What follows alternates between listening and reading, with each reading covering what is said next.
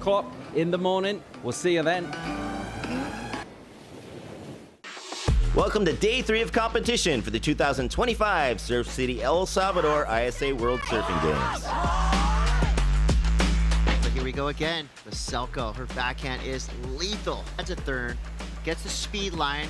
Into the water and just pivoting around that. Here goes Laura Haupt. Good looking wave for her. Loads of speed and a really nice hit. Yeah, I'm super content with my surf and being out there surfing great waves in El Salvador. It's just a bit hot as I'm usual, but I'm super happy to show my surf to the world. Kana Nakashio with a 7.83 for Team Japan. Our highest single wave score of the entire competition goes to Ruben Vitoria for Team Spain with 9.50. Team Netherlands, Oliver Heinz with a 9.0. Team Barbados, Tomaso Layson with an 8.83. That wraps up day 3 of competition for the 2025 Surf City El Salvador ISA World Surfing Games. Tune in tomorrow for more action.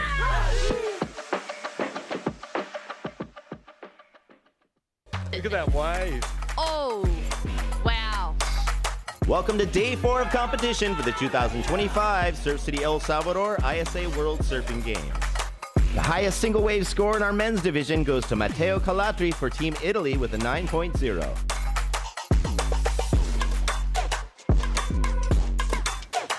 They'll throw a big hammer. The layback air drop, love that. There's another one. Amazing good memories. I think my first international trip was to the ISA Games in Panama. So yeah, feeling real good to be back. Everything is just way bigger than at the time. So yeah, I'm feeling home. This place is a different vibe, energy. Everybody here is just super happy. So feeling real good to be back. To be part of ISA competition, we'll watch out. Louise Leprant coming alive on her backhand. Come on! Team Great Britain's Ali Spartan gets an 8.0. And that wraps up day 4 of competition for our 2025 Surf City El Salvador ISA World Surfing Games. Tune in tomorrow for more action.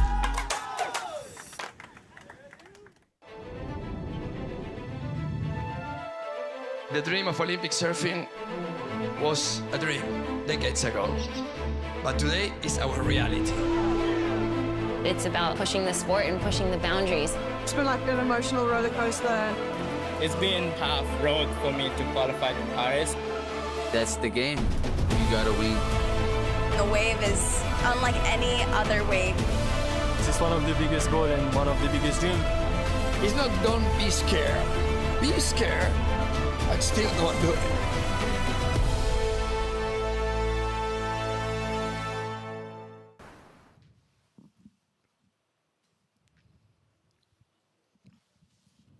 Surf fans, welcome to Surf City El Salvador. This is the ISA World Surfing Games 2025 edition. As you can see, by all that white water coming through, yes, of course, it is pumping here at La Bocana. I'm Chris Cote. I'm with Rachel Tilley, and we've got some superstars of surfing heading out today. We're getting deeper into these rounds. And Rachel, we're going to go main event for women and men to start the day over here on our podium 1 at La Bocana. As you can see, some of the biggest names in the sport of surfing have shown up bright and early to compete here. I'm Chris Cote, multi-dimensional world champion and ISA medalist, Rachel Tilley. Rachel, welcome back to La Bocana. Going off all day here yesterday. Even when the wind picked up, still super contestable. Actually, very rippable out there. Yeah, absolutely. And we call this our premier, podium, but we also have podium 2 down at El Sunzal, which is by no means a lesser wave. It's a fantastic wave, a long right-hand point. That wave can go for up to a minute-long ride. So the judges always have their work cut out for them over there. Taking a look at the morning highlights this morning from our free surf. It is something, this is not where I wish to be this morning, to be honest. Fun waves, but gosh, everyone's ripping and fighting hard for their warm-up. Well, stakes are high, and we do have 297 surfers competing this week, so our biggest number ever for World Surfing Games. Remember, ISA has been doing this for 60 plus years. And every single year, it seems like the level increases with all the teams that we have. Over 61 nations represented here in 2025.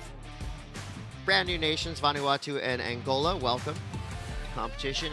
And this just happened, what, 10, 15 minutes ago. So well, that looked like an excellent score to me. About twice as big So as did it was that yesterday.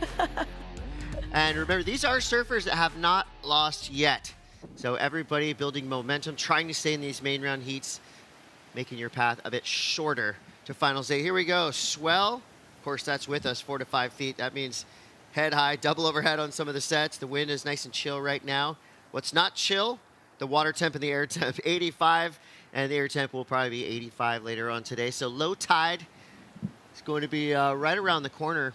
And Rachel, getting in and out of this wave is not easy at either spot, Sunzal or here at Bocana. But once you get out there, what do you think? Has low tide been the call, or do you think high tide has been providing more of those spotlight moments? Oh gosh, is it cheating to say I think kind of that in-between tide? Not at all. Yeah, I think kind of the peaks of both sides have proven their challenges. Obviously, the low tide, having those exposed rocks that the athletes are kind of having to keep their eye on as they're getting in towards the shore, riding their waves. But then the high tide, sometimes finding slightly more inconsistent heats.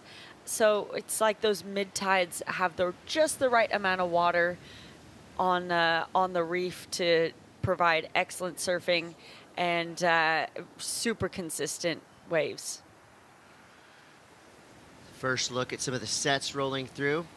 Just talked about our record participation here. 297 athletes. That's our largest field ever. 61 national teams competing. We have 22 Olympians. We have returning medalists.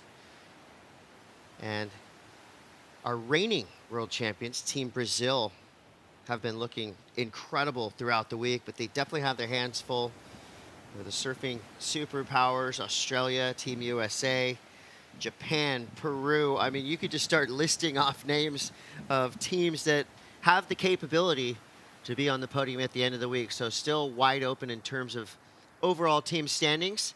But I think after today, we're going to have a very clear picture of the top 10 teams who will be eventually surfing in the finals. And here you go.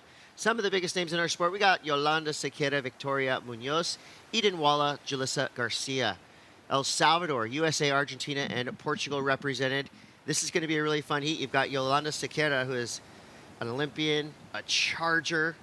I mean, she is as tenacious as a competitor comes.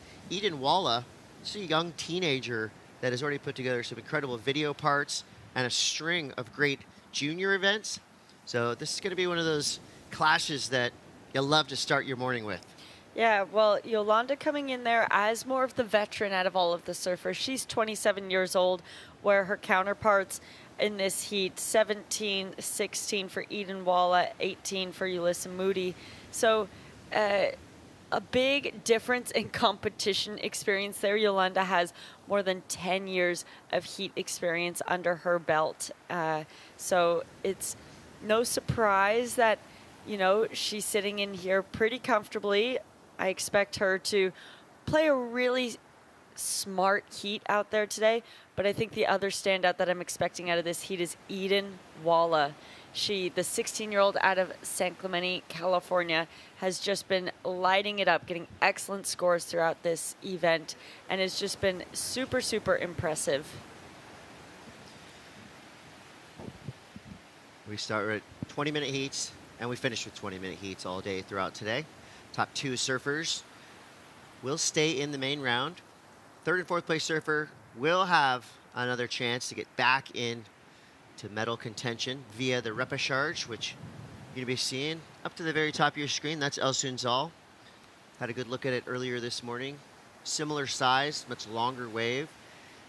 And I think up there, it's definitely about quality over quantity, because not only are you riding the waves for almost, 200 yards, but then you got to paddle back out another 200 yards. So we're really seeing surfers have to be selective up at Sunzal, and you can click the tab up there. But here we go.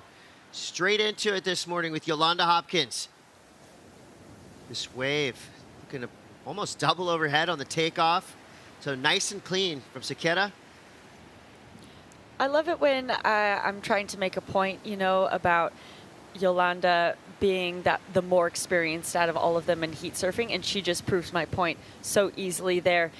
Obviously a no priority situation when you're just starting out, and she just weaved through all three other surfers and started out with a bang. Let's take a look at this one on her backhand. Powerful opening carve, going up to finish it off nice and smooth. That spray just looking so beautiful in this morning light. Chris, look at this. Yeah, I like that. She kind of just paddled through everyone. Excuse me, I'm going to go ahead and take this one. It's veteran know-how right there. And I like that. No time wasted. Yeah. Hit the end section, pencil dive right through, get out the back, and look, she's already back where the rest of her competitors are waiting. So Saketa has a lot of experience, Challenger Series. She's had a call up to the CT a few times. Of course, we've seen her name in ISA competition for many years, starting in the juniors. She's always a threat for a gold medal anytime she enters the World Surfing Games. So we're very excited to see what kind of run Yolanda Saketa can put together here in El Salvador. I think this wave really suits her skill set. She likes big, powerful waves, and that's exactly what she's finding right now. So our first score, I think, is going to set the tempo for this heat. 2 nice turns, nothing super wild and crazy on that wave, but just really well surfed, smartly executed as well. She didn't push anything like too hard to risk a big mistake on her opening wave. And now we have your surfer representing our host nation of El Salvador, Julissa Garcia.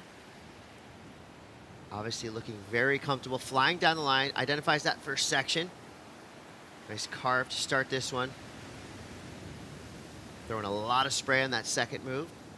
Pulls out, in control, giving the judges something to think about.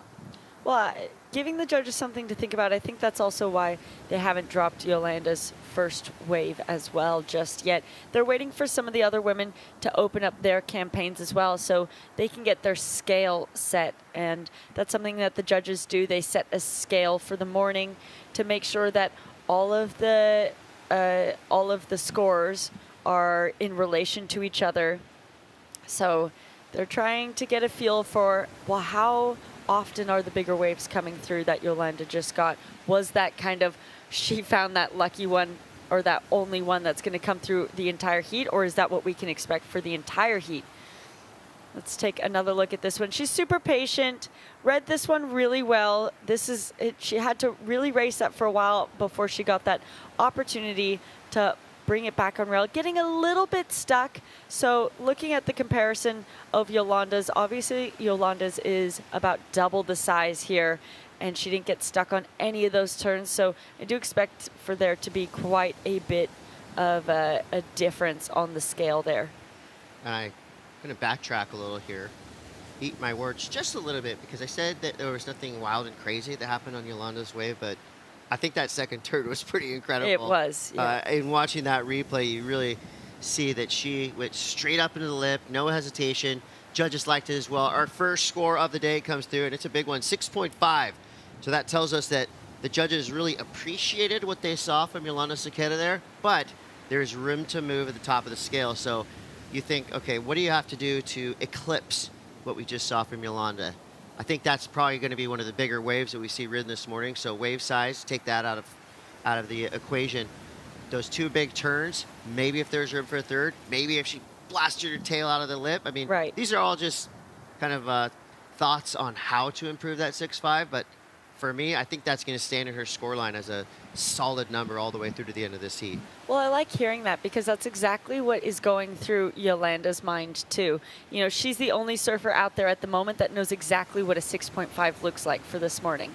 And that's an advantage to her because as a competitor, you're actively taking what the judges are telling you and molding, okay, this is what I know I need to do then. So we see an attempt of a paddle and a ride. Garcia now. Yeah, that was a menacing section coming right at her.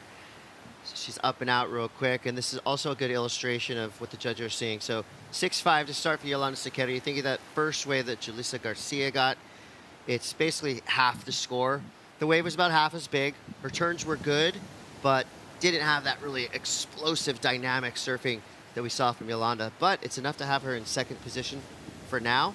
We're still waiting for Victoria Munoz from Argentina and Eden Walla to activate their skills in this heat. We got 14 minutes left, and as we've seen all week long, these 20-minute heats fly by.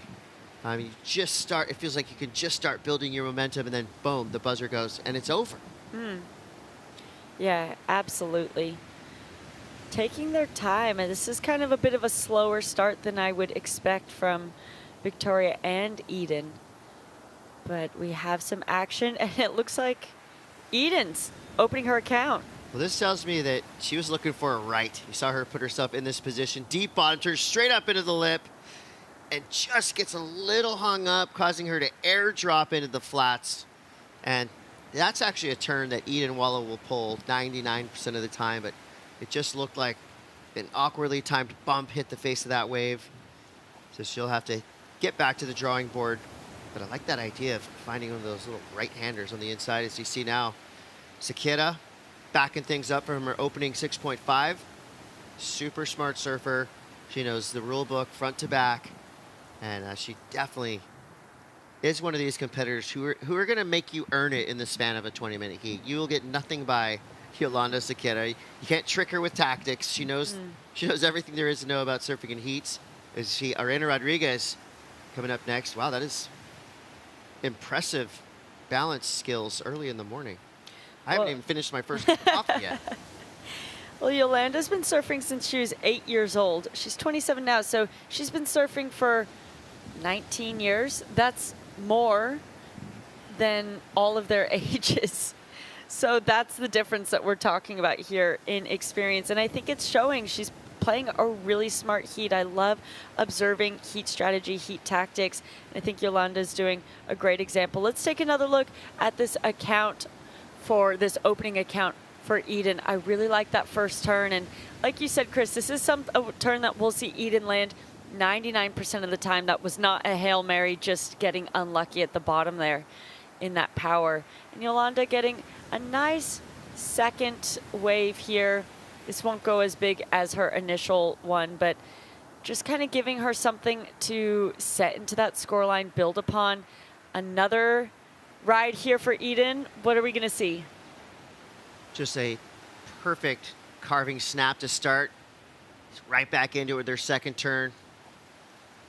I mean, I feel like she is channeling her daily sessions at lower trestles. You see that wave right there, the perfect read. Every section that needed to be hit was hit by Eden Walla, 16 years old, and that is going to put her right in the conversation to advance through this heat in one of those top two spots. See Munoz now whipping it out on her backhand. Can she get the finish? That section, we'll be saying this throughout the day. That section is a menace. It is so hard to ride out those end turns with those two big whitewater power pockets coming together. As we see surfer in white now, your local representative right here in El Salvador, Jalisa. So second wave in a row with that inside section just takes these surfers out. 10 minutes, 30 seconds to go. I think we're all at the edge of our seats right now wondering what the score is going to come through for Eden Walla. She's a lower trestles local. So this wave, I feel like, especially at this size, I mean, this looks like a lowers right. Yeah, it absolutely does, but I'm sure for her it doesn't feel like it because of the power on this wave, but she handles it so well.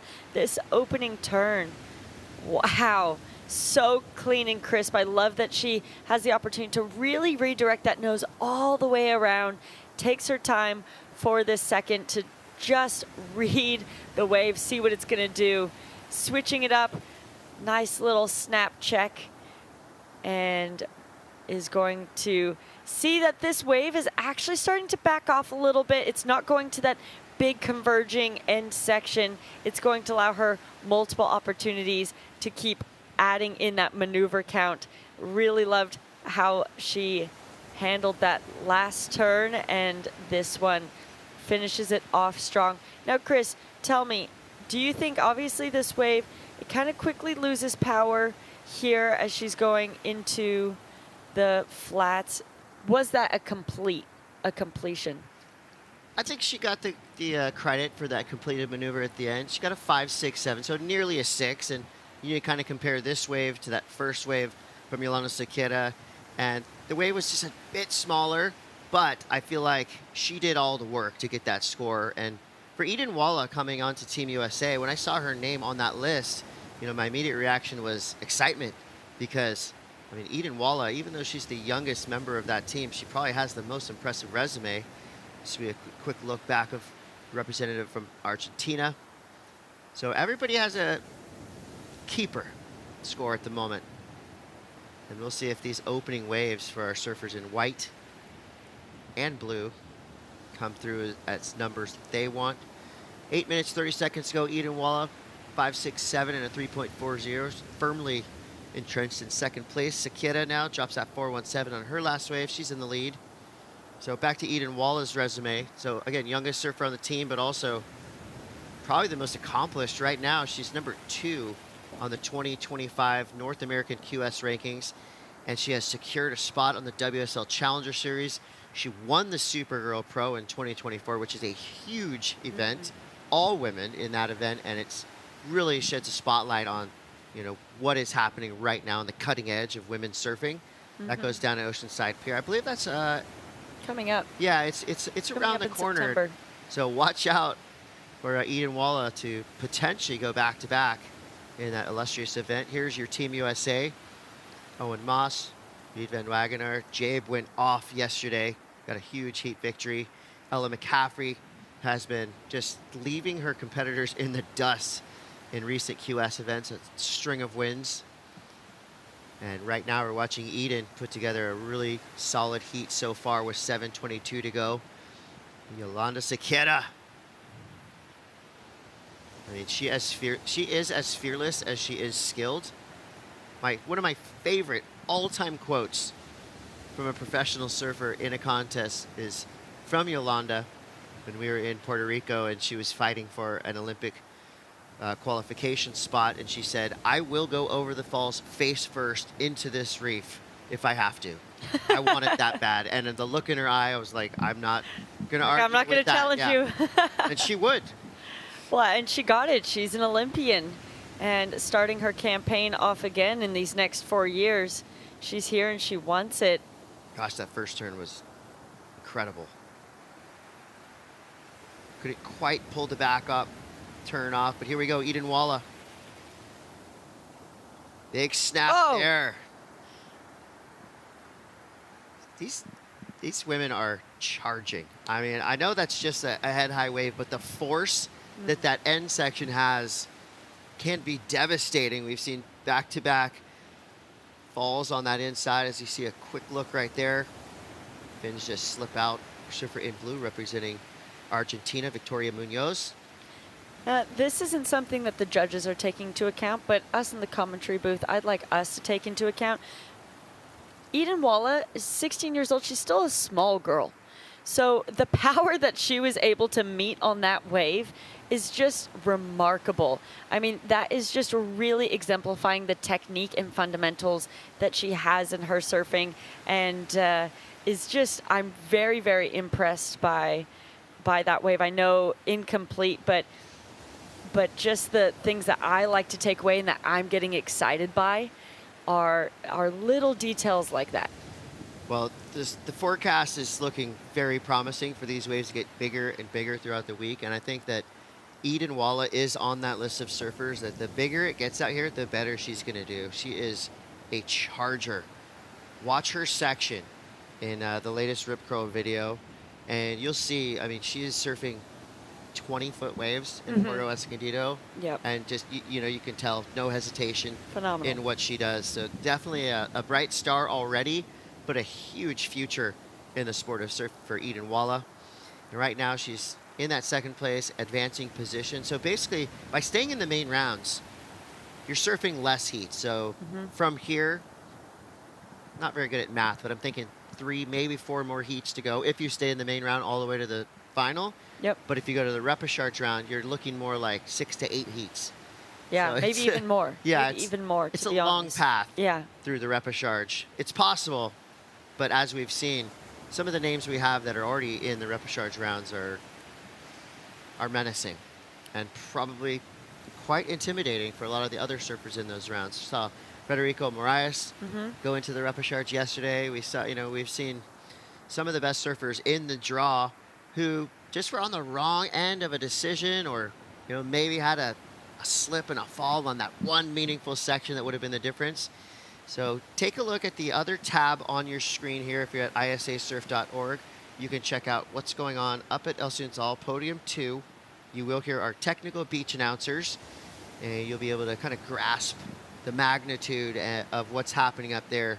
This is where, unfortunately, surfers bow out of this competition. If you get 3rd and 4th in a repechage heat, you're done.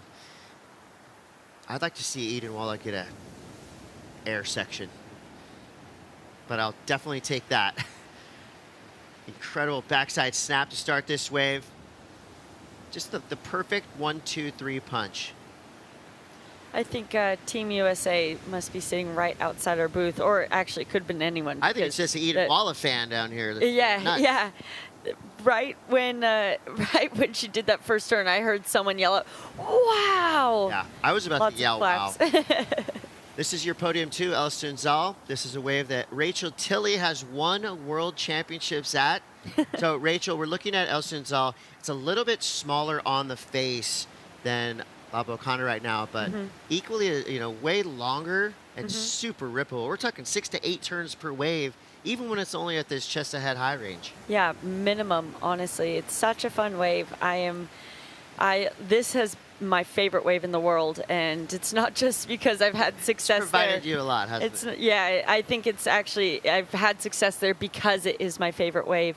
It is so technical, and just running a heat out there, similar to La Bocana, there's so much strategy that can come into play, so much more than just the surfing that I love, that I get out of a heat, and that I love observing out of a heat.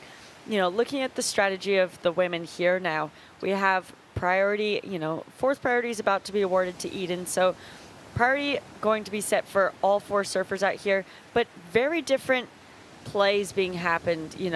Yolanda all the way over on that right, maybe changing it. She's been looking for left so far. Maybe she's now keeping her eye out for a right.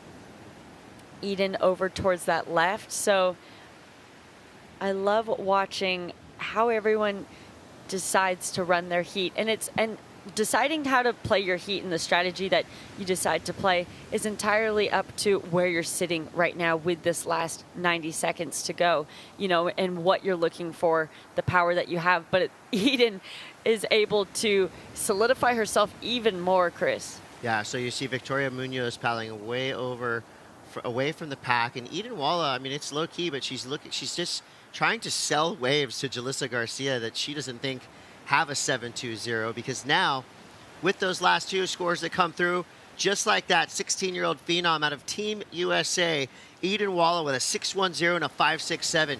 She jumps into the lead. Yolanda Sequeira representing Portugal, 6-5 and a 4-5. Under a minute to go. Sequeira is in the enviable position of being in that top priority spot, and it looks like she is very interested in this wave. She looked right, and you can see she's going to fade into this left. Deep bottom turn, straight up into the lip. Comes around this big section, no hesitation. The perfect pocket turn there on her second. Adds the third for some flair. Comes through to the inside. Getting everything she could out of that wave. That was so nicely surfed. If you want to surf better, watch how Yolanda Sequeira does it. Deep bottom turn, crouching into it, and then you can see it. It's almost like she gets springs off that bottom turn. Yeah. Extends her legs straight up into the lip, throwing tons of spray. And I fully respect the full deck traction, a la Barton Lynch. You can just see right when she stands up. She is locked into that board. And especially when you're walking across these slippery rocks like that, that could be one of her recipes for success for sure. So we'll see if that last wave from Yolanda Sequeira flips the heat. But at the moment, it's Eden Walla and Yolanda Sequeira staying in the main round. Victoria Munoz and Julissa Garcia will head to the repechage. We're going to take a quick break, but don't go anywhere. Heat 2 is going to be awesome. We'll be right back. It's ISA World Surfing Games.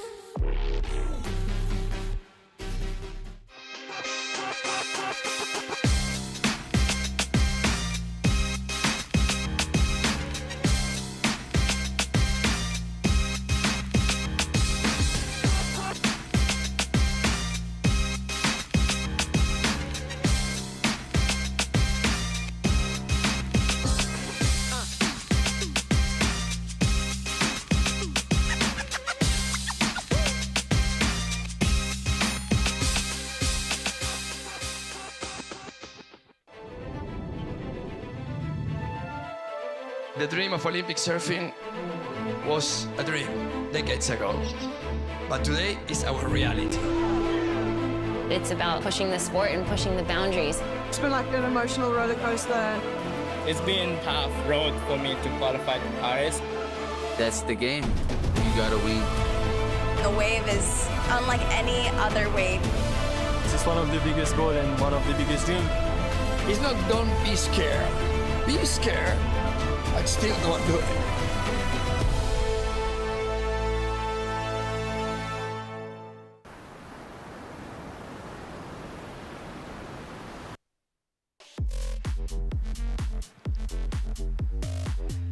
Welcome back to the Surf City El Salvador ISA World Surfing Games. We are live from La Bocana here in the town of El Tunco. Two marquee surf breaks and a book ending the boardwalk here. As you see, we have Sol Aguirre, Zoe Zietz, Janire Echevarri, and Genesis Borja, Ecuador, Spain, Netherlands, Peru, in a star-studded international super heat. Round 3, Heat 2. On paper, could be the heat of the day, but that's a big call because that last heat was pretty stellar as well. Wait, as we await our final results to see if Yolanda Sequeira flipped her position into the top spot. We got 18 minutes, 12 seconds to go. Who will be the first surfer to ride one of these beautiful waves? Well, we're gonna have to wait and see. I think every one of these names that you see on your list capable of winning a gold medal here at the end of this week. Put Zoe Zietz on that list. She has been ripping. Now, Team Netherlands, I think, has fielded their best team in the history of the ISA World Surfing Games. I would not be surprised to see them in a top 10 position at the end of the week, at least. Well, Oliver Zietz yesterday had quite the buzzer beater as well. Kicking out, I think it was Frederico Moraes that he was able to turn the heat under literally within the last 10 seconds. So I'm sure they really enjoyed celebrating that yesterday after that heat, and Zoe would be getting some fire out from that. A lot of activity in the lineup right now as we see surfer in red, Sol Aguirre, on a screamer down the line on a big right-hander. Nice turn to start this wave, straight up into the lip. The dramatic airdrop to right out of it. She's loving it, we're loving it. I'm sure the judges are gonna appreciate that wave as well. I feel like this is the perfect size for La Bocana. You know, we're not seeing those big wash-throughs that kind of steamroll all the surfers. We're seeing just beautiful rights and lefts coming through. I mean, look at how good this wave is. Yeah, a nice sized wave to start out. Powerful opening turn and really finishes that one out clean. I love the look at this. This is kind of giving me the same feel that Yolanda's gave me for her opening ride as well. That came through as a 6.5. So we'll see how the judges go for this one, but I expect it to kickstart her campaign really nicely. So we see Zoe almost getting bucked off there, paddling into that, but recovers. Really frothy one. Yeah, not easy to surf through this inside section with that much foam on the face of this wave, but she's making it look nice and controlled, of course. I mean, just broken record for me every time that you see that section. I believe at the moment it's a 50-50 shot to ride out of that convergence of whitewater. And if you do ride clean through that end of that wave, you're going to get rewarded from the judges. But now we've seen, I don't know, 4 or 5 times where surfers have attempted and just been met with foam and whitewater right to their face. Yeah. That section has a knack of just deleting the surfers off of the wave. In 1 second they're on it, and then they're just poof, gone. So waiting for those scores. You know, Chris, that last one of Zoe, pretty frothy, a smaller one. I don't think she needed to take off on that one as her first opening wave. Within those first 5 minutes, she has time to be a little bit more patient. But let's take another look at this one from Sol. Really extending that body in that bottom turn and wrapping that around. So much power and so clean. She timed that one perfectly. Really loved the look of that one, and gets up to the lip for this one.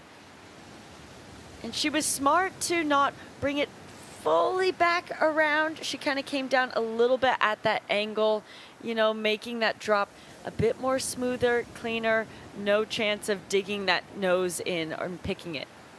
Wow, Sol is on a good one right now. Wow, yes. I mean, she is such a high caliber talent. Saw what she did on her forehand. I mean, oozing style, just the perfect arm placement, flying down the line, high speed, plenty of power, and now she's done it again on her backhand. And I love when you see a surfer, you know, start off going right, second wave goes left, because she's really showing the judges and us surf fans, you know, her full skill set. So with 13:38 to go, Sol Aguirre is going to be well into the lead after that second wave ridden. While these surfers get back to the lineup, let's go down to the boardwalk and meet the winner of that last heat. Yeah, thank you so much, Chris. Yolanda, congratulations on that heat win. It feels like we always see you just powering through heats. But it was the first heat of the morning. I kind of have had a little bit of an insight into, you know, what you get up to in the mornings pre-event. But why don't you talk me through that? Yeah, I'm quite an early bird. I'm up probably around 4-ish, go for my run, do a little bit of stretching, a couple like routine exercises, and then just go watch the ocean, wait for my team, and then we kind of come like a bit later than I normally do for the challenges. I mean, most people know me being the first one out, and I don't tend to be here a little bit because we tend to do stuff together as a team. But yeah, and then just surf as much as I can during the contest and go support the team as much as I can. And we were just watching last of Sol's waves as well on screen. Let's take a look at yours in this heat as well. Talk me through these ones, a 6.5 and a 5.8. Oh, it was quite nice. I actually thought I was a little bit under on that first one. I got a bit of a bump on the bottom turn. That actually came out better than I thought. Okay. I actually thought when I felt the wave, I was like, it could go as high as like a 7.5, between like a 6.5 and a 7.5. I thought it was going to be a bit higher because of the size of the wave, but I think they're just adjusting the scale a little bit, and I think there's going to be so many good waves today. I feel like in our heat, it wasn't the best waves that came through. I just saw Sol's right and left. Nothing like that came in my heat, unless I could see. I was looking for them, and I even sat out back for a while for the bigger sets. But yeah, I think definitely today the scoring is going to be depending on the size of the wave and like the rail you're going to put it in. And I wish I could have done a bit more. Maybe if I can have a couple of later heats in the next couple of days. But yeah, I'm super happy, mega proud of my team, and I just want to support. And as well, you know, it was the first heat of the morning. There was a little bit going on in the ocean. I mean, it's starting to liven up a little bit right now, but you and Eden had a bit of a seesaw battle towards the end there. Did you know that you were in second, and then that wave came through, and it just, I don't know, in my mind, I was like, as soon as Yo gets to her feet, she's going to be getting the score to go back to first. Yeah, I don't like to come second. I feel like it gives you an extra boost always to come in first. So I knew I had first priority, and I did one turn before that I couldn't connect with the second one, and the first turn was just was a full 5. I was like, I put something else with it. It would definitely be enough for the 5 to go back to first. I was aiming for a bit higher score, but the wave didn't quite give me enough. I feel like I could have pushed the first turn a bit more. I feel like I came out a bit projected, otherwise that's why the score didn't come as high. But yeah, I wanted to go back to first. I mean, Eden is such a good competitor. I knew it was going to be a tricky heat, but things came my way, and I'm just happy. Your experience in the water, on land, you're supporting your team and being there for everyone. You've had a big year so far already. Talking about this event, it's a marathon. There's a lot going on. You only have one heat to surf today. So, what does the rest of your day look like in a rest day of Yolanda Hopkins? Well, it's not quite rest, because I actually feel like I'm more tired just going backwards and forwards. I think I get so emotionally involved in my team that I was like, at the end of the day, the other day I didn't even compete, and I was so knackered from just like going backwards and forwards and just supporting. Yeah, I'm just going to focus on that today. Hopefully get another surf in, maybe 2 if I'm lucky. And maybe just have a little bit of rest in the afternoon. But yeah, just it's never a rest day in these ISAs. It's always so hectic, but I love it. I love representing my country, and it's always awesome to be here. Well, big surfing from Yolanda Hopkins, and also Team Portugal is expected throughout the day as well. We'll get back to this heat. Big scores coming. A 7 for Sol. It looked pretty good. Yeah, Sol is on fire right now. She has a 7 and a 5, 6, 7. Anytime we can talk to Yolanda Sakita is going to be a good time, because not only is she just such a awesome performer, competitor, you can tell that she carries herself, with just a lot of pride, of course, for what she does, and she holds herself to a high standard. She was saying right there, I mean, I feel like myself, any of us who come in from that heat would go, all right, I just did it. That was great. Yolanda's actually kind of doing her own debrief, talking about the mistakes she made, even though she pretty much dominated that heat. I like that she knows that she's striving for excellence. She does not like to get second place. Well, she gave us so much insight too there. That's something, Chris, you and I were talking about during her heat, is even with that 6.5, the judges took a while to drop it, and that we were talking about how the judges are looking to just set their scale, and maybe they're going to be a little bit more conservative. And it was just really interesting to hear that was that same conversation she was having in her mind out there. And as a surfer, after you finish your wave, you're trying to predict what the judges are going to give you, so that you can be like in alliance with them and knowing what you need to do. And she just gave us so much insight there. I love to hear it. Genesis Borja. Right now in this heat, Sol Aguirre is untouchable. She's been on the best wave. She's dropping mega scores. No one else has even come close so far, but we do have 7 minutes, 40 seconds left. And will Zoe Zietz answer back? She has a 3.17 to start. Tough wave to surf here, really bouncy, foamy. So that was kind of the real first turn of consequence, but a good finish there. Snaps it with the airdrop. So add that critical element to the end of that wave. That's going to help Zoe Zietz out right now. She built a house throughout that wave. Every turn got more and more critical as she went. Janira Echevarri kind of surprised right now that she has yet to really put a big score on her scoreline, but God, that wave just, you look at that wave compared to the first 2-3 waves that Sol Aguirre's had, and it's just really clear right now that Sol has complete control over this heat. It's almost like the ocean and Sol are partnered up, and this the recipes for success. Of course, she's earned her position in the lineup. Super hard worker. I mean, she shares a lot of her preparation, what she does on social media, and I mean, she is, I would say, one of those surfers that is holding herself to a high standard as well. And there we go. Big tail slide there for Janira Echevarri. Her first wave came through at a 3.87. That's enough to get her in second place. So second, third, and fourth right now, still well within striking distance of each other. Yeah, waiting for that last one of Zoe to drop through, which I expect will bump her back up into second place. So we see, I love watching these types of warm-ups that athletes choose to do. It looks like she's balancing on one leg there, I imagine, and she's having to follow things with her eyes. Super cool.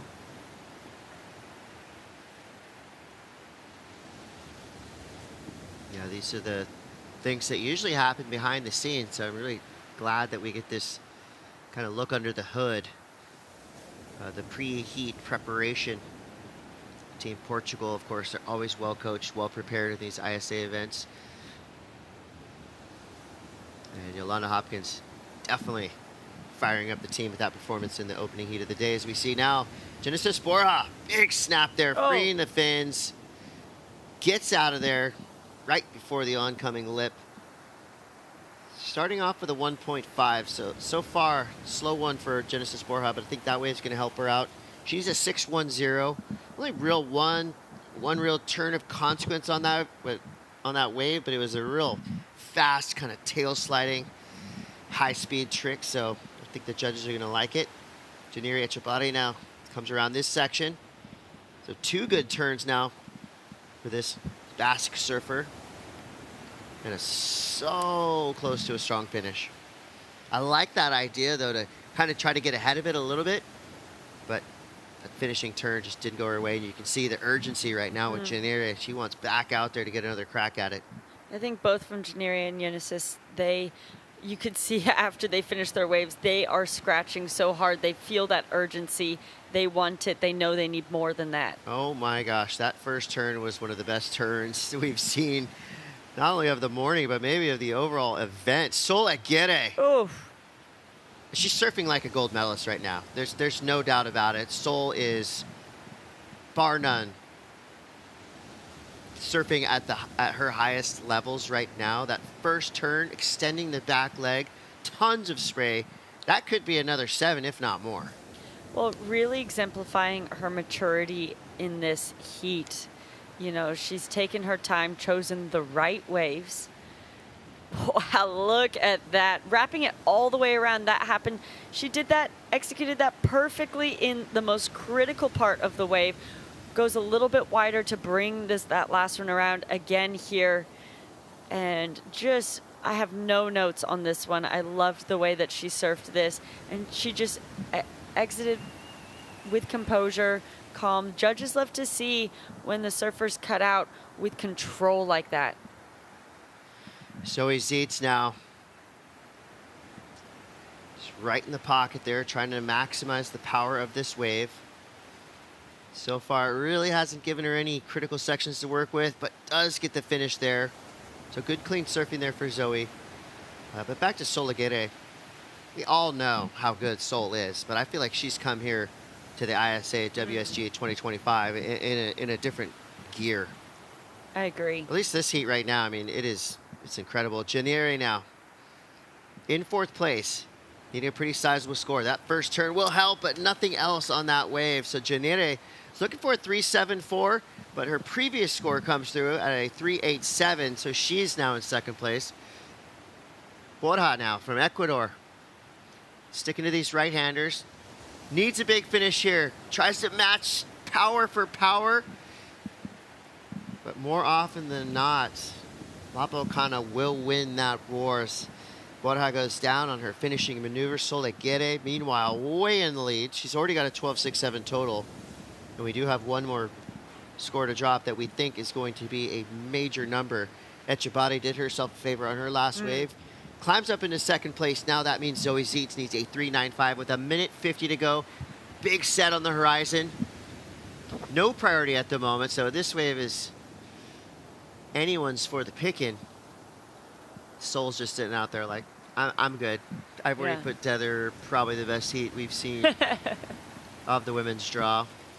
Janiri, it's been an uphill battle this whole heat for her, but she's been scratching. You've been seeing that urgency after she's turned around on every single wave, paddling back out. She wants this really bad, and she's done herself some great favors here. I mean, the Sol show has been incredible. Oh. Valiant effort right there. Not like she needed it. Still waiting for the final score to come through for Sol Aguirre's previous wave.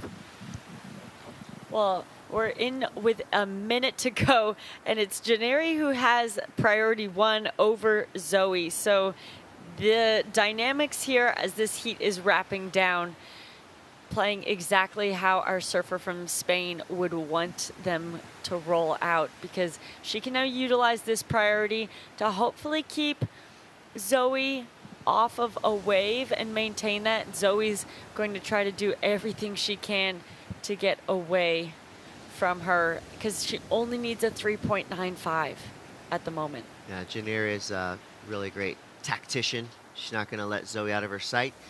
Last score comes through for Sol Aguirre. It's a 6.77. Woo! And the first turn, I mean, that was at least a 6-point turn. I think there was just a slight moment where flow was broken up a little bit, with Sol getting just caught up for a split second. But other than that, that wave was so expertly surfed. And there you see the relief Yeah. from your surfer in green, the Basque surfer Janire Etxebare. So with a huge victory, the performer of the morning so far is Sol Aguirre, coming through in epic fashion for a massive heat win. Janire Etxebare gets second. Zoe Zietz and Genesis Borja will be heading to our repechage round. And we're going to keep it rolling through with the women's main here at La Bocana, our podium 1. You're watching the 2025 ISA World Surfing Games, and we'll be right back.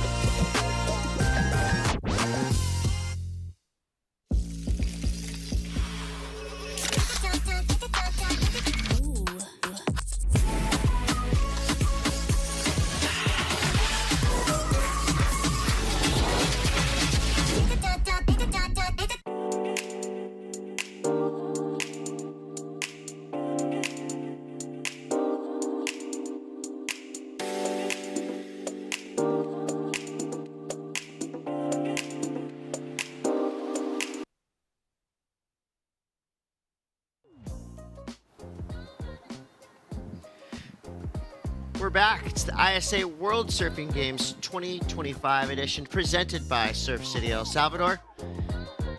4 surfers enter the lineup. And these are 4 of the biggest names in ISA surfing. Nadia Ersarbe representing Spain, Reed Van Wagener, Team USA, Arena Rodriguez from Peru, and Tiara Vanderhulst from the Netherlands. Round 3, Heat 3. This is our main event round. So this means that top 2 surfers stay in the main. Third and fourth place surfers head to the repechage. Chris Cote, Rachel Tilley. Hello. And I can't think of Tiara Vanderhulst without thinking of the turn.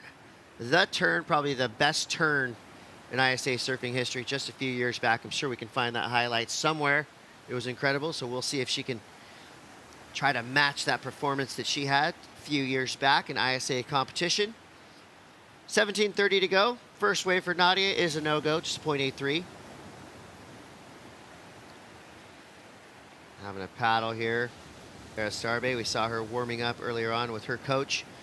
Comes around this section. Oh! Nice recovery from that fall on her first wave. I feel like this is a good placeholder score for Nadia. She knows it. Most likely to be just about the sub-mid range, so a starter kit when you surf as good as Nadia. She's got 8s, high 7s in her arsenal all day long, especially when the waves are like this. On paper, again, this is one of the most radical foursomes we've seen enter the lineup. All 4 of these surfers in gold medal contention for sure. It's just about who puts themselves in that top spot. Absolutely. I mean, it can be a little bit unnerving too when you start off your heat so quickly with a fall. You know, I think your mindset there, you're like, I'm ready to jump up, get started. And it was almost like her mind was 2 steps ahead of her body on that one, and the nose just dug in. And so really nice to have a quick reset, get her feet back in the wax. A 3.83 comes through for that one. So that's more of, in my mind, a reset for herself rather than a score that she's hoping to keep in her score line by the end of this heat. She'll make her way back out there. Okay, she's gotten something, she's wiped off that fall. Yeah, it's a placeholder. I'm just going to go ahead and put this high 3 over here for now. Mm-hmm. Yep, exactly. And it's a good thing because about 4 minutes has already gone by, and none of the other surfers have ridden a wave. So Goes it's by just quick. that good feeling of you got your campaign started. We're going to see some of the surfing's biggest stars all day long, and of course rising stars like the surfer you see on your screen right now, Sofia Medina. She has been around the world and back at least 3 or 4 times already in the 2025 season, competing here at ISAs, competing Challenger Series, qualifying series events. She's also one of the stars of the new show Surf Girls International. Mm-hmm. And Sol Aguirre, who's in the previous heat, is as well. So a really cool look kind of behind the scenes of what these surfers deal with, the highs and lows of being a top-ranked professional female surfer. It's a great show. It made me want to surf last time I watched it, so I think it did its job, and it made me a big fan of all of the stars of that show as well. Really cool, too. It's Reese Witherspoon's head company, Hello Sunshine, that produces that show, and it's just, I love seeing stories being told by professionals such as that. Speaking of professionals, yeah, professional grade turns so far for Irina Rodriguez. She's powerful, she's consistent, and she is making Team Peru proud right now. You would think by watching what her teammate did, Sol Aguirre, in the heat right before this, I mean, that is probably the best way to get yourself excited for a heat. See your teammate go out there and completely handle business. It probably gives you this message of like, okay, not only am I excited because I'm watching great surfing, but I'm also now going to be rising to another level. The line was drawn by Sol Aguirre, and now we see one of the winningest surfers in the history of ISA competition. An absolute legend, Sally Fitzgibbons. I mean, who better to represent the sport of surfing on a global scale than Sally Fitzgibbons? That smile, of course, her knowledge, her skill level, which she just continues to get better and better. So not only is she one of the winningest surfers, but she's also got to be one of the most progressive surfers we have in the women's draw. I hope we see Sally Fitzgibbons presented a ramp in her heat. She will fly if given the chance. well, I think that's something that she's really worked hard to incorporate into her surfing. You know, some of the younger girls here, I'm thinking like Eden Walla, Mila Coco Brown, all of those people, all of those girls have had their whole gromhood of knowing that that's something that they have to work towards and incorporate. So we've been seeing great airs from them in their careers, where Sally, coming in a bit later and knowing that she has to incorporate that, has worked really hard. Reed Van Wagner now, first wave ridden. And it goes kind of flat on the face. I like the opening turn, but you know, the judges, they're surf fans as well. They want to be excited by what they're seeing. Unfortunately, the end of that wave let Reed down. She's got to start now as we see Arena now getting her potential backup sport. She falls on the inside. Yeah, Reed, a phenomenal surfer all around. She is, Chris, an incredible longboarder as well. And she's now just taken to focusing on shortboarding. She's doing the Challenger Series now. Her brother also competing on the World Longboard Tour. So they are just a phenomenal all-around. Carlsbad kids, right? Yeah, they are. They are. Well, Carlsbad, of course. As she was coming up, I was like, oh, man, here's going to be our next young longboard phenom. You know, you should really stick to shortboarding, Reed. Oh, I was We're excited. good. I was like, oh, you know what? Here's a girl. Maybe I'll take her under my wing. Let's see what she can do. And then she went, no, you know what? I have something going on the shortboard side, and it excites her, and I love to see it. She's doing so well, surfing phenomenally. So split peak on the first set. Tiara Vanderhulst on her backhand. Oh. And here's that left. This is that last wave we saw from Reed. Again, the opening turn, pretty nice, but then the wave kind of let her down here. Yeah, I think it's a little bit harder for us, Chris, to really get a read of what the lineup looks like. You know, a lot of these waves can look similar on the takeoff, and then as we watch the surfers go, sometimes they give an opportunity like this, and sometimes they die out towards the end. You know, so that would be the name of the game for these athletes, trying to have the right wave selection from the takeoff. Vanderhulst now sticking to this right and just gets hung up on her backhand. Tide is shifting fast right now. Nadia Aristarabe. Good opening carve. Ooh, almost looked like she was flirting with the barrel right there. So just a split second of indecision there for Nadia Aristarabe, but a good opening snap. Potentially, well, definitely going to get rid of that 0.83. She's going to have to get back to the drawing board. I mean, we've already seen some high sevens come through. So we know that the potential is out there. And of course, all four of these surfers are incredible talents. So just waiting now. The highest single wave score is that 5. But no one's really yet to break this one wide open. But I expect big things from all four of these surfers in the water. And we still have just inside of 10 minutes left. So as round 3, heat 3 rolls on, these surfers wait for the next set to roll through. Dominant performance from Soligere. She is now on the boardwalk with True Starling. Sol, what an incredible heat. We were just saying it's really good to start the morning in the ocean, but it's even better to start with a heat win. Yeah, I'm just really happy to make it through. The waves are pumping. I had so much fun, and it's so good. So, yeah, we can ask for better. Yeah. The conditions yesterday were a little trickier, but then to wake up this morning back to perfect conditions as well. You know, starting off with that second heat in the morning, how did you kind of approach this one? Yeah, luckily we surfed today. I mean, yesterday was really windy and it didn't look like this wave today, but yeah, I was just trying to get like good lefts and good rides and just have fun and trying to be one with the ocean, and I think that worked. It's always the way to go. I mean, you had a 7 and a 6.77, so let's take a look at these waves and talk me through, you know, what you were thinking on them. Well, there I was thinking, go right, and then I did this carve, and I was like, okay, all the way, and then and I was like, finish it. It's getting like a big section, so might as well go for it. And then the board worked perfectly, and I just smashed that. And then I was like, oh, that's nice. Woo. Felt good. Yeah. I love the passion, you know, I love to see it as well coming through.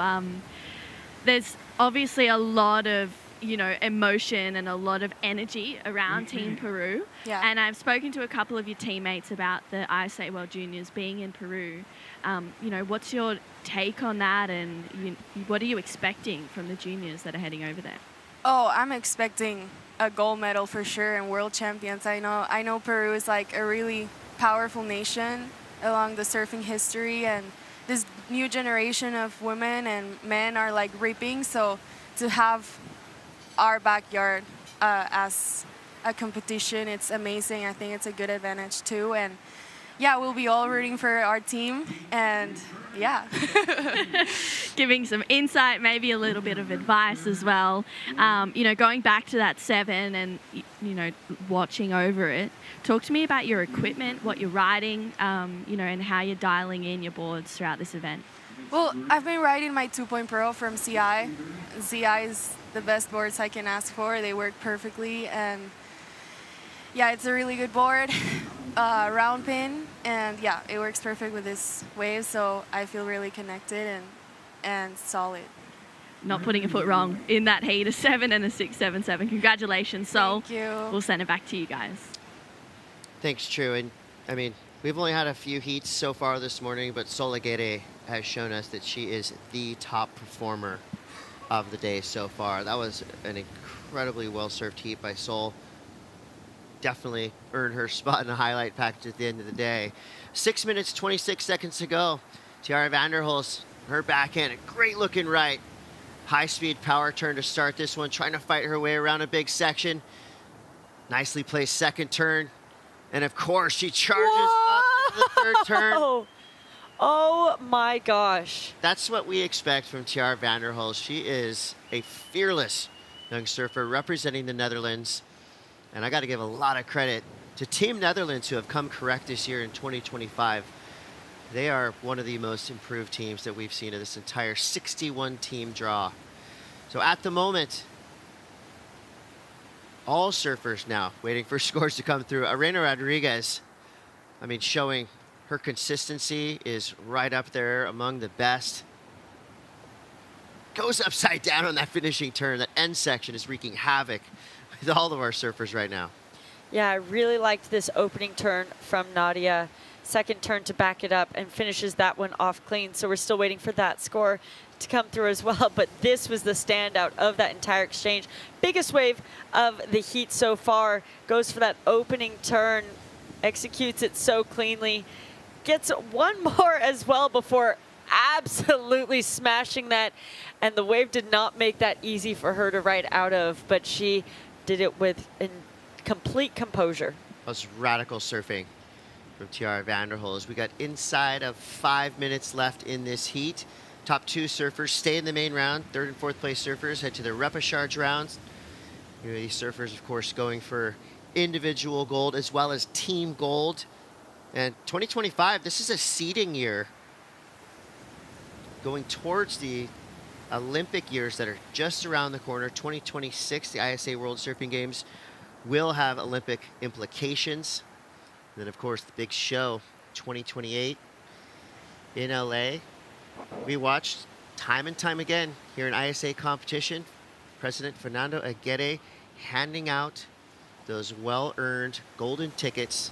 Some of the biggest moments in the sport of surfing have gone down in ISA competition, and I expect to see more of that to come, not just at this event, but in the following years.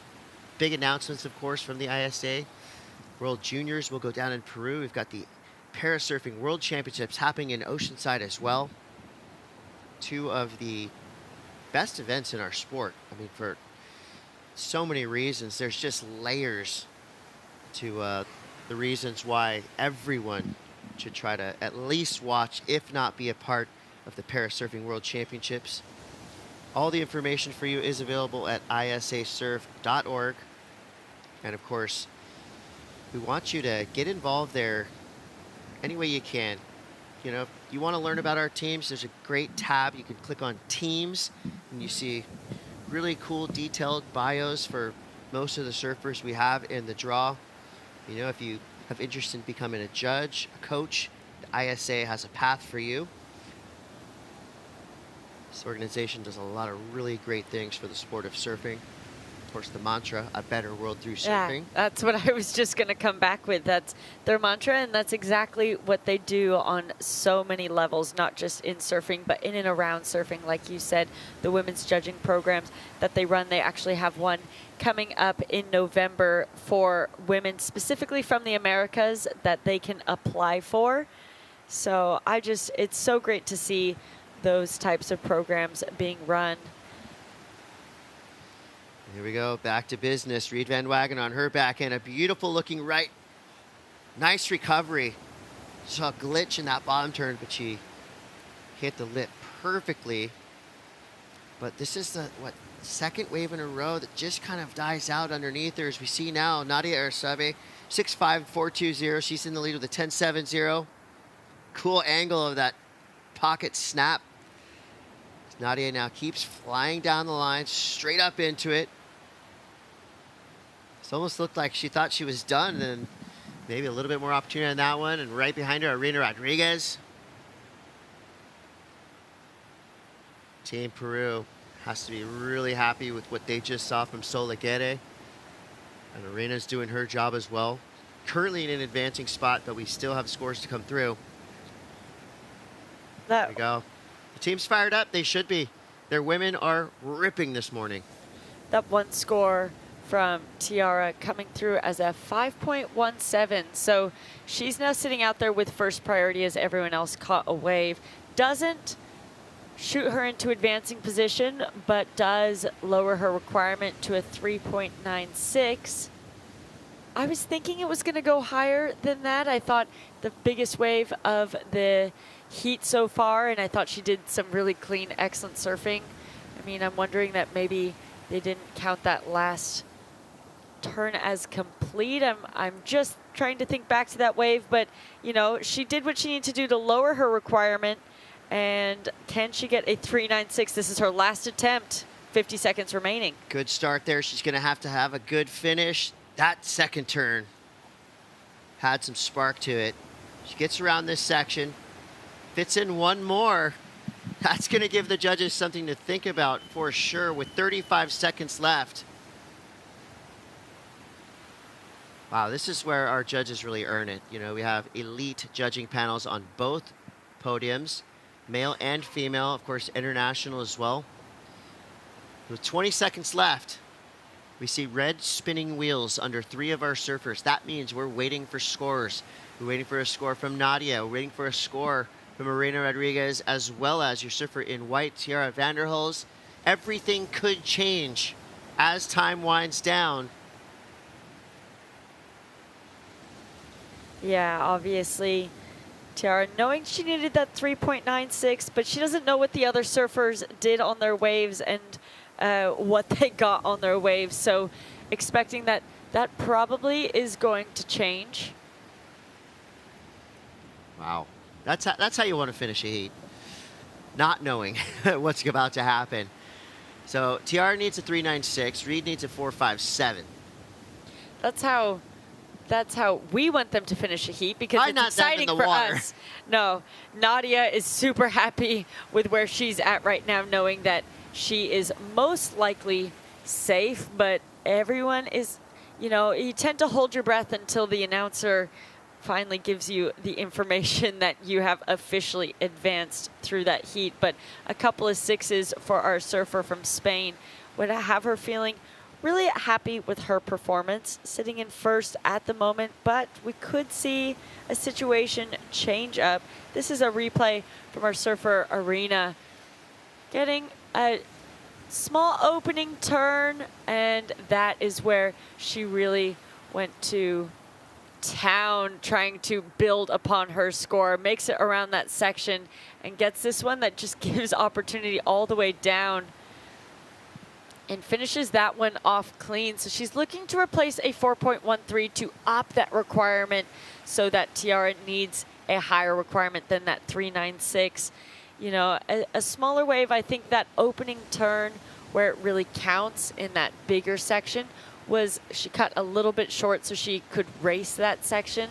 I don't know where the judges are going to go with that one, but they're taking their time.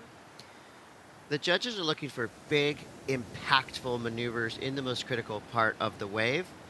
And while I liked how Arena surfed that one, it's going to come through at a 5.27. So it was right there in the middle. I think, you know, perfectly judged. Enough to keep her in second place. And it looks like all of our scores are locked in. Nadia Aristarby gets the win for Team Spain. Arena Rodriguez hangs on to second place for Team Peru. Tiara Vanderhulst in third, Reed Van Wagener in fourth. That means our third and fourth place surfers are heading to the repechage rounds that are happening all day long at Podium 2. What a heat, and much more to come. We're going to take a quick break, but we will be back with more from the ISA World Surfing Games. Paul Barton coming in the booth. Don't go anywhere. We'll be right back.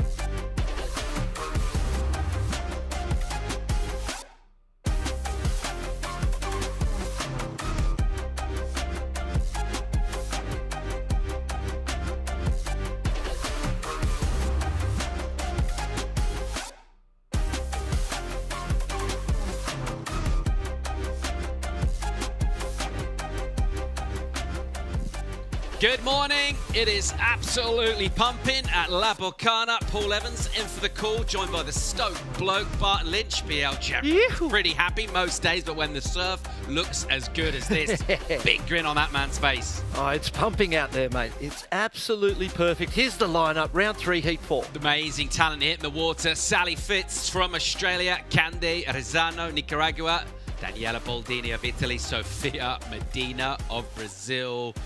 Last few heats we've seen as great contenders for finals day, for finalists, for medalists. The two surfers will have to head to repechage. Who's going to put their hand up in these quality conditions?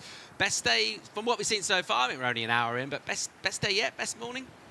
It's super clean. Yesterday morning we saw the residual bump and lump from the evening before storm. Last night there was no storm for the first evening, and we see the residual effects of no storm on the ocean.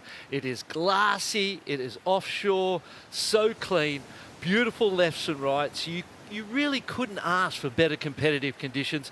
It's the size where it's big enough to, double overhead on some, but it gives you that beautiful open face. Action.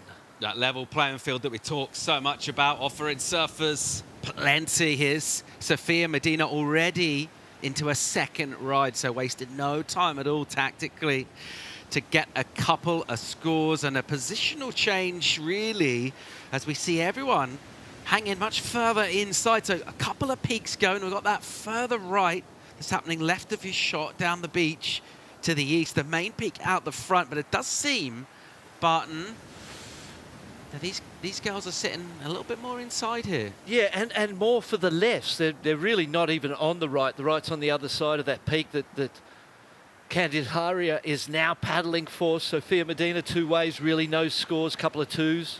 It's Cande, backhand from her on the inside. A smaller left, active with the board into the lip and gets that finish. So it puts a nice point to emerge with a bit of speed and getting on the board. But if a big set comes through, I guess that's what you got to try and figure out with your positioning. But in danger of being caught inside, there are some significantly bigger waves coming through this morning. It just looks so surfable. We're just seeing him pointing at waves and kind of finger surfing them all the way, doing like 5 big hits. Yeah, we were watching those first 3 heats, and the hits were incredible. The surfing was amazing. I mentioned to you off air that I feel like I just see this level overall with the best surfers, the developing nations, everyone as a collective. The level's just gone up another notch this year for sure.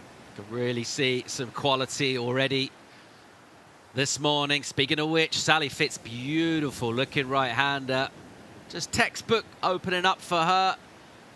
And then a bit of vim into that slash and a finish as well. So just joining up the dots there. The turns very much more sort of open to start off and then tightening the radius to finish. Yeah, it was a conservative line that she took, particularly into that last turn. She kind of got up there super early and tried to give it a little more and make it by laying it back a little bit, but it did. It was a conservative line. Not a bad idea on your first opening ride, build a score. It's going to be better than Sofia Medina's 2.5s. There's the 3.83 for Candelaria for those 2 turns. Deep section for Medina, a little punch in the air as well. Expect to see plenty of that. It means so much to these surfers to stay alive in the main round for their team. And Medina with a meteor section, saw that one really double up. Immediate contrast between that stretched out right for Sal and Sofia, able to belt that. Well, all 4 of our surfers have now had a ride. Judges considering those rides, and be interesting to see who wins the opening exchange. I always sort of, as it went in a coaching capacity, I always say that's all you know is the start. All you can control, all you need to know is strategically how you're going to start, where you're going to start, how you're going to play the start. If you can win the start, that's the best, and then you adapt and change and let the moment show you the way through from there on. Look at the whitewater line. Perfect triangle right there. Surf City, El Salvador, absolutely delivering the goods this morning. A brand new day, much clearer skies. Another storm last evening, really, afternoon, blew through, and then it did its thing. Very quickly, wasn't it? There was no thunder and lightning. There was just the wind, the onshore wind, saw us call off the event. And the girls are most very stoked we did because they're scoring this morning as we see Candelaria going to work on this one, Paul. Yeah, again, really nice pocket surfing from her with great rhythm from Cande. So that wave, I mean, it's just begging that line to be drawn across it, and she didn't need asking twice. So yeah, looking really loose and live. That will be an improvement for her, I dare say, on a previous left-hander. Game on for this heat. Good action. Waiting for Sal's number to come in. We've got another score to come in for Medina, her third wave. This is all action. Non-stop, and facilitated by the non-stop nature of the ocean that they get to compete in. I mean, lately we've been watching a lot of events that are in consistent, slow conditions, and there hasn't been enough for 2 people in a person-on-person heat in a lot of the competitions we've been watching. Here we've got 4 people in a heat, but this venue is unlike any other that I've been to, where it's the consistency. Again, I was saying to you off here, do you think it just keeps doing this all the time? Because we've got friends who have been here 7 times, 8 times, and they've never seen it flat. And so you kind of start to think to yourself, maybe it just doesn't, but seems impossible not to, doesn't it? Scores are all in. Yeah, we're all caught up with numbers here. Medina gets the improvement, 4.67. Sally, the best of the opening exchange with the 5.17, and then Cande's number drops, the 4.37. So good enough for first. All sorts going on there. Think about Sally's wave and that number that she was able to get. A big smart, really, making sure she got the completion. As we see Lucia Indurain, Argentina, game face on, ready to compete. Taking a couple of deep breaths there, composing herself. Sally Fitzgibbons, as you said, winning the opening exchange, speaking to the experience, knowing that she didn't need to really overcook that one. It was a bigger wave, and she was sort of a little bit further this way, found the right-hander. It stayed open for 3 turns. Again, half of the total potential score out of 10. So the 5 filled half of that potential. And any time you've got the best opening score sitting on one wave, Daniela Baldini needs to use this first priority to get a score to match those high 4s and 5s that her opponents have had, and to keep her in this one. We're nearly at the halfway mark. So that was I suppose all the action, all the surfing just means that we don't even notice the clock, and you look up and you go, well, that was, you've got half the heat left, and all ladies have had waves. They've all got a start. They've all created a foundation. So, again, this is going to be another great heat. Do you think Candelaria, I feel like Candelaria's surfing was a little bit sharper, a little bit more aggressive out of the top and in the pocket, and maybe they were just smaller waves and that held the score back. This is a bigger one, though. Yeah, really nice. Look at this. Beautiful right-hander for Nico Agua. She'll continue to shroud down. The wave will double up, and she'll hit the section in front of her. Meanwhile, here goes Daniela Baldini, Team Italy, out of the Canary Islands, and she's had a relatively sluggish start compared to everyone else. Hold it. And she'll make amends for that immediately with a technical backhand hit. Here's Sal, knew she would get involved sooner rather than later. Good looking wave for her, and gives full commitment to that rail turn. In the pocket, wave gets a little soft. You just look at the investment on her face in terms of focus and energy. Making some shapes on the inside for the finish. Yeah, definitely dramatising the turns, throwing the arms, getting... And you could see it in her face as well. She knew that it would look as a smaller wave. Went smaller quickly, I suppose, is what you'd say. And she knew she had to add a bit of style and technique to get the score up to where she would want it. Time to go chat to Nadia Eristabe, Team Spain. Yes, thank you so much, guys. Nadia, congratulations on that heat win, getting another round in for Team Spain. Thank you so much. Yeah, really happy to make it through another round on the main round, which is a big thing here in the ISAs. And yeah, I was feeling okay on my heat. I got my period this morning, so I was a little bit grumpy, but then I tried to keep it focused for the heat, and I tried to keep it simple. Yeah. And let's touch on that as well, you know, big things here in this event. The final team rankings for the 2025 ISA World Surfing Games is going to seed those teams into the 2026 ISA World Surfing Games, which is an Olympic qualifying year. How important is it for Team Spain to do well in this event and get that top seed? Yeah, it's as important as for all the teams to do it good. And last year we finished really good fourth, and you can see on the first round, second rounds, you always go with the lower ranks, and that helps a lot. So our goal is to go better than last year. We'll try to do third, second, and first, and we'll see how it goes. It looks good, and Janire made it through again, also on the main round, and Jago just made another recharge, and Annette is going later. So looks like we are on a good rhythm right now. It sounds like you guys have a big day. Yeah. I mean, you're going back and forth between here and Sunzal. There's 2 podiums as well. You know, and it would be difficult to manage. And, you know, if there's 2 people surfing at the same time, how do you kind of divide your energy, and who do you go and choose depending on, you know, what's going on? I mean, it depends. We kind of split a little bit, and 3 here, 3 there, and then 2 coaches here and 1 coach there. So we try to split a little bit the team and try to have supporters in each side. And yeah, I will go now to Sunsal, have breakfast because we're staying there, and then come watch Annette and Luis, which they have an important hit later. Yeah, some really big heats. And for you personally in this event, you're still in that main round, continuing to progress through. You know, that there's no more heats for you today. You're done and dusted, but it's more just support team. Yeah. In regards to yourself in this event and how you're approaching those heats, what are your goals, like what are your personal goals throughout each heat that you have? In each heat or in the whole event? In each heat, yeah.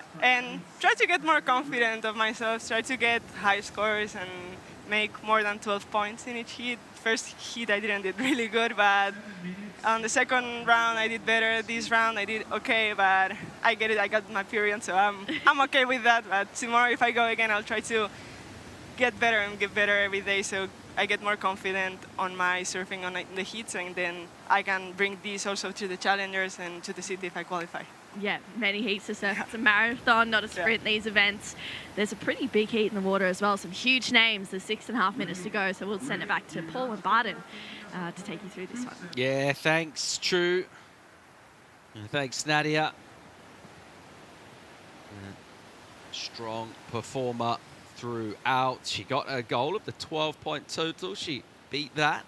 Team Spain looking really good. The Aussies are going all right in this. Number for Sal is in. Another 5 for her. A real shock to see her get to the lead with 6 on the clock. Cande Rosano, we're waiting for a number for her to come through. There was a long right-hander. I think we're still waiting for the number for. Could be significant. Could put her in first place. Medina, she's got a score as well. And we're still waiting. I think Daniela Baldini, that second number. So this could really shuffle things up. And you have to say, really, in terms of the surfing that we've seen, anyone could make it through this here. They all deserve to. Absolutely. I feel like Candelaria's surfing has been a little more on edge, a little more aggressive, a little tighter to the pocket. Sally's surfed, I don't know, maybe conservatively, but the scores have followed and had her in an advancing position, and just speaks to the experience that she has. Yeah, that drone shot that we saw, Sophia Medina going into the rock garden, and we were kind of grimacing as we watched that, but she's fine. She's out the back again. She's ripping here into the lip line. So that first turn, she brought the power. She kind of nursed the second one a touch. And now things are a little soft through here. There's not loads of points on offer. She'll just keep swinging with that rhythm, and she will paddle back with a bit of momentum to get in the lineup and to get involved again, because numbers-wise, just prior to actually 2 scores, we're due her now, but she is in third currently, and we're under 5 minutes to go. Yeah, a lot of spinning red wheels on our screen, meaning that the judges are still considering scores. The only surfer they're not considering a score for at this point in time is the heat leader, Sally Fitzgibbons, second priority on the inside. Here's Cande once again loading up, high line, and then down to the bottom of the wave, and then up really late. That was never going to be, was it? That was never a wave once you've created the start that she has. And when this next, the big right-hander she gets comes through, that 383 should be long gone. Daniela looking good on this one. Italia, Baldini in the green on that backhand.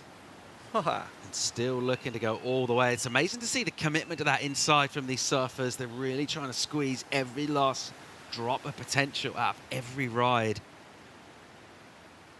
And that will be another number that we're waiting for her. Sal will go again. This thing is starting to pulse now. Really nice looking left. She goes a little out on the face for the first turn. Can she hammer a pocket? Yep. She will. And then as it slopes, she'll just bank back. So Sally covering a lot of ground on that wave. Speed up throughout. That one, genuine assault up high into the lip. Chucks a load of spray. She'll also get back in the lineup. I dare say we'll see her get involved in another exchange, get another wave as well, because she knows just the level in the water in this one. It's ultra competitive. And while she's been in the lead from the very start with that opening 517, backed it up with the 513, it's still tight. 3 5.3s and 5s the R's, so really Sally wouldn't feel secure. That may be her better score of the heat so far. As you said, the first turn was a little wider, just a wrap back to the pocket, but the second turn, there was some money or some big points in that second turn for her. She's looking confident, looks calm on the wave face. And she's finding time to play with her style and experiment that little bit, which is always a good sign when people are creatively interpreting little moments. It makes you feel like they're connected to the moment, connected to their surfing, and they're finding the space, even under the pressure of competition, to enjoy it. Oh, we waited a while for number 4, Italy. Boldini, her second wave. It was a good one, 617.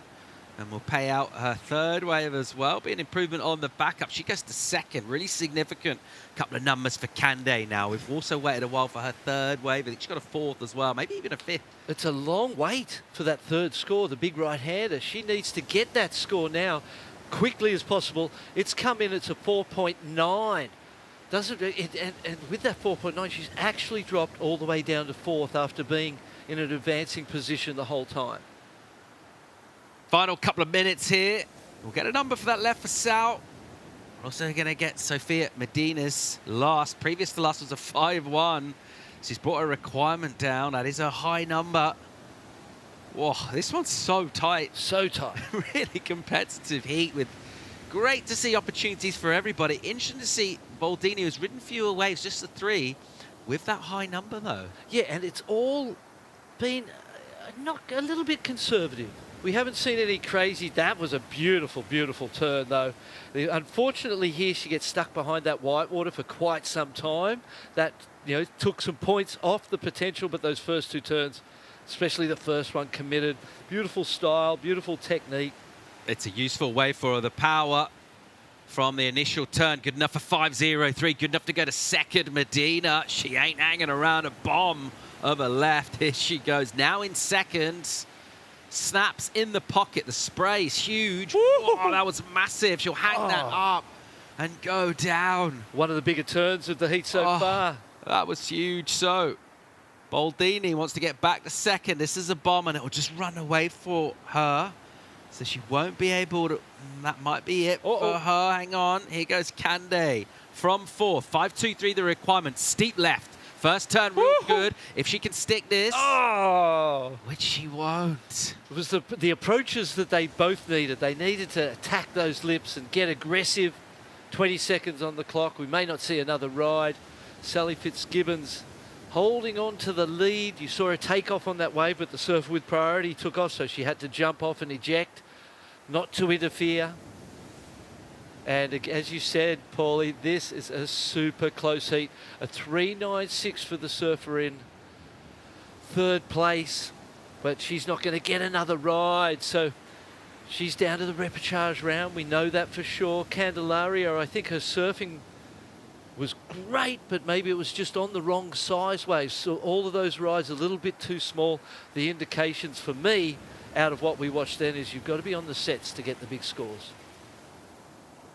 Sofia Medina, full commitment for her. She was busier than everyone else in terms of a wave count, where she was taking her waves to.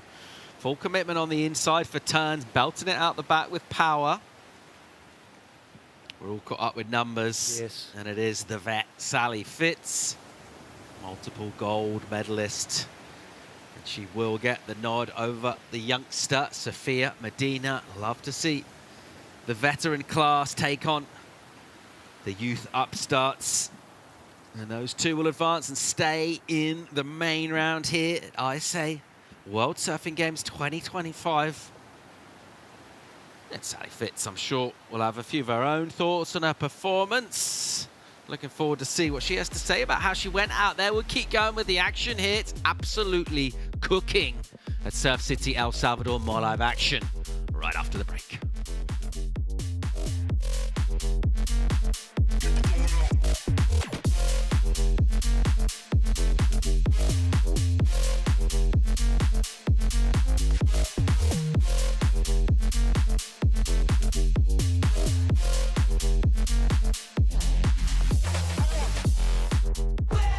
Sueña en grande. Grande como ser unos segunditos más rápido que la última vez.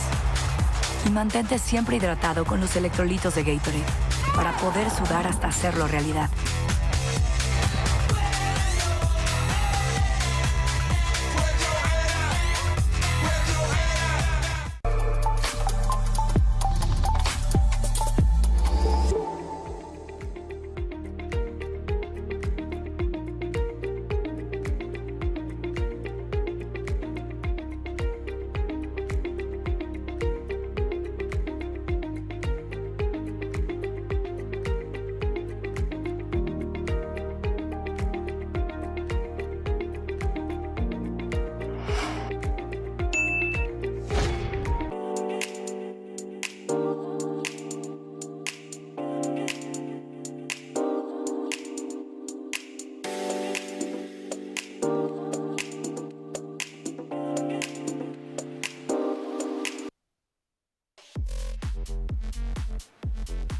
Surf City, El Salvador continues to deliver the goods. A beautiful Wednesday morning here.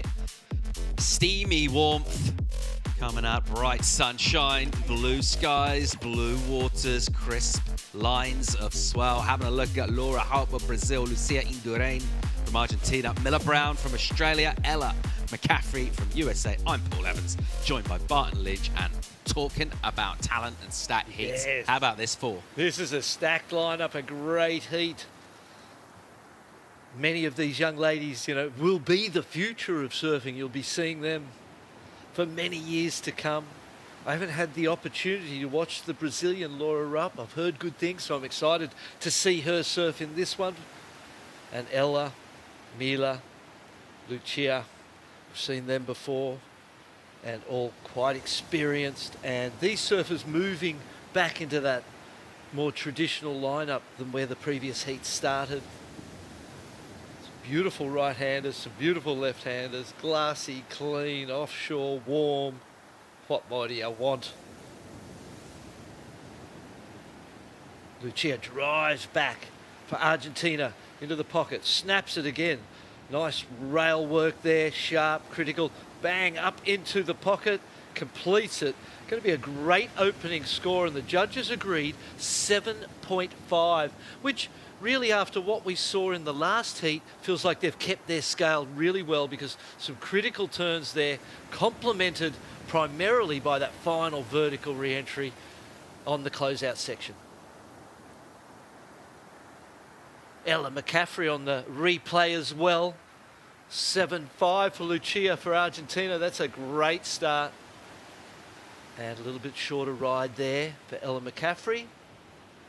4.67, but some points in it that are worth holding on to. Perhaps, you know, really given the quality and what we've watched today, anything under a 5 might be a throwaway. You figure you've only got 20 minutes. So at that point, you really need to kind of go, well, 5s and above's what I'm aiming for.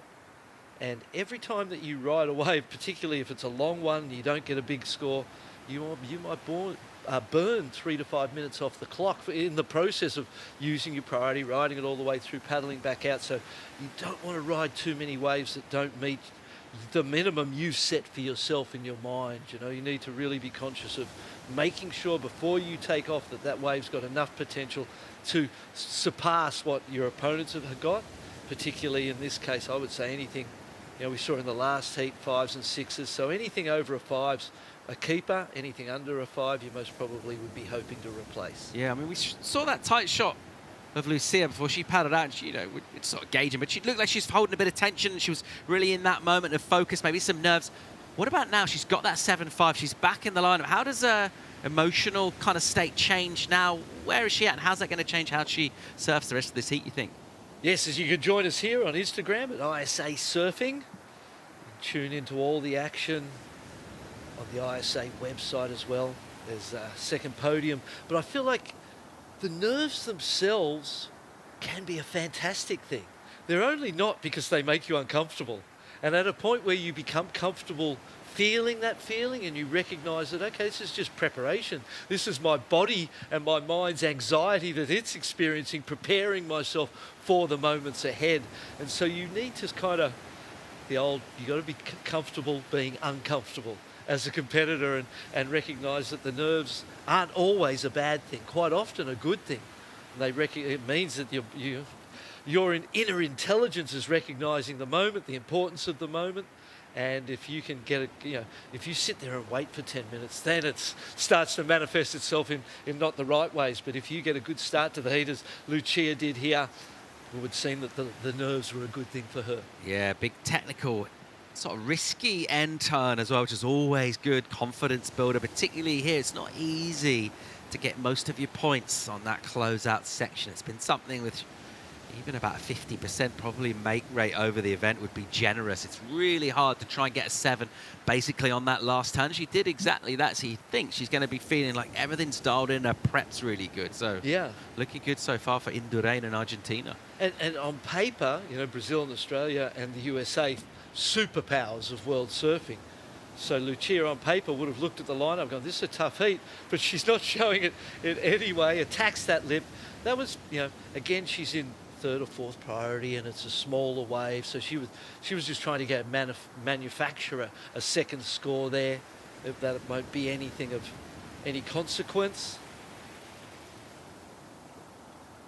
It's such a wide, broad playing field, which is the other component. The consistency of the swells is fantastic for competition, and then the breadth of this competition zone and how you can move away from your competitors and find opportunities is also such an advantage as a contest venue. Yeah. Even if you look at lowers in California, it's a tight little takeoff. It's, this thing's, there's 50 metres, maybe more of breadth across the lineup where you can sit. And as a goofy, I'd be going those rights for sure. His backhand hooks on them things. Feels like a recipe for success to me. Beautiful tapering walls, nice and glassy at the moment in that morning sunshine. It's the heat of the day. This is around about the time where things start to get really warm. Pretty pleasant temperatures first thing. And then gets pretty hot in the middle of the day. Managing that, all part of a day of competition here for our surfers like Miller Brown, the young Australian. Does some decent work to get to that lip. So had to kind of second guess herself on exactly where her line was taken, and she sort of chopped it short, and then good enough to go up there and get a completion on quite a technical section. Meanwhile, here's Laura Halp. Whoa, opens up with a massive layback. It'll be incomplete first. It hasn't started her heat yet, and I think Miller as well, just recognizing 7 odd minutes gone. She wanted to get involved, and then when you wait that long, it's so crucial that you get the finish, got the make. Team China, they've been a surprise package. Carrying the flag is Yang Suchi. She is the surfer in their team that the world knows about. And these other young ladies, Jin Shuhan, they've got some serious talent coming through for China. You can see their development programs really paying dividends. A young team, future looking bright. Yeah, another great looking heat on the cards here this morning, and that's just going to be the theme throughout. Obviously, surfers at this stage, they've been advancing, and we're kind of whittling the field down in this main round to the real bigger names, the top seeds. There's one of them right there, Ellie Harrison. Yep. Incredible performer she is. Part of that really strong Aussie team we just saw. their participation. And Sal getting it done, and then the other end, the youth from the team, Miller Brown, in the water right now. Still waiting on a score, 387. That feels right. It wasn't, there was a little moment of confusion. I think she thought it was going to stay open, and when she got to her feet, she went, oh no, it's a closeout. How do I deal with this? And didn't get much in. So besides that 7.5, which is a luxurious start, puts you in a position that's so commanding. And you look at the 4s and the 3s and go, no worries. If I get a 3 or a 4 and I complement it with the 7.5, I'm in a powerful position. So it takes a lot of pressure off to get that big score early. And where I was going before is that on paper, Argentina would feel like the underdogs in this particular heat. So to come out with the 7.5 would be a real confidence boost. Driving off the bottom in the replay, Paul, up into the lip, throw with the front arm. Goes a little bit wider, but I love the drive of the rail through that turn. That could have been, you could have looked at that and gone a little wide, missed something there, but not really. I love the carve and the rail in the turn, waiting patiently at the bottom for the wall to stand up so she can hit it again.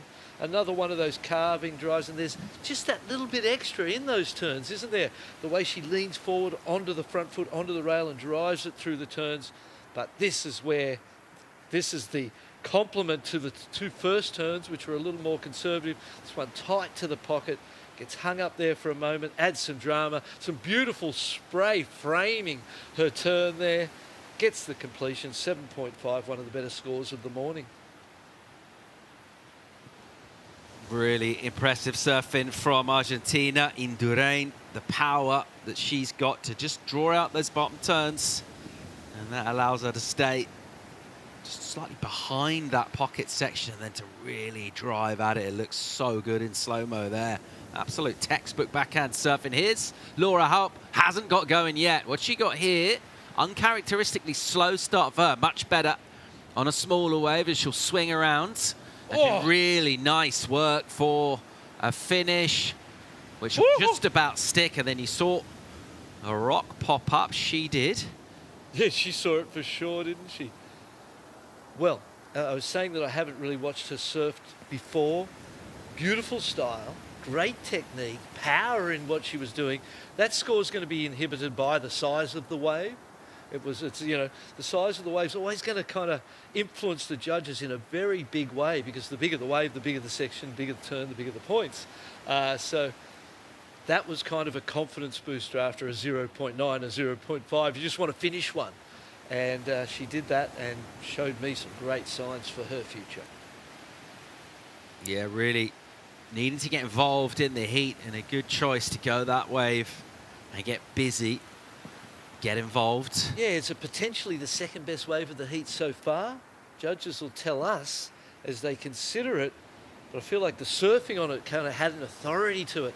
The reason it's not going to go too high is because it was a very small wave. So priority is with our heat leader. That's blue, Argentina.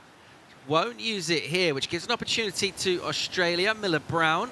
Here she goes. Carves in the pocket. Really clean style with sort of understated power as well. And then onto this inside. And she'll flick down from a lip line. So just kind of surfing up the potential of a wave, which Indurain didn't fancy. Miller Brown will say, oh, I'll take that, thanks very much, and does really well. Especially from low in the priority roster. No issues with doing that. That was really sneaky almost, to create enough distance between you and the surfers with first and second priority and get a score, your best score of the heat so far. You would say, there's the score for Laura Rupp. It was the second best wave of the heat, a 5.5. Judges appreciating the aggression and the power that she brings to it. Yeah, part of the reasons I feel she's been one of the most, alongside Sophia Medina, actually one of the most improved surfers on the Challenger Series over the last 2 seasons is you saw the competitive smarts, as in the decision to take the wave, but then having the skill level to kind of do quite a lot and show us quite a bit on a softer wave. You maybe can take a smaller one and the energy's just down a bit. Not at all, really sprightly on her feet. Yeah. Just kind of force that score almost. And it makes you realise as a competitor, and even the coaching staff, you go, put that on a good wave. We're going to go excellent, She might have surfed that wave up maybe in terms of what the wave's potential was, you know, with her performance. So good signs for Brazil. Yeah, it's going to be interesting when this score comes in for Australia. Miller Brown, see where exactly it puts her. Laura Holt at the moment with that 5-5. She doesn't have a second number at all really to speak of, so she'll be dangerous when she gets another wave. She's got time as well. She'll be hunting that down. Not quite back in the lineup. No priority assigned to her yet. Let's get another look here, BL. Good size at the start. First turn was kind of pulled a little bit back just to make sure the wave's completed. Second turn wrapped back to the pocket. A lot of points for the last turn, I imagine. Look at it. Fins out the back, flares the tail, lays it back into the white water. Perfect timing. Recognises the importance of the completion. The slow-mos of what actually goes on within that white water are fascinating, aren't they? Great make. And there's that rock that she saw and just had to jump over it. Treacherous inside here. Adds a whole other element to competing at what is ordinarily a powerful wave, but not a top-to-bottom wave, not a barreling top-to-bottom wave, but a beautiful wall as we see Mila Brown on this one, Paulie. Wraps it back. This last turn's money too. Scores in a 5.07. So, given I actually might have expected a little more for that one, and the judges, I think, feeling like it was a little just conservative almost up until that last turn. And Laura Rupp's 5-5, a better score than the 5.07, but it had some power in it, some aggression in the turns. So better surfing on a smaller wave, being rewarded a little more than Mila Brown's on a bigger wave. Yeah, you'd have to say an error there from Indirain to let Miller go, or just to not take the wave herself, actually, because we saw in the last heat, Baldini with the high score ended up third, and now we're inside 4 minutes, and there is a charge coming from all around Lucia Indirain at the moment. She's got that first priority. She's had it for a while. We talk about sometimes it can be kind of a yoke. It can hold you back a bit, maybe a little bit of that. Let's see what she does here. Bit of energy coming towards her. Well, she needs to get that second score really quickly, because otherwise the pressure of the situation, knowing you've had the best... Oh, is she too far back? She's too far back, maybe? Let's see what happens here. Maybe not. Let's hope not. Here we go. Good drive off the bottom. There's that power into the lip. Nice top-to-bottom surfing. Beautiful face. She'll drive another hit. And then the carve, which almost pops her rail out, but she's good enough to clean it and to hit it. And if that was a mistake to let the previous wave go, she's absolutely made amends for it here. She'll be going back to first with some when that number comes in. 3 on the clock. And you'd be paddling out going, phew, at least I've got my second score. There was some moments where it was nervous moments, really, and it was surfed a little conservatively, a little safely, just to get the completion, and rightly so. That was the way to manage this situation when you've got a score 2 points better than anyone else's on the best one wave. She needs to back it up. Bit of pressure now on USA. Ella McCaffrey, she's got the lowest high score, if you get where I am. She's got priority, but she's actually got a bit of work to do here. Let's go and have a chat from Sally Fitzgibbon. She's with True Styling. Yeah, thank you so much. Having a bit too much fun down here, Sal. Oh, there's Aussies everywhere. BL, how's it going? Aussie takeover. Literally, we're here and ready. Sal, that was a really close heat. There was not much separating first and third, really. Oh, there was just waves going on everywhere.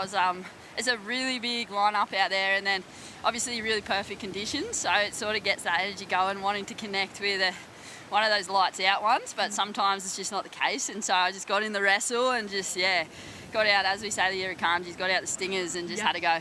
Ready to go. Well, let's have a look at your waves as well, a 5.7 and a 5.17. You know, you're surfing really well. Talk me through it. I actually want this replay to speed up. Our Aussies are in the water, so I'll be quick.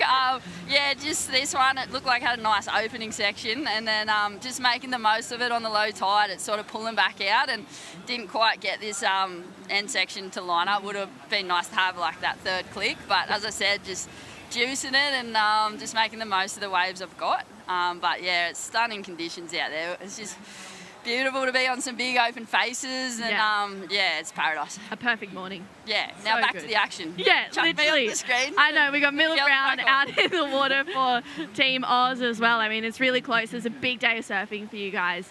We'll let you rest up, let yourself, you know, just have a little bit of a regroup. Hey? Oh, we're just that pumped. It's like that moving day in golf. Like we're all ready. You know, the men's team and the women's team are all in the water today. So we've kind of you got to ride the highs and lows of the week and kind of have that energy reserve left. It's a big competition. So the Aussies are firing. We're ready, and there's going to be some great surfing today. So stay tuned. Let's see it. And everyone back home, they're all up at midnight. So we love you all. And Aussie, Aussie, Aussie, come on.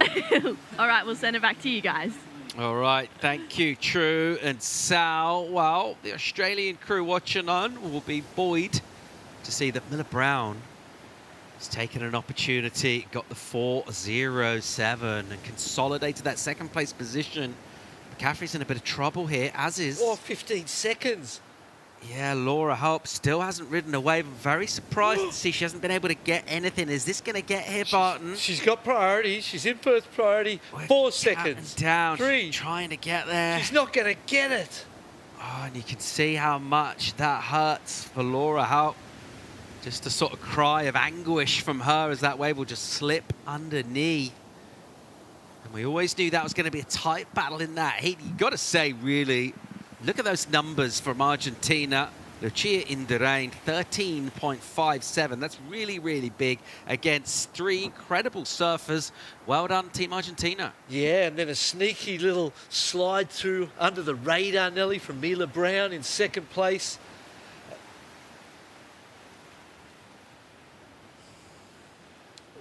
Indurain enjoying herself, a massive number, 7.5 for some committed power surfing. Waves will continue to pump and provide opportunities here at Surf City, El Salvador. Right back with more live action from the World Surfing Games right after the break.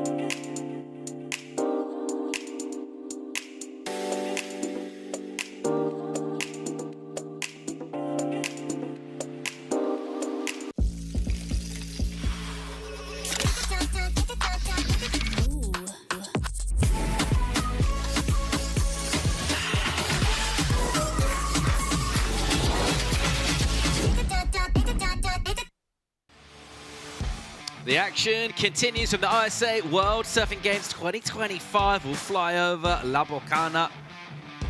Check these scenes, absolutely beautiful. Once again, with conditions providing loads for surfers of real high quality, like Nanoa Suzuki of Japan, Noah Clapp representing Deutschland, Ellie Harrison from Australia, Jin Shuhan of China, Paul Evans joined by Barton Lynch, and once again we're looking at real talented surfers in really quality conditions. This is an absolute bomb here for Suzuki. What can she do with it? First turn sets her up. You see her have a little giggle. She'll grab that rail. Most of the energy on that wave kind of used itself just on that opening section. She didn't really give it quite the hit we were hoping for, the amount of speed she had. Yeah, it looked like the rail kind of slipped a little bit mid-turn. Sets continuing to pour in. You look out the back, more lines still approaching. And because there's a lot of waves, in theory it makes things easier, excuse me, but there's still better waves than others, even though it's consistent. And in a way, it almost makes it harder because you've really got to pick the eyes out of all the opportunities and make sure you're on the better ones. Saw some difficulties for people in the last heat, not getting 2 scoring rides in the 20 minutes. These starts are all important. And if you can, you can have 2 in your first half of the heat, then you put yourself into a strong position to carry on. But we haven't seen that done very often. Last heat for Argentina, Lucia, she got her second score right towards the end. So take advantage of the start, get them while you can, take the pressure off. Be the coaching advice from most coaches, I would think. Here we see a committed paddle from Xu Han out of China. Good first turn, really nice. Doesn't get a second section, but real precision surfing, just driving. And we have seen a couple of nursed opening turns with surfers not wanting to push too hard. Not so Xu Han. Gave that the full treatment. Here is Noah Clapp, quality goofy foot out of the USA that represents Germany and does it really, really well. Won't get a runner on that right-hander. Watching those rights, just thinking that really is goofy heaven in terms of going upside down and just tagging it super tight in the pocket, and it just keeps going, that thing. It's got a beautiful rhythm to it. If you can connect, that's what she was looking for there. First turn was decent. Yeah, definitely. Just got to stay in front of it, haven't you? And get the timing of the turns to match the speed line you need to get around sections that present themselves after your turn. I've seen quite a few people get caught behind. As we see that right line that you were talking about. See how that one flattens out there, and then there's that section down the line as well. So wave selection, all important, as it always is. Ellie Harrison with first priority now. The last surfer to actually ride a wave.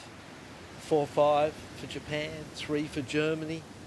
Judges considering Xu Han's backhand re-entry for China. It was only 1 turn, so it's hard to imagine it going too high, but it was a really good turn, so that 4-5 range feels, for 1 turn, a possibility for this young Chinese surfer.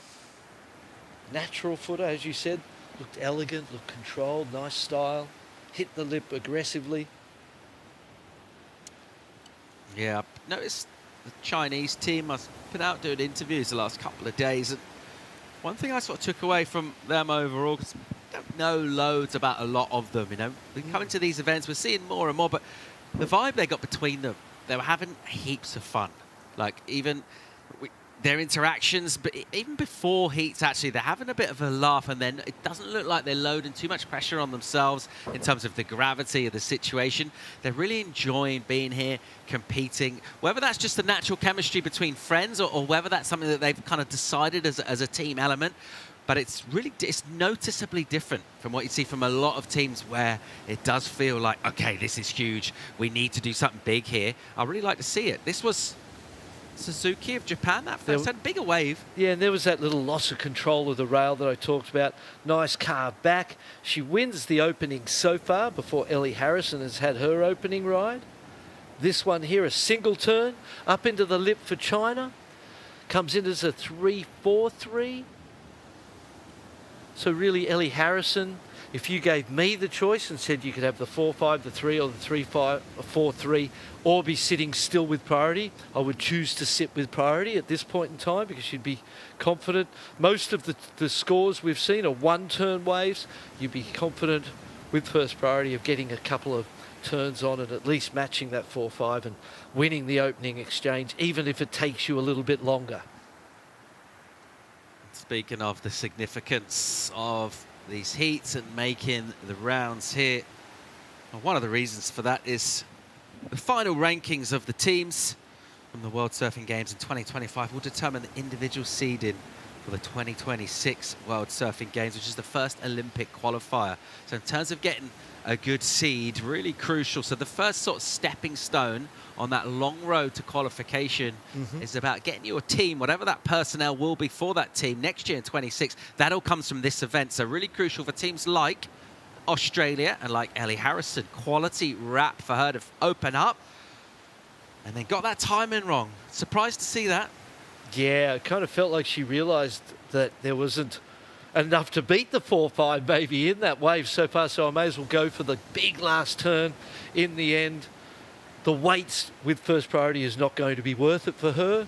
She's going to go back down to fourth priority, and now from fourth priority you can start to try and be creative with your positioning, creative with your wave selection, and find things underneath other surfers' priority, get scores that you can keep without priority, and that is a real blow to your opponents. Nothing feels worse than having priority and letting someone else get a better score than you've already had.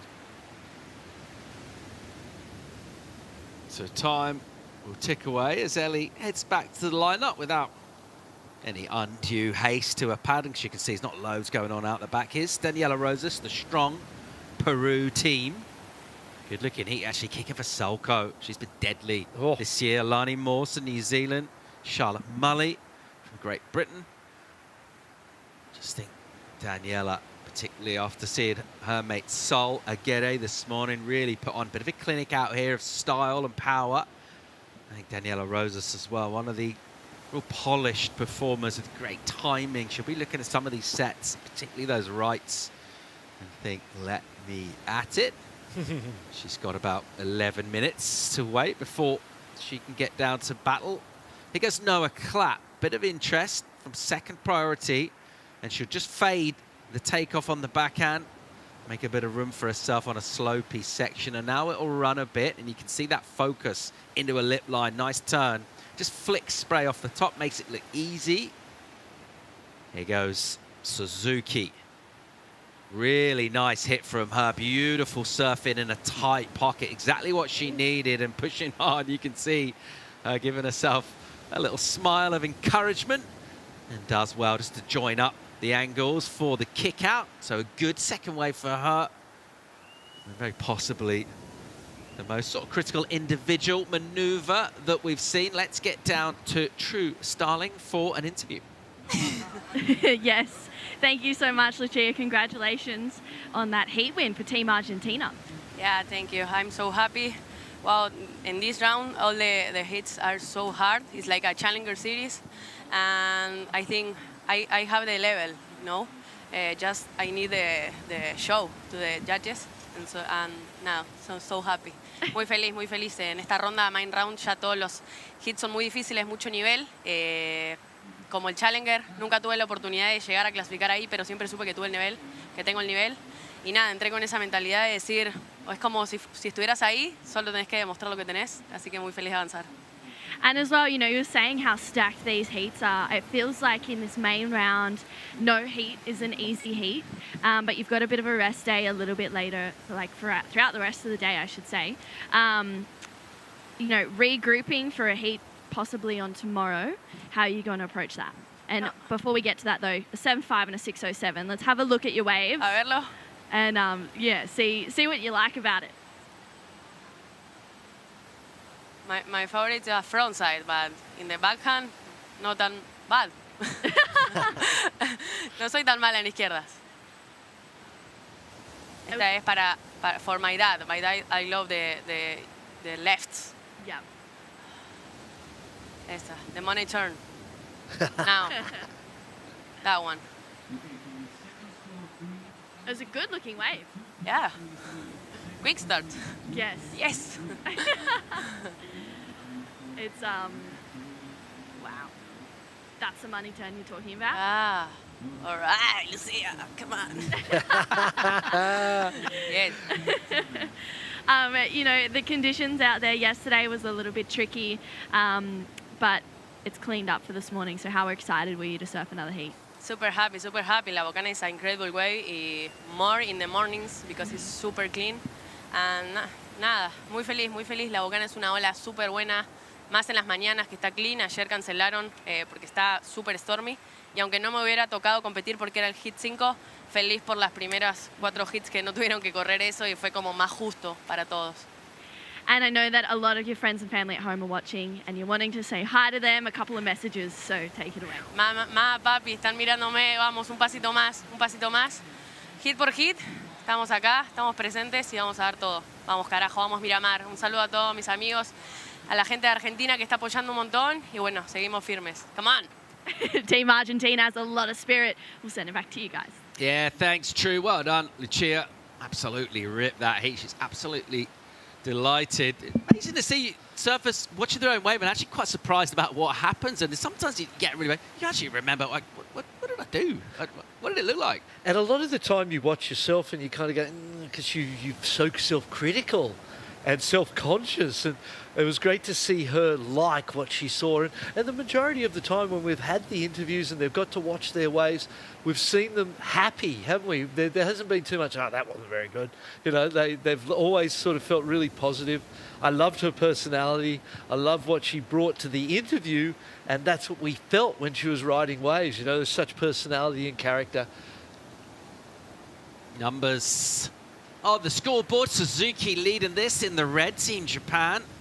Critical backhand surfing, 5-5 for her. I think a significant portion of that would have been that one critical snap on the backhand in the pocket. A quieter heat overall. Elsewhere, it's not loads to get excited about as yet. Still 6.5 minutes on the clock, though. Still looking for surfers like Noah Clapp to build numbers. She'll have a little look here, a couple of quick paddles, quickly realising that wave. Not quite the one she's after. Ellie Harrison, again, still waiting to see a little more, quite a lot more really from her. She's in third at the moment. It's a small task to make that jump up currently with just where the numbers are. But from deep, here goes China. Xu Han, first turn's really good. This is a really steep right-hander. And she gets a good swing at that. And still going through to an inside. So a combination of 3 turns from a different part of the bank. She was almost positioned on the left, but it turned out to be a right that ran all the way across, and it did it really nice and steep. Yeah, and she attacked that section. It was really steep. The second turn, I was like, oh, and she pulled it really clean. For China, definitely going to be the best score for their campaign in this heat. Suzuki loading up here. She's got a ton of speed and loads of drive. First turn sets her up for this runner section. She'll get low and get a little bit wobbled. Yeah. And that's what happens if in the bottom turn you're too off the tail of the board and the weight isn't driving that front end of the rail. You get that quiver in the rail out of the bottom turn, which destabilizes everything from that point on, and really is a point of definition of good surfing or not, in my mind. The wobble in the rail is a loss of control, essentially. When that rail drives and sears through the water cleanly and beautifully, that's great surfing. So that little wobble there, meaning that third ride, kind of a waste of time. 4:40 on the clock. Ellie Harrison, during the interview, we saw that 3.67. It's her highest score, but it was a closeout, essentially, with one turn on it. She threw the tail in that one turn. It looked quite good, but again, a difficult heat. This one for wave selection and positioning. Yeah, interesting. You can see Noah Clapp's kind of buzzing around there. She is looking. She's sort of twitching, ready to go. She's like, give me a proper section. She's like, had a look at waves. She's got the priority. She's not paddling and giving that up. She's just positioning to look. And each time, it's not quite the wave she wants. You can just see that intention from her builds. When she does get the right wave, expect that strong backhand, if she is on the right hander, to really fire up and give it the full treatment. At a 3.85, the ask for China, definitely getting that in my mind on that right-hander. 3 turns, second turn very critical, tight to the pocket. It was a difficult wave because it had that white water on the face, but for China, there it is. 4.73. Highest score for them, takes them up into an advancing position with 3.5 minutes on the clock. This is, again, all of these heats have been so tight. Last one, Lucia ran away with it, but held herself back because she never got a second score till right towards the end. This heat, no one really standing out above the pack, essentially. The 5.5 for Nanaho Suzuki, the best wave of this heat so far. And when you look across the best 2 rides, super close beyond that. Yeah, we're expecting involvements from Clapp and from Harrison as well to mix things up. Here's Ellie right now. She's gone the left. So she had second prior. She's actually on the other side of the peak from Noah Clapp. So essentially first priority on the left. What's she going to do with it through an inside section? Good rhythm to this as she just connects up sections. 4.5 is the ask. That was a very small wave when we caught up with the action. Not sure what happened before at the very start. If there was a big turn at the start and then complemented with all that work towards the end, potential to get a good score. If, as we see it, let's see what happens here. Oh, good section in front. This will be the score, I imagine, you know. Again, a bit pedestrian on the second turn. First turn good. This stuff, the judges don't get too excited in here, but it's going to complement what happened on the outside. Nice turn there on the inside, showing her potential. And again, so the ask is a 4.5. Maybe just. Nunahose, my mind goes to the 5.5 of Nunahose earlier.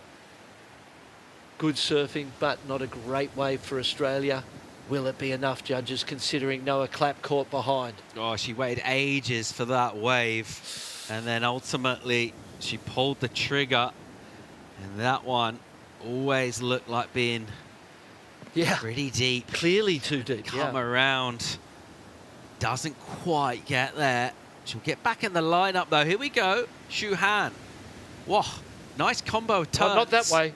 And then close to a rock on the inside. She managed to avoid that one. Woo, I was scared when she came down and started to bottom turn and project out towards the rock. Look how close she is to it. Really enjoyed her busy approach. She's involved in pretty much every set that's come through. She's had something to say with her surfing. And another nice combo of turns with loads of speed. There's not the downtime between the maneuvers, which always makes you feel there's good energy to it. And the style and the rail, I think she's surfing fantastic. China definitely seeing improvements in the past 12 months for them as a nation. A young team working towards the future, and it's looking bright. Yeah, these ISA events for them as well are absolutely crucial because they really get an opportunity to surf against the best from all around the world and really improve in terms of surfing high stakes heats against the very, very best. The number in for Ellie Harrison, 4.67, second place. But we are due a number for Shu Han of China, and it needs to be just a 3.61. Yeah, I feel like she might get that, yeah. Surprised if it didn't get there. Let's see Ellie Harrison, though. She's found another wave. Final 5 seconds. This one, a bit more impetus, a bit more welly. Loads of spray for Team Australia. She'll belt this multiple times. So it's not going to be an excellent number. It's a little bit samey, but it did have just a bit more spark to it. A bit more drive and speed to the wave, and then the surfing just obviously matching that as well. So a good chance for Ellie of improving, and that'll push that number up for China. So 2 scores to come in, really. And it will be between Harrison of Australia, Shu Han of China. Well, we'll get that result when we come back from break. Great surfing from Team Japan. Finding the best opportunities, making the most of them. We'll keep rolling with the action here from the ISA World Surfing Games when we come back. Kote in for the call alongside Tilly. Stay tuned.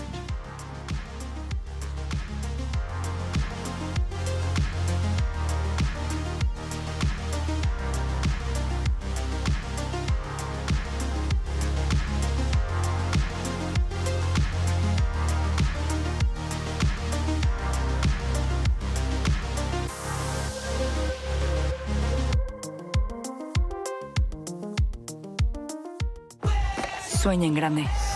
Grande como ser unos segunditos más rápido que la última vez. Y mantente siempre hidratado con los electrolitos de Gatorade para poder sudar hasta hacerlo realidad.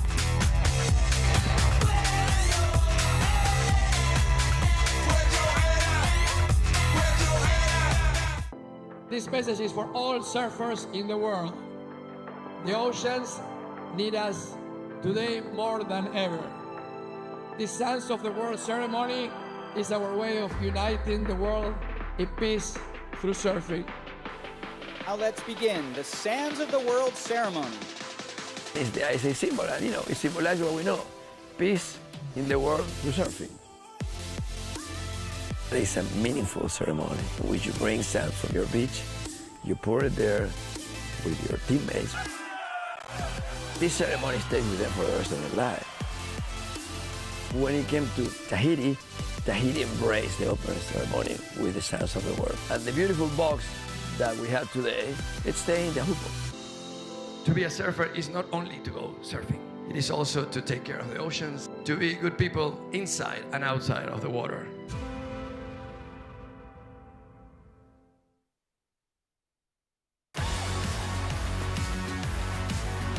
A better world through surfing.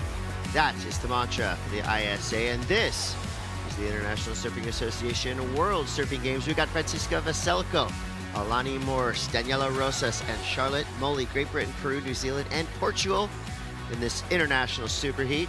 Chris Cote here with Rachel Tilley to break it down for you. Rachel, I feel like we're starting to see improvement, not only in the waves, but also in the scores that are being thrown down. We saw some big numbers earlier on, and then it was just kind of slowed down with a lot of mid-range style heats. But that last one had some fireworks, and I'm pretty sure right now we're going to see more of the same because Kiki Veselko has entered the lineup, and we know she has the tendency to drop big numbers along with Daniela Rosas. So Team Peru, Team Portugal, Team New Zealand, and Team Great Britain all still with women here in the main round. Rachel, 20-minute heats are flying by. See Alani Morse now. Nice snap. She's making her way down the line on this big open left-hand wall. So it's been really cool to see these surfers being able to go right and left, showing us both sides of their skill set, front side and back side. And it looked like Alani Morse got out just in time. Look how shallow it is there on that inside section. Yeah, it's really challenging for those surfers, especially something that they'd have in the back of their minds when they are going for their final maneuvers in that end section. Tricky, and you can see them doing the rock dance there. Our lifeguards just absolutely phenomenal helping out here. These are our local lifeguards, our local watermen that are just out on those rocks day in and day out, making sure the surfers make it back in safely and helping them over their rock dance there. We are very, very lucky to have them. A lot of them are actually volunteers here, so really just putting in that time because they're passionate about it, and we are so, so appreciative. And our international water safety crew has been right on top of it. Just, you know, it's such a important job because, of course, it gives these surfers just that added level of confidence so that they can perform at their best. As we see Daniela Rosas, backhand looking super sharp there. Two nice turns. Let's see if she can maintain control through this inside section. Nicely done there for Rosas. Right behind her, Veselko. A weird bump on the face of that one. Not much you could do there. Wow, that wave is really looking like it's shaping up nicely, and just to hit a weird, just ended up standing up a little bit odd, and I think surprised her too. You know, she was going to go to hit that lip, and it like jacked up there, and it was ended up being mistimed, unfortunately. Less like Surf City and more like Funky Town on that last wave. 16:40 to go. Scores are starting to come through. We've got Alani Morse with a 4.67, Rosas with a 3. We're going to wait for that last one, Daniela, to come through. But, I mean, look at this visual right here. It's a perfect peak. Rights and lefts. 4 surfers out there. Effectively, they could split the peak on every set. Because so far this morning, to me, this is the perfect size for La Bocana. Not too big, not too small. Still plenty of punch. I mean, right there. It's like, pick your poison. That right spinning off through the inside. This left giving you a big open face canvas to work with. I'm mind surfing it on my longboard right now. Me too. Look at Did this you go left. right? Because I'm still going. No, I went. Left. Wait, but I went left. Oh well, we're doing. So we're doing crossovers right tandem now. surfing Yeah, on that left? yeah, that's awesome. We're killing it. We're killing it. Oh my God! Got a 9.5. Got Ana Echapare getting ready for her next heat. That's a big one. Eileen Vast, Estela Lopez, Kiara Gold. Wow, 2 surfers from France, a surfer from Spain, and a surfer representing Chile. So big ramifications on the line here in the main rounds for these teams. So this is 2025 here at the ISA World Surfing Games. This is not only a chance for these surfers to achieve ISA medals, but also to get those elusive high seeds going into the 2026 World Surfing Games, which will be an Olympic qualifying year. Yeah, super, super important for every team to give it their best effort. And our surfer Alani from New Zealand having a nice start there, 4.67 for that wave we just watched. Let's take a look at this surfer, or sorry, at this wave from Daniela Rosas. Really powerful. Unfortunately, the back half of this wave not offering any more opportunity to continue to build upon that score. That came through as a 4.9. And I think, Chris, had there been an end section there for her to really bash, we would have seen that go into the 6s, because that work that she did on the outside, really powerful, really smooth. And she starts her campaign off sitting in top position with a 4.9 and a 3. Everyone else yet to either really open up their account or get a backup. 14 minutes remaining, so lots of time still. In terms of star power in this heat, I feel like Daniela Rosas and Francisca Veselko, we've seen those names a lot in high-level competitions. But let's learn a little bit more about Charlotte Mully from that team, Great Britain. So Great Britain has come through with a solid team. Patrick Lingden, Logan Nicol, Elise Barton, Charlotte Mully, who's in the lineup right now, Imari Hearn, and Aaron Strong. Great surfers on that team. And Charlotte, she's 20 years old. Born in England. Favorite surf break is Bingen in Bali. She did get a 4th place in the Open Euros in 2025, so already some success this year in competition. She loves traveling and coffee shops. Well, you've come to the right place. Some of the best coffee in the world comes from right here in El Salvador. And she actually grew up surfing Burley Heads. Started when she was 10 years old, learned to surf in Coolangatta, in and around Greenmount. Started competing for England, and now represents Great Britain in all her QS and ISA competitions. And Alani Morse right now getting the attention of the judges. Some high speed, high energy surfing there. Rosas now answering back. Rosas is always coming to these competitions well prepared, well coached, and of course her skill set is among the best of the best. She is an Olympian, and right now it looks like she's literally going for the gold. So we see Veselko now. Deep bottom turn, straight up into it. This wave much better than her previous effort. She comes around that big whitewater section, building speed, building energy down the line, and yes, not fully engaged in that last turn, but made it work. And I feel like sometimes you have to make that decision, right? It's early in this heat. There's still 12 minutes to go. Do you go 110% into that section and risk falling? Or do you go 80% like we just saw Veselko? And I think she's smart enough as of a competitor knowing that she needs to lock in one solid score. So get that good, clean finish, making for a completed ride. Yeah, I mean, that's exactly it, Chris. It's knowing when to really put in that 100% in that timing of the heat where you're at. Everything comes down to strategy. And our surfer in blue looking to back up her 4.67 here. Just getting a really playful wave. Not the biggest, but was clean all the way through and allowed 3 nice sections for her to lay into. Daniela Rosas making the most of this one. Again, another one kind of winding down towards the end here, but she did well to navigate that section. So bumpy, so frothy, really easy to catch a rail there. But I think it was this wave out of the entire exchange that was my favorite and will be the judges' favorite. Nice opening carve and smacks it around just to get another opportunity, makes it all the way around and whacks it. Like you said, 70% I'd say. But I loved this opening turn from her.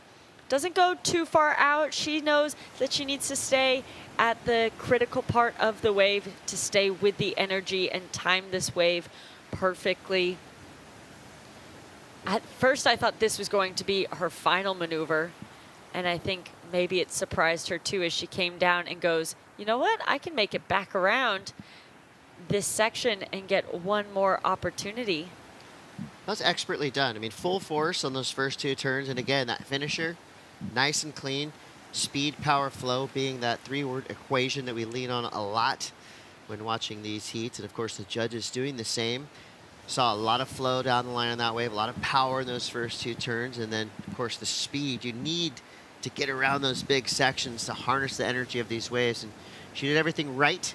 And I think she's going to be rewarded with a sizable number from the judges. So round 3 of Heat 7 is starting to escalate out in the lineup. And still plenty of time left. So as these surfers have a look at this one coming through, it looks like Veselko could be in position. But we're going to go to the left. Daniela Rosas putting in some good work on these left-handers. Nicely placed turn right there. That was full power straight up into the lip. Perfectly timed.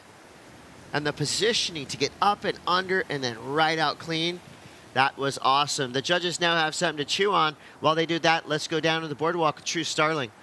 Yeah, thank you so much, Nanaho. Congratulations on that heat win. It looks like a tough heat. Yeah, it was a slow heat, and then I was so nervous, but yeah, it was lucky to get a couple of good ones. Yeah, and as well, you know, being nervous before your heats, you have a really strong team around you. How do they help you kind of stay calm and in control? Yeah, just focus on myself, and then.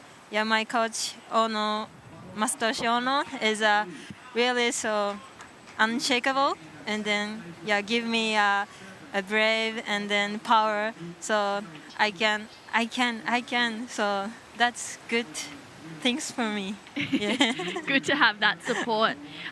You've got the rest of the team surfing today as well. The men are coming up really soon. You're going to be back down on the beach supporting Keijiro? Yeah, Keijiro and Rio, Hiroto, Miro, everyone on here today. Yeah. And Nanaho, I've seen you surf a lot of heats, especially on your backhand. I know that you love that speed and that power, but I also know you're pretty good in the air too. Yeah. Are you hoping to do that in some of your next heats? Yeah, maybe, but it's my secret things. Secret power. Yeah. We won't tell anyone, but hungry. except for the world. Okay. I'm really excited to see in the next few heats. I know you have a really strong team for Team Japan as well. There's a lot going on. You're going to be down on the beach for a long time today. What are you going to do to rest and recover? Yeah, take a nap, take a eat, and then cheering for everyone. Yeah, and then I will do my best. Yeah, simple things. Keep it simple. Yeah. Eat a lot of food. Take a couple of naps. Sounds like a pretty good day to me. Yeah. What about you guys? Sounds great. Love that interview. Love learning more about Nanano Suzuki. She's quickly becoming one of my new favorite surfers, and I love that when True brought up the idea of her doing some airs, you just saw her face light up. She said, "That's my secret weapon. I haven't had to go to it yet, but it's coming." 6 minutes and 56 seconds to go. Rosas in the lead for now with a 5.3 and a 4.9. Alani Morse 4.67 and a 4.03. Now we're waiting for scores to come through for Morse. Veselko has inched a little bit closer to the top of the field. That last wave came through to a big number, 6.43. Now she's got to hunt for a backup. Great surfing here for our New Zealand representative. Yeah, she's really trying to put everything into this. Unfortunately, I think it's just too small of a wave while she surfed it phenomenally.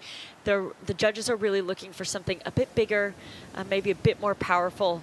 Kind of like we just saw there. Yeah, judges are looking for that. Yeah, that was a similar sized wave, but it's the bigger waves like we saw from Kiki Veselko that the judges are rewarding those extra 2 points, going from the mid-4s to the mid-6s.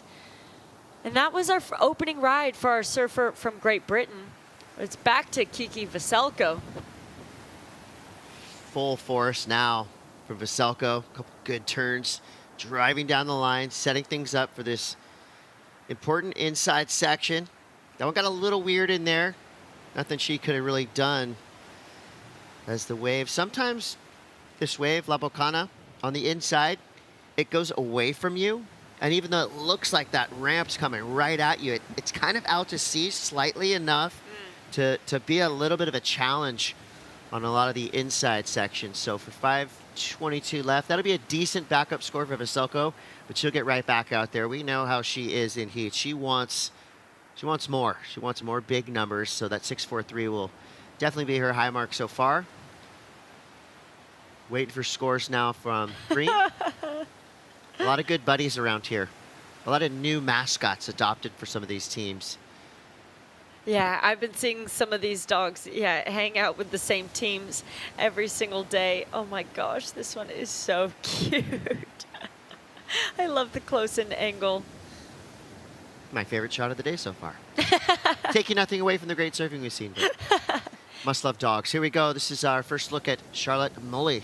Yeah, really nice opening turn. Unfortunately, doesn't get an opportunity to lace another turn in there. A nice backup score for Veselko here. Look how fast she's going. You know, I really like the way that she's read all of these waves so far.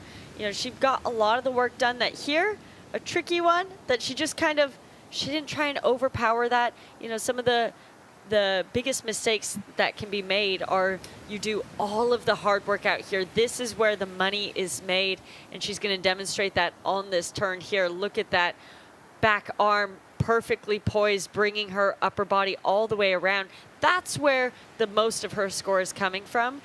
And so when surfers do all of this hard work and then just to get to the final section and fall, it's a missed opportunity there. So I think she's playing it really well. She's putting in the hard yards here, cuts this one a little bit short, jams the tail on that one, but keeps that speed as she starts eyeing down this section here.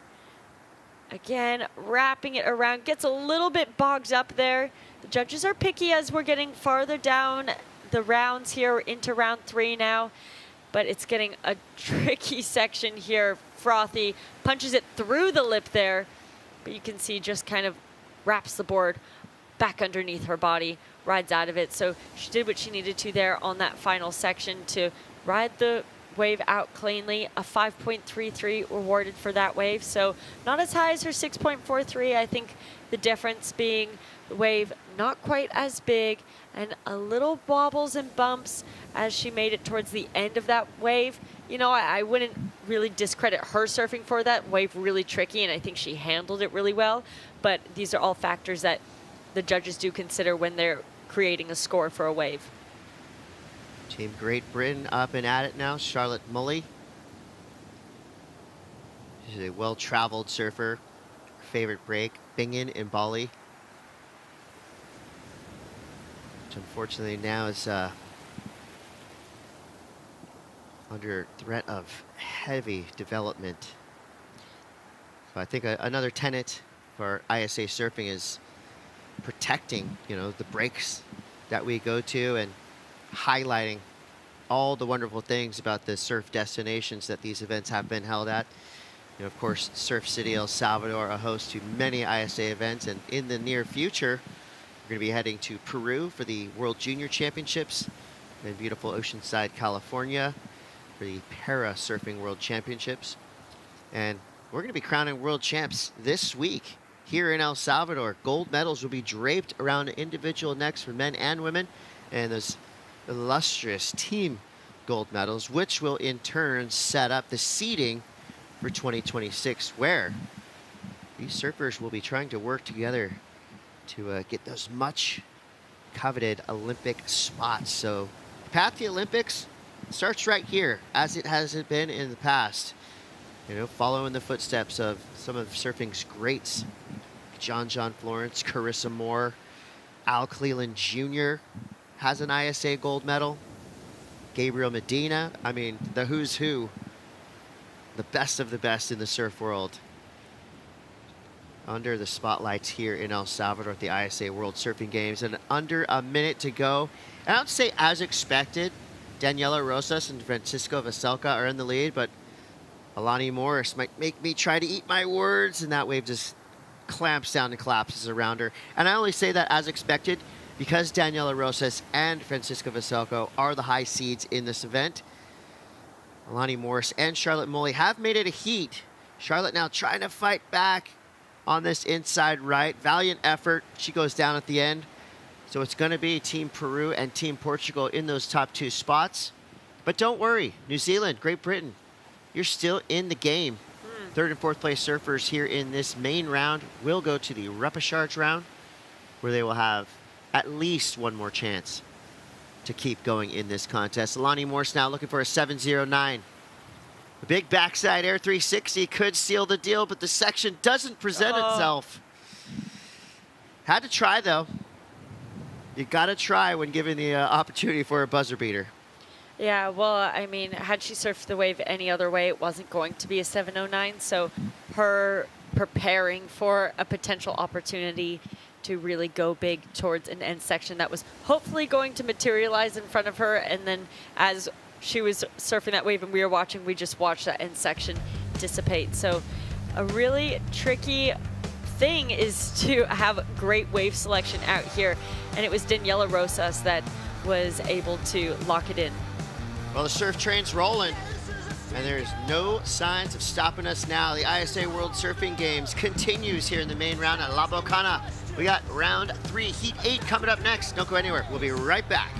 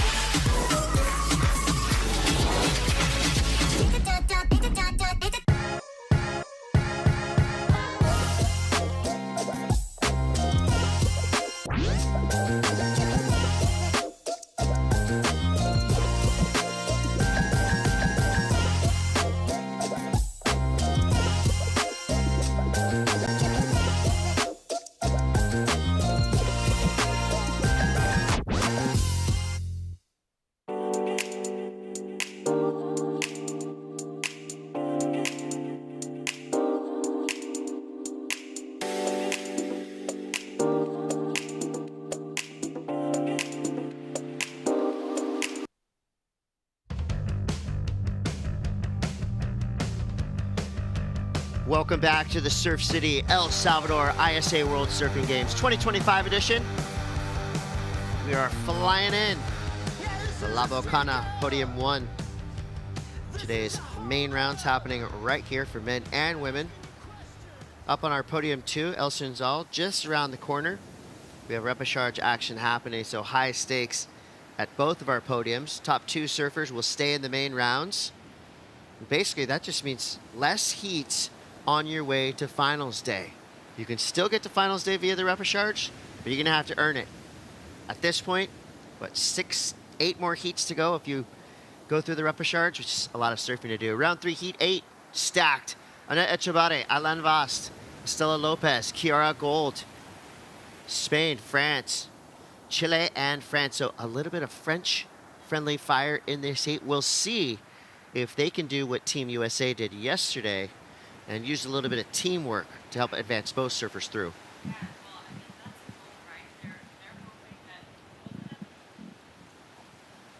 Sorry, my mic wasn't on. I just start going on a rant. But, you know, that's exactly what they're hoping. Both of them are hoping to do enough of what they need to individually, I'd say, within the first 10 minutes here. Oh, my gosh. That's not how you want to start a heat. Wow. That is straight up.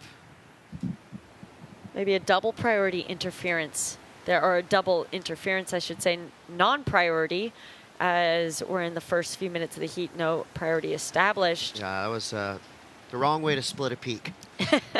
It's surfers, I believe surfer in green, surfer in blue.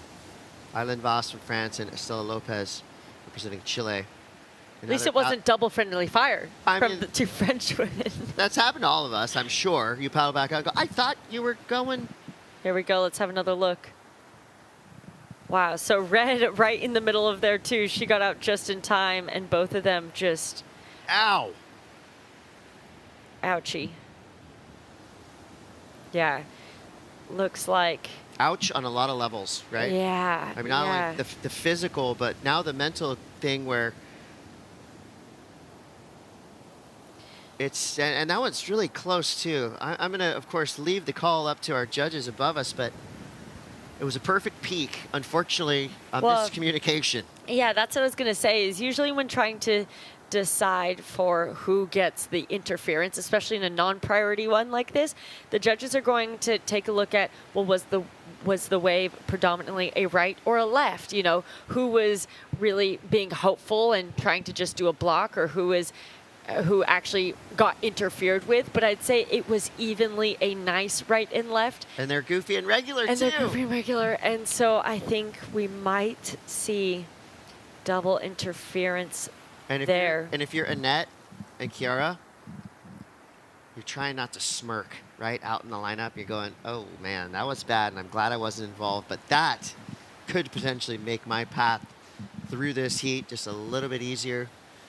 Again, never want to start a heat like that. So we'll see what the decision is. And there is, you know, you go deep in the rule book. Whoever's hand left the rails first can come into consideration. This is all speculation because we have experts on the case right now. I think what was confusing here for blue too, for both of them, they had red in the middle, and so they were just thinking that, and it's like both of them came on either side of red. Annette, who ended up pulling out. And, you know, you can see blue just thinks she's getting around red, sees that red pulls out, and then at this point it's too late. So let's look at blue's board, just knocks the inside ankle of green as well. You cannot imagine that that felt good either. Well, and again, to me, the saddest part of that is you got a goofy versus regular. They could have easily split that peak. Of course, this is a heat, so it's not like you're trying to work with your competitor to make it easier for them. So Kiara Gold now back to the action. Nice layback snap to start. The Phenom representing Team France by way of Tahiti, ripping this wave all the way through. So impressed with what we've seen so far from Kiara Gold. Well, she's an incredible aerialist as well as Echebari. That's just as basic a fall as they come, just slipped off the back of her board. It happens to everybody, even experts like Annette Echebari. It happens really easily here too because the water temperatures are at 85 degrees Fahrenheit. You know, even the most warm of wax, it's really difficult to keep it not slippery. Let's take another look at this wave from Kiara. Nice opening turn, a little bit under the lip there, and almost loses it here, but this is where she regains composure. Love that one, straight into a roundhouse, wrapping it all the way around, and cuts out clean. Those first two turns, you know, just warming her up for her to lace it at the end. This is on the left of that split peak. Nice opening turn. And, oh my gosh, falling right in front of that rock. This heat's getting wilder than the Turnstile Tiny Desk concert that just dropped last night. I'm telling you, the action is getting intense.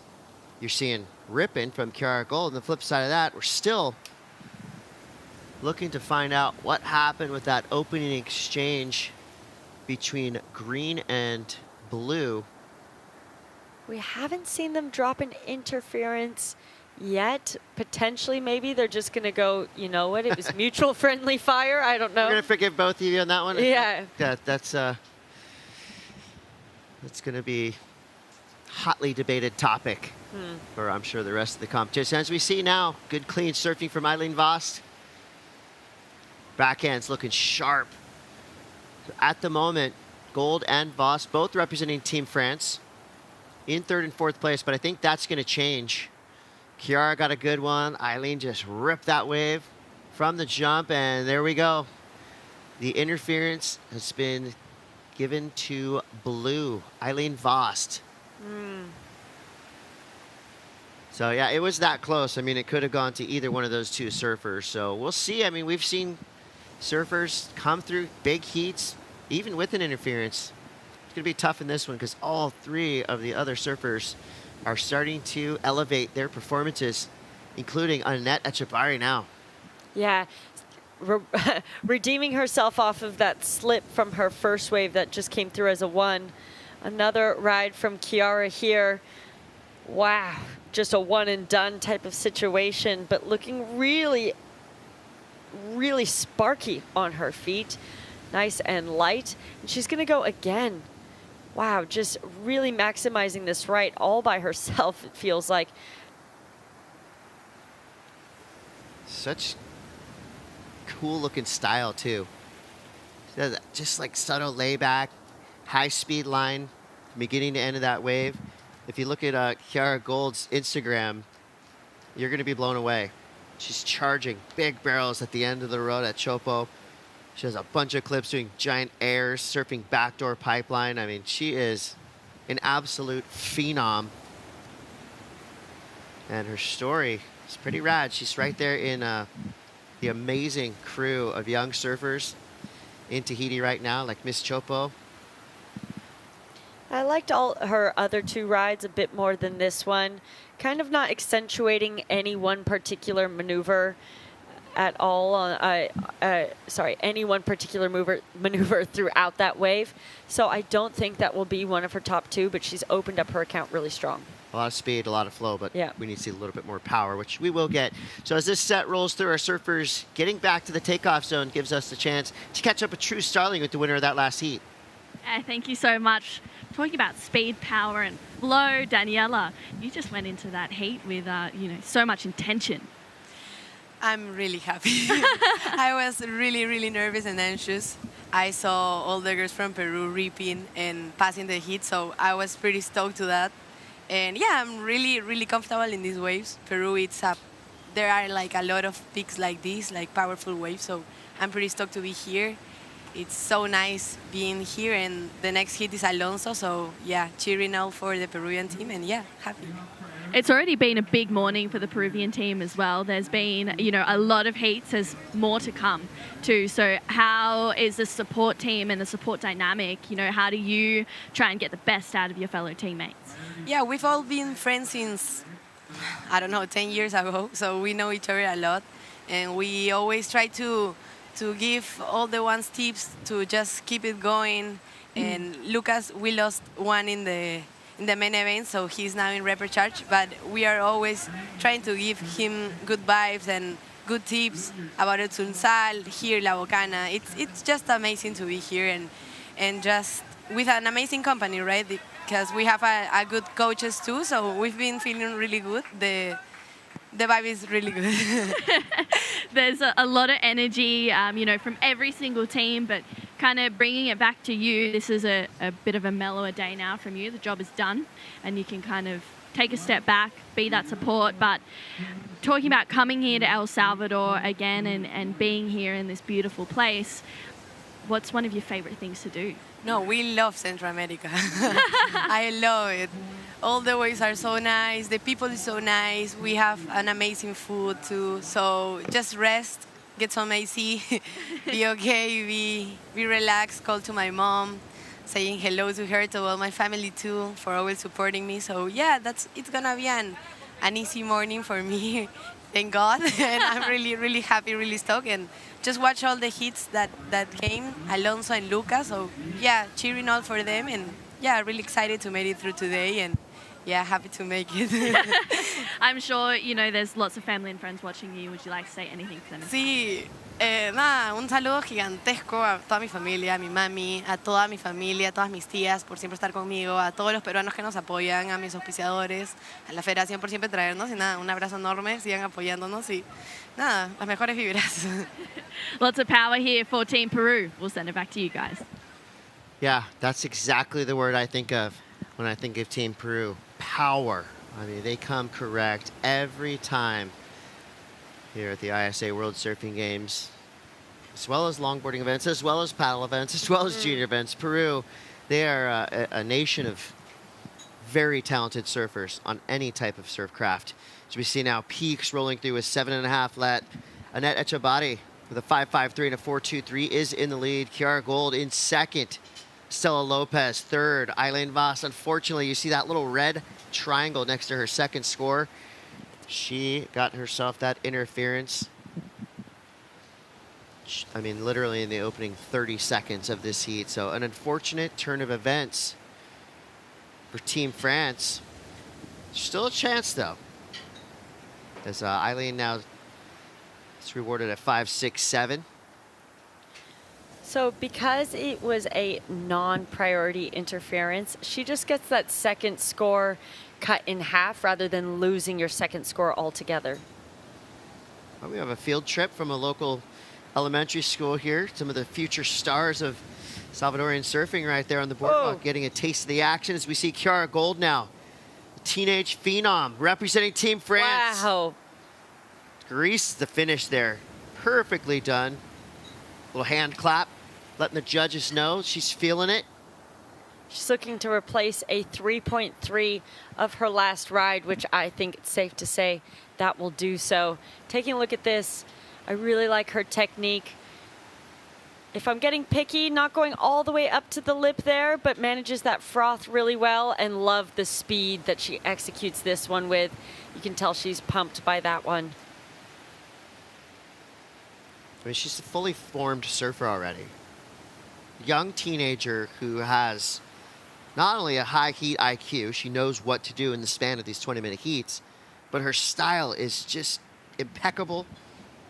Again, she has all the airs in the books. See Oli Gonzalez. He'll be coming up against Alonso Correa, Morgan Siblick, and Oliver Zietz. Come on.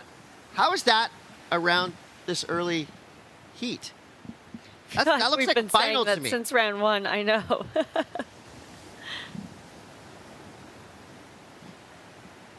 Boardwalk is alive. It's going off down there right now.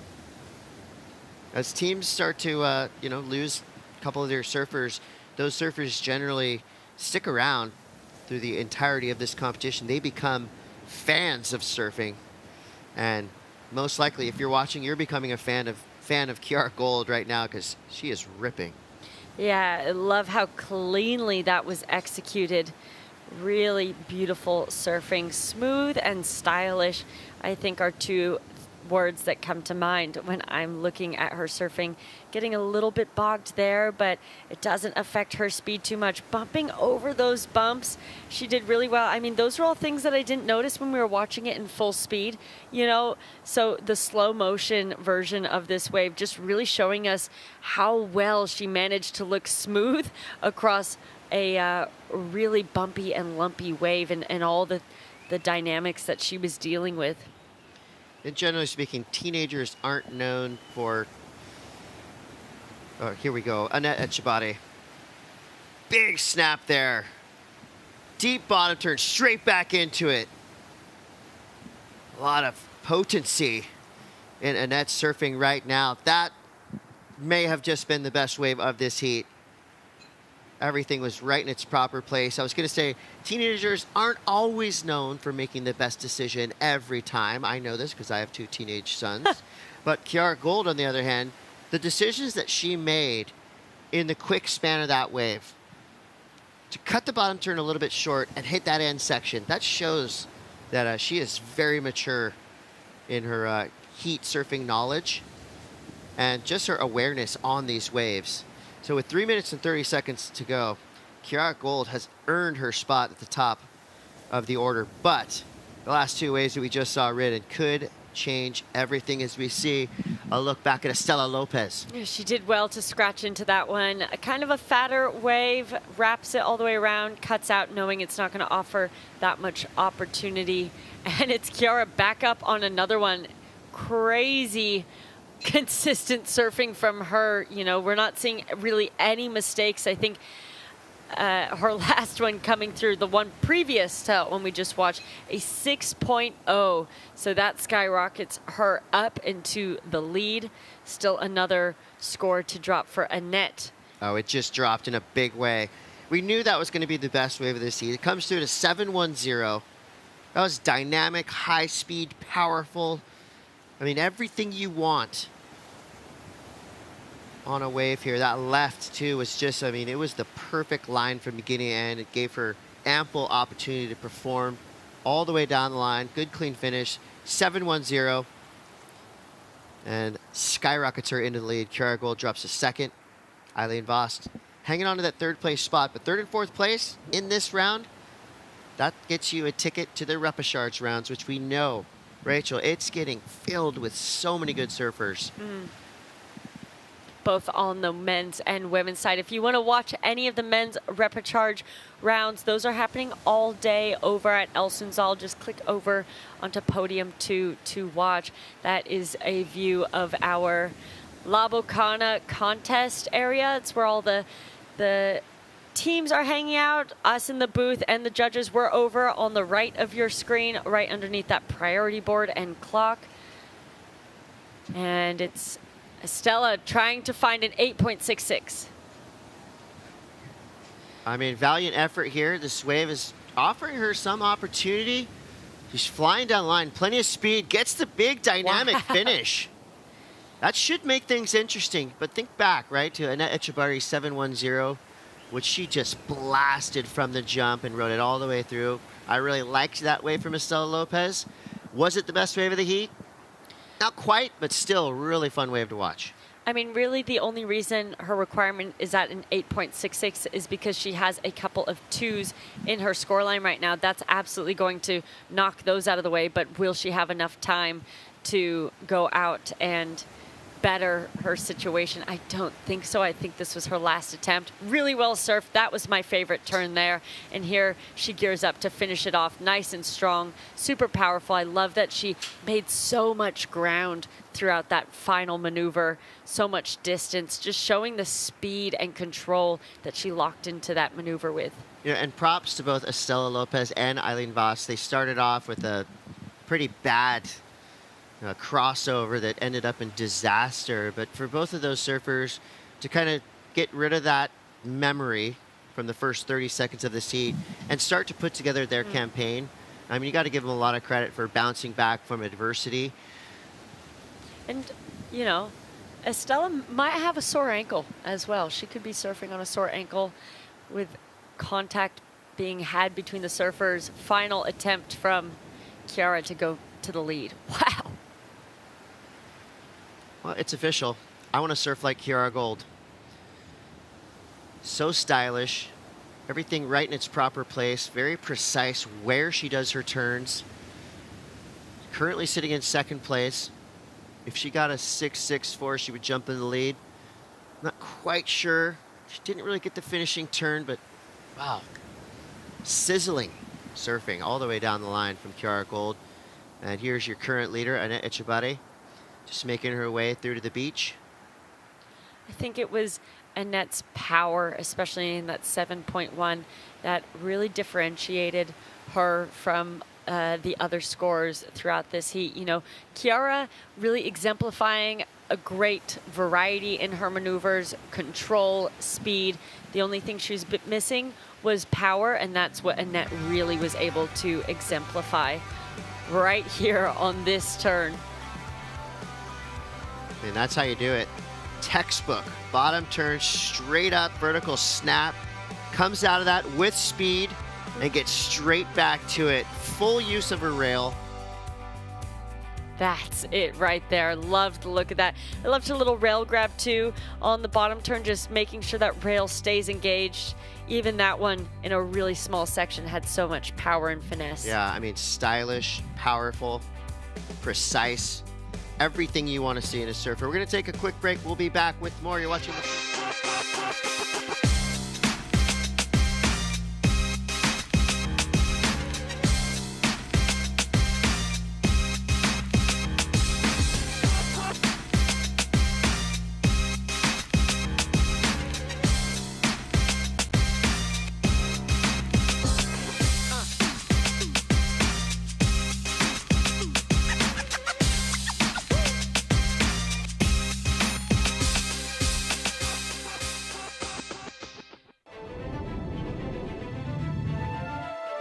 The dream of Olympic surfing was a dream decades ago, but today is our reality. It's about pushing the sport and pushing the boundaries. It's been like an emotional roller coaster. It's been a tough road for me to qualify to Paris. That's the game. You gotta win. The wave is unlike any other wave. This is one of the biggest goals and one of the biggest dreams. It's not don't be scared. Be scared, but still go and do it.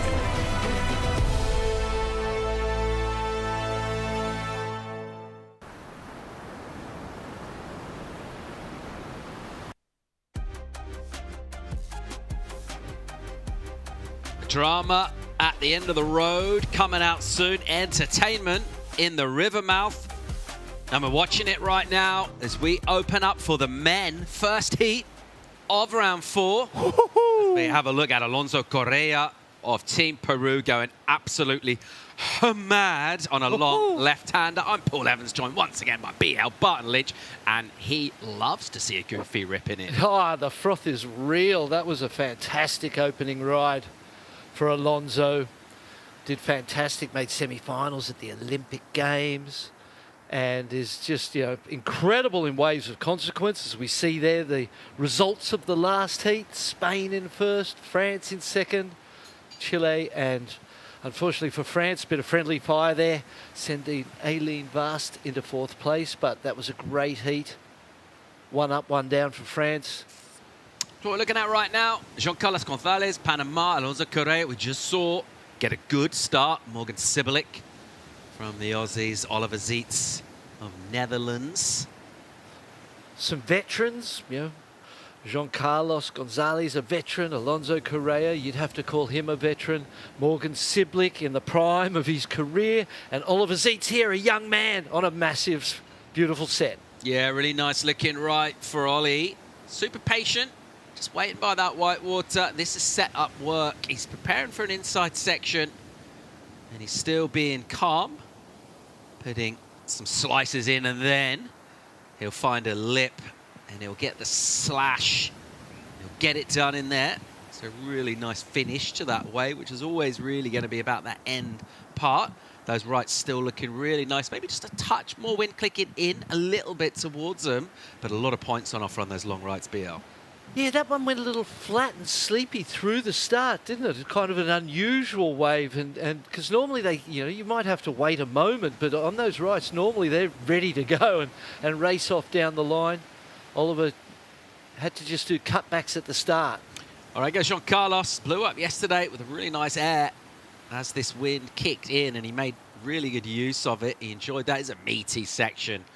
Very nice indeed. Gets the little tail tap, which gives him an extra kick of speed to do this. Another punt.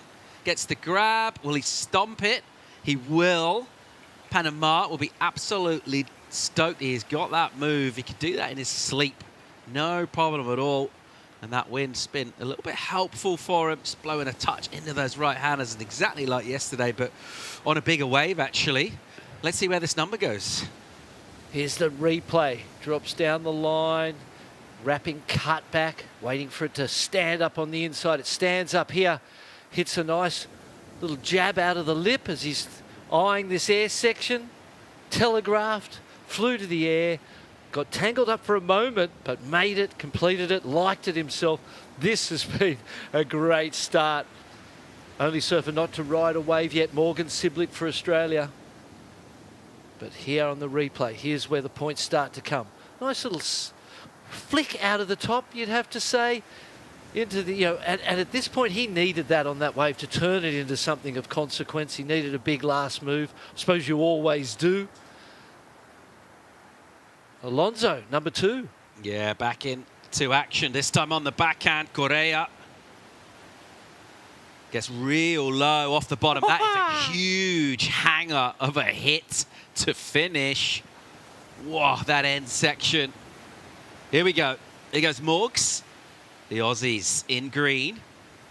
And really nice first section for him. And then he'll combo that up again. So no real downtime at all on the front foot the entire time. Apart from, of course, it is pushing real hard on the back foot to make it look cool on that end section. What an exchange. All 4 surfers with scores to drop. The first one comes in at 5, 6, 7.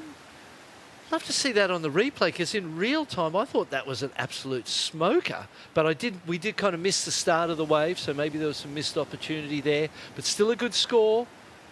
The work on the inside for Peru from Alonso Correa was spectacular. 4-point ride for Oliver Zeitz illustrates the downtime at the start before the last closeout turn. Just under 15 minutes to go in our opening heat for the men. Let's get down to the winner of the last heat with True. Thank you so much, Annette. Congratulations on that last heat win for Team Spain to wrap up the women's round 3. Yeah, super happy because all the Spanish girls made it. And yeah, it was kind of hard. It was slow sometimes, so yeah, happy to make it. A 7.1 and a 5.53. Let's take a look at your 7.1. It was a really good left. I got a bit stuck there. But yeah, then I did this one. I was trying just to be like in the foam and get a good one. I don't know. Yeah, and that's it. Maybe a little bit hard on yourself. Yeah. Expecting more. I mean, yesterday was a tricky day. It was, you know, a long day in regards to watching heats, watching your teammates. It's a big event. It's day 5. There's still 4 more days left. And in regards to, you know, the men that you have on the team, how are you feeling with their performances and how do you think they're going to go today? Yeah, I think that we are really strong. He's going right now, actually. Let's go. Yeah, we are really strong, I think. We have a really good team and we are all friends and we really know each other and I don't know. I think that it could be a really good comp for us. And this year, it's a good setup year for next year in regards to the ISA World Surfing Games, because next year is an Olympic qualifying year. So in regards to how your team ranks this year, it'll be really good to just be in that kind of top couple of spots. What's your vision for Team Spain in regards to, you know, that podium finish? Yeah, last year they qualified 3 Spanish, so there were a lot actually, because the first Olympic Games they didn't qualify. But yeah, we are just surfing and enjoying, and I love El Salvador. We all love it. The waves are pumping, so yeah, we are just surfing, and we'll see how we end up, but we're happy to be here. And having your sister on the team as well, I know we've touched it a lot, and I have a younger sister, and to watch her Jessie, compete, right? yeah, Jessie, yeah, I feel like I get way more nervous for her heats. How do you feel about that? Is it just me? No, it's like I always prefer her to make it. Maybe we are in the same heat. I always prefer her to make it, so it's like weird when we are together, because it's not like a normal heat, but yeah, I don't know. It's weird, yeah. It's definitely unusual, but you know, to have your sister in the team is really cool to be here and have that special different connection, that family. I know you have some family at home watching as well. Is there anything you'd like to say to them? Eskerrik asko ikusteagatik, gero ez dakit bihar konpetituko dugu, baina bueno, pozik iteagatik da hurrengoan ikustea. We'll send it back to you guys. Team Spain, they're firing up. Thanks, Chu. Well done to Annette. Whoa, all sorts going down in this heat. We've seen real quality in terms of the surfing. Pretty solid numbers going down as well. And just to mix things up, a couple of Germans playing rugby with an American football. Just weird. Good way to warm up, though. Get the rotations with the passes, the blood pumping. Big scores. A 5.6 and then a 4.67 for Jean Carlos. From Panama, Morgan Siblick dropped a 7.17 for that 2-turn combination. I didn't see that coming, I would be honest, but maybe it was the way he drove out of that whitewater and carved the rail in that layback. There was something a little different about that layback. It wasn't just your standard one. A 7-point ride drops for Alonso Carrillo on the right-hander with that big backhand hanger on the inside. So good scores all round. Sort of dragging from behind at this point is Oliver Zeitz with the lowest score, a 4-point ride. Only one wave at this point in time. The lowest score of the opening exchange. The youngest surfer in the heat, the least experienced. So a lot of learning going on right here. Look at this beautiful right-hander for Australia. He's going left. Here's Morgs. Just a touch caught for his first time. You see the instant sort of spark and drive from him. He wants to get busy and do turns like that.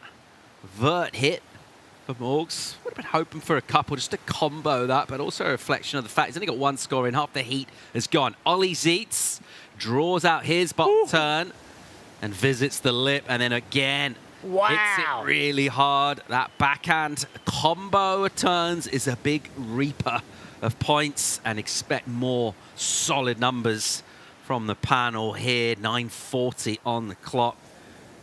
you know, comparing that to, say, the 717 of Morgan Siblix, which was a right and, you know, on his forehand, and Oliver was on his backhand on the left. So they are completely different scenarios. But when you compare performance for performance, I would suggest that Oliver's was more critical. Here we go, Alonso.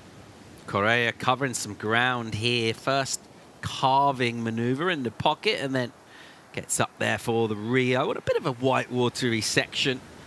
And maybe not quite the massivest turn, but it's nice. It's sharp and neat and concise. It's a completion as well. He's already leading the heat. It doesn't feel like it improves to me on those previous two scores. We'll see how the judges felt about that. How's your spiral, B.O.? You've been living in Hawaii. It's a big football country. My little... All right. Yeah. Let's watch this first. Oliver Zeitz taking his time at the bottom, but turns beautifully. Look where he's going. Straight up. Straight, tight to the pocket. Beautiful style. The body language was just gorgeous. And he gets a second one. I personally feel like this could be the best wave of the heat so far. Two beautiful turns on the backhand. Both of them critical. That was flaring. The style, do you like that style? That was beautiful. There was some individuality, some personal interpretation that made that stand out to me. I feel he needed a 6. What do you need? 708. And here's a wider shot of it. You can see he stays tight to the pocket. Two turns. Beautiful turns, both of them. This is an amazing heat early. 3.9, the second score for Morgan Siblick. That felt right. That wasn't such a great wave, and that sort of balanced out the two scores. Inside the 8-minute mark here, went for a number 4, Correa. And at the start of the heat, that left that he got, and it went into a decent 5, and you're thinking, well, perhaps the judges really just identifying the fact that they're going to have to hold the scale back a bit because we're going to see some quality stuff. And it's exactly what we've seen go down in this so far, isn't it? Really, really enjoyable one. What do you think about Oliver Zeitz's wave as we wait for the judges to give us their interpretation? It's going to be right up there, isn't it? It's going to be, you'd think, 7s, possibly higher. Just, yeah, I mean, you interpret... You see this almost element sometimes when you see a wave looking that good from the beginning, you're almost expecting a really good score, which in a kind of almost perverse way, just us watching as fans, you expect something really, really big. The numbers in, it's close, it's up there, 6.63 for Ollie Zeitz. For me, and I'm going to just put it out there, I cannot see that being less than Morgan Siblick's 717.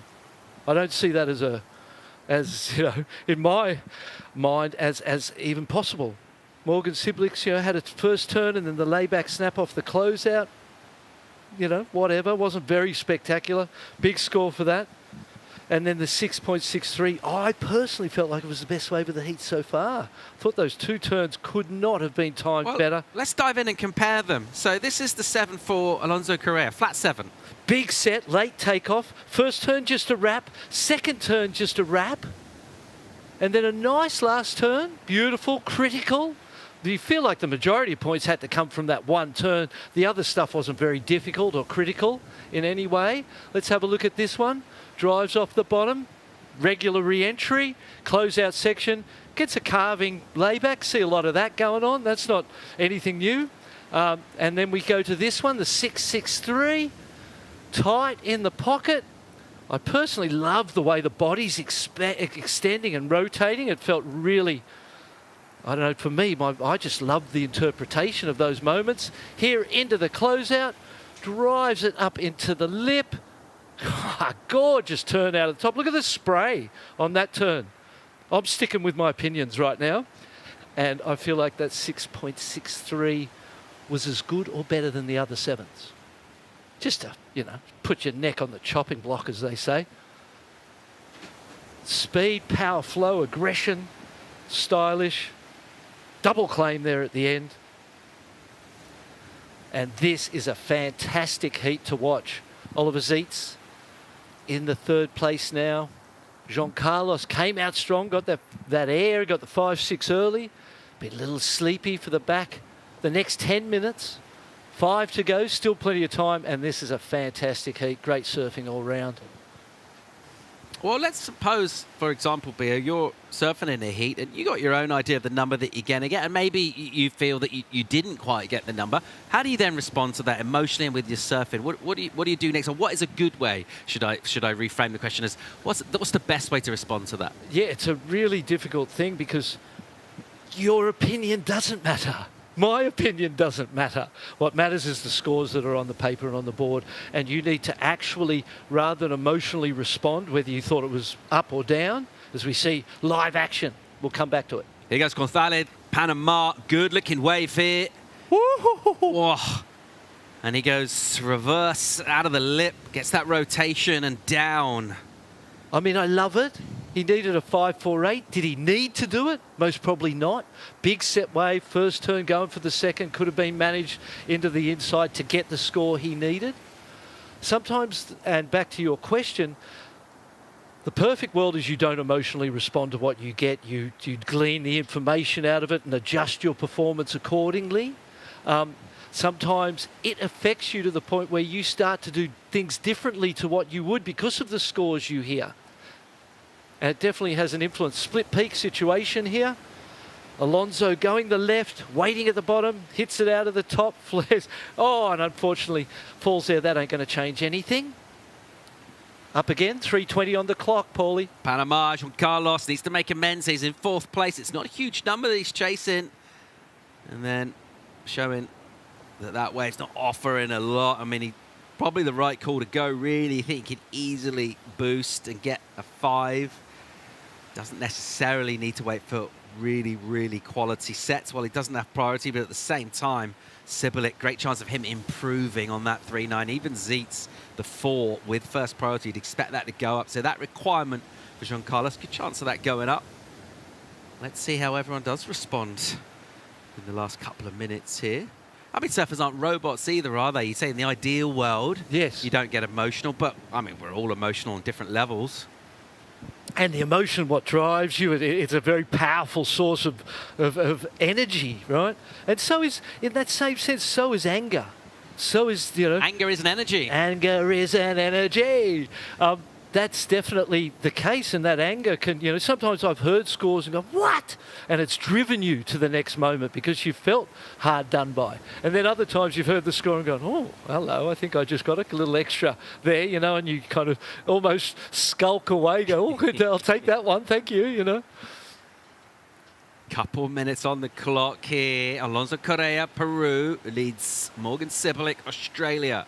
Zeitz of the Netherlands does not need a big number. He does need a wave, and it's 4.45. Assuming no further improvement, of course, from the likes of Morgs. Here's Juan Carlos just sort of having a look, having a probe. Good call not to go that one. Don't count him out at all either. He could be dangerous without priority, just scurrying on the end here, looking to try and grub something up. 90 on the clock. A chance for Zeitz here. 4.45 is that number. Don't think he'll surf necessarily towards that at the moment, given that there's a good chance of Morgan getting another wave. But here he goes. It will steepen up, and he'll tag it. And then just gathers himself and opens up. So variety. And this wave will continue to offer a little glance out the back. And then a wrap to finish. He'll just keep swinging. Time will go inside the final minute. Great chance of that being the number that he requires as the scoreboard is at the moment. 4.5. You'd nearly put the house on it, I would think. The disappointing part was the lack of excitement towards the end. And when they taper and you start to be pedestrian and kind of you're just dawdling your way along, hoping for something, the judges have already lost interest. He will not get a lot of points for the back end. The start was pretty solid, pretty good wave selection. It stood up steep at certain times there. So it'd be interesting to see a 4.5. I like that dawdling. Yeah, you know, you like just someone kind of making their way home from school, but they don't think it's going to be anything particularly delicious for dinner tonight, so you kind of take in your time. Yeah, looking at all the different stuff around, hoping something pops out to excite you. All right, here we go. Correa, heat leader. Backhand from him. Smaller wave. And he'll just rake a couple of hits on some bumpy stuff.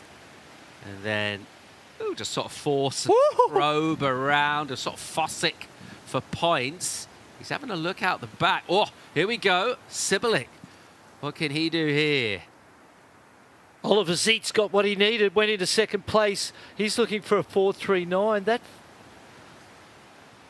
That felt, it'd be interesting to see what happens right at the very start of that one, the end. After Alonso's, which was quite fireworky at the end. All sorts going down, wasn't it? So first of all, Netherlands Zeitz got the number, but then Morg's got this.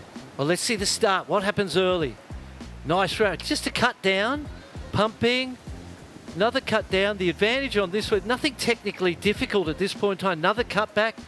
You know, we did mention kind of pedestrian. That feels a little bit that way. Nice closeout turn.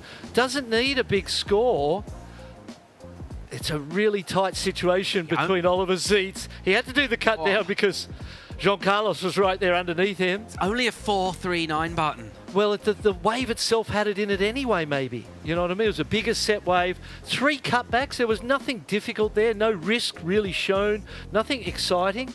But when you needed such a small score, we'll see what the judges think. They're still considering it. But what an amazing heat from all 4 guys. Great heat. Really entertaining. So on that last turn, he just put a little extra on, but didn't try and overdo it. So, well, he underdid it, really, in a sense. It felt like, you know, even into the last turn was a little soft. So it's going to be interesting to see how the judges feel about that. It is such a low score. Oliver Zeitz on the one before got a 4.93. Was Oliver's better than Morgan's, do you think? A little more critical. Remember that layback snack on Oliver's was a little more creative. So we're not judges. We're obviously just commentators, but fascinating heat here and tough work. Look how far away and how far down the coast here to the east as Oliver Zeitz came. Making his way in and taking his time. Quite right to do that. And this lower tide now down to around about 10 o'clock low, which is now o'clock actually, so pretty much on the dead low. It's a long walk home, isn't it, over those hot black rocks for Oliver Zeitz, waiting on the scores. Judges having a long, hard think about it, which indicates that it's a ride of impact and it's going to influence something. I still feel like the best wave of the heat for me was Oliver Zeitz's left-hander, the 6.63. Oh, numbers in. Morgan Sibilic, Australia, gets the score 5.03 for Morgan. And that long walk over the rocks for Ollie Zeitz will be a little bit frustrating when he hears the announcement that he's heading to rapid charge. He surfed that heat really well. Just testament to the type of quality and the strength and depth of our field. Heat winner, Alonso Correa. Loads more ripping from men's round 4. Coming at you live from Surf City right after the break.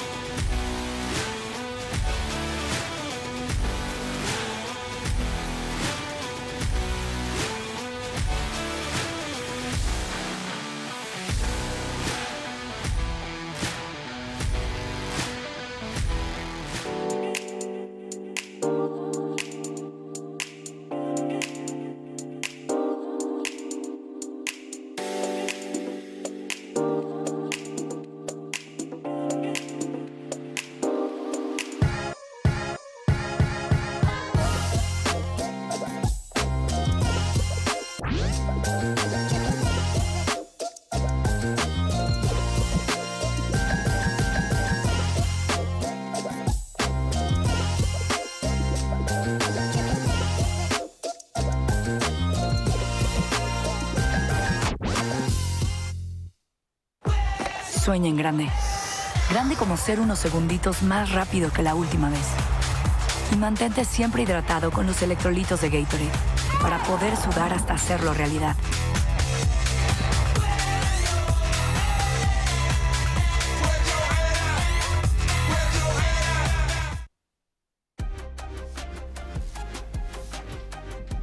Slippity slide at low tide. Boulders exposed here at La Bocana. Take your time.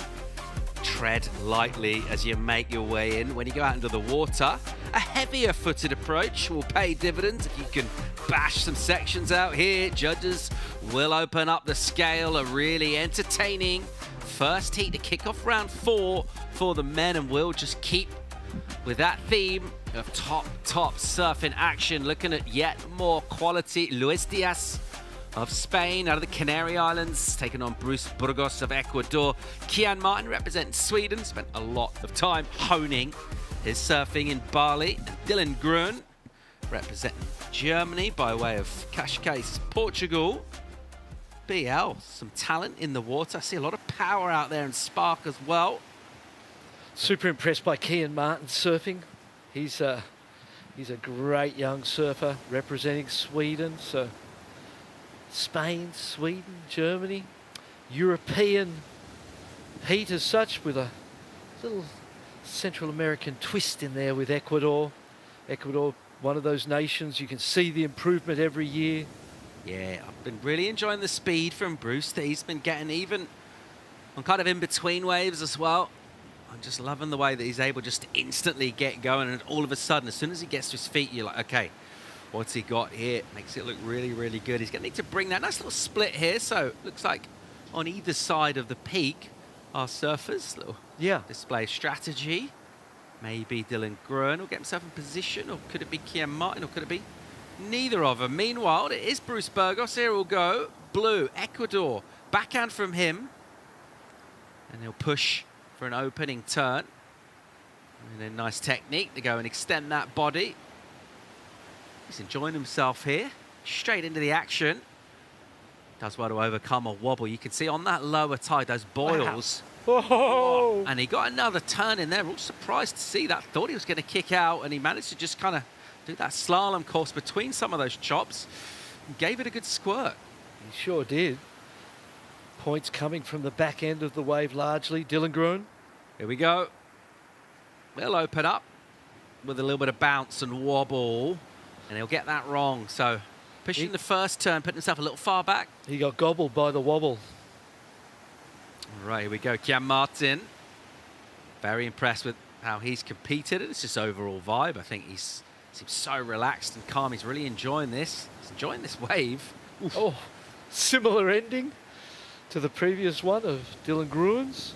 And that is the east wind coming across, getting a little bit stronger as the day goes on and things heat up, and creating that side chop coming into those closeout sections. You can see the wind ribs coming across the waves and making that final section even more difficult. So 20 minutes for surfers to get a couple of scores, stay in the main round. This was Ecuador in Burgos, opening wave of the heat. Little loss of the rail there out at the top. Goes a little bit flat. Nice snap back to the pocket, trying to stay right where the energy and the points are. Another snap. So those first three turns, you know, you're kind of thinking it's an average wave, but in here it just stays open and gives him those last two, which were the best two turns of the wave itself. And as an overall package, is going to turn it into a score that he'll be pretty happy with, I would say. Dylan here, watch this, late to the lip. Just got to get away from your board in those situations.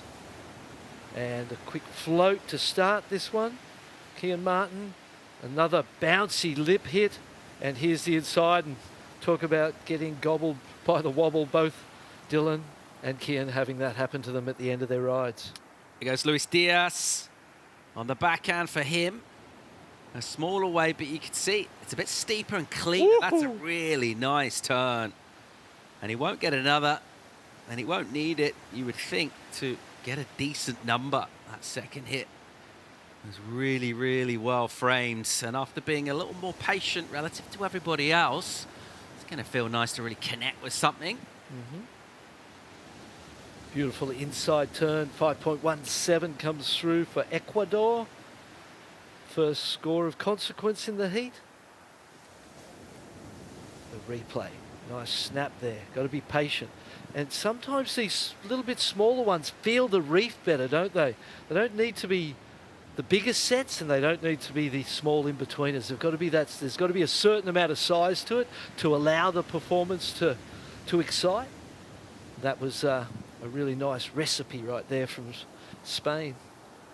Yeah, interesting thing about his position that we saw at the start of the heat. It looked like he was lining up for the lefts.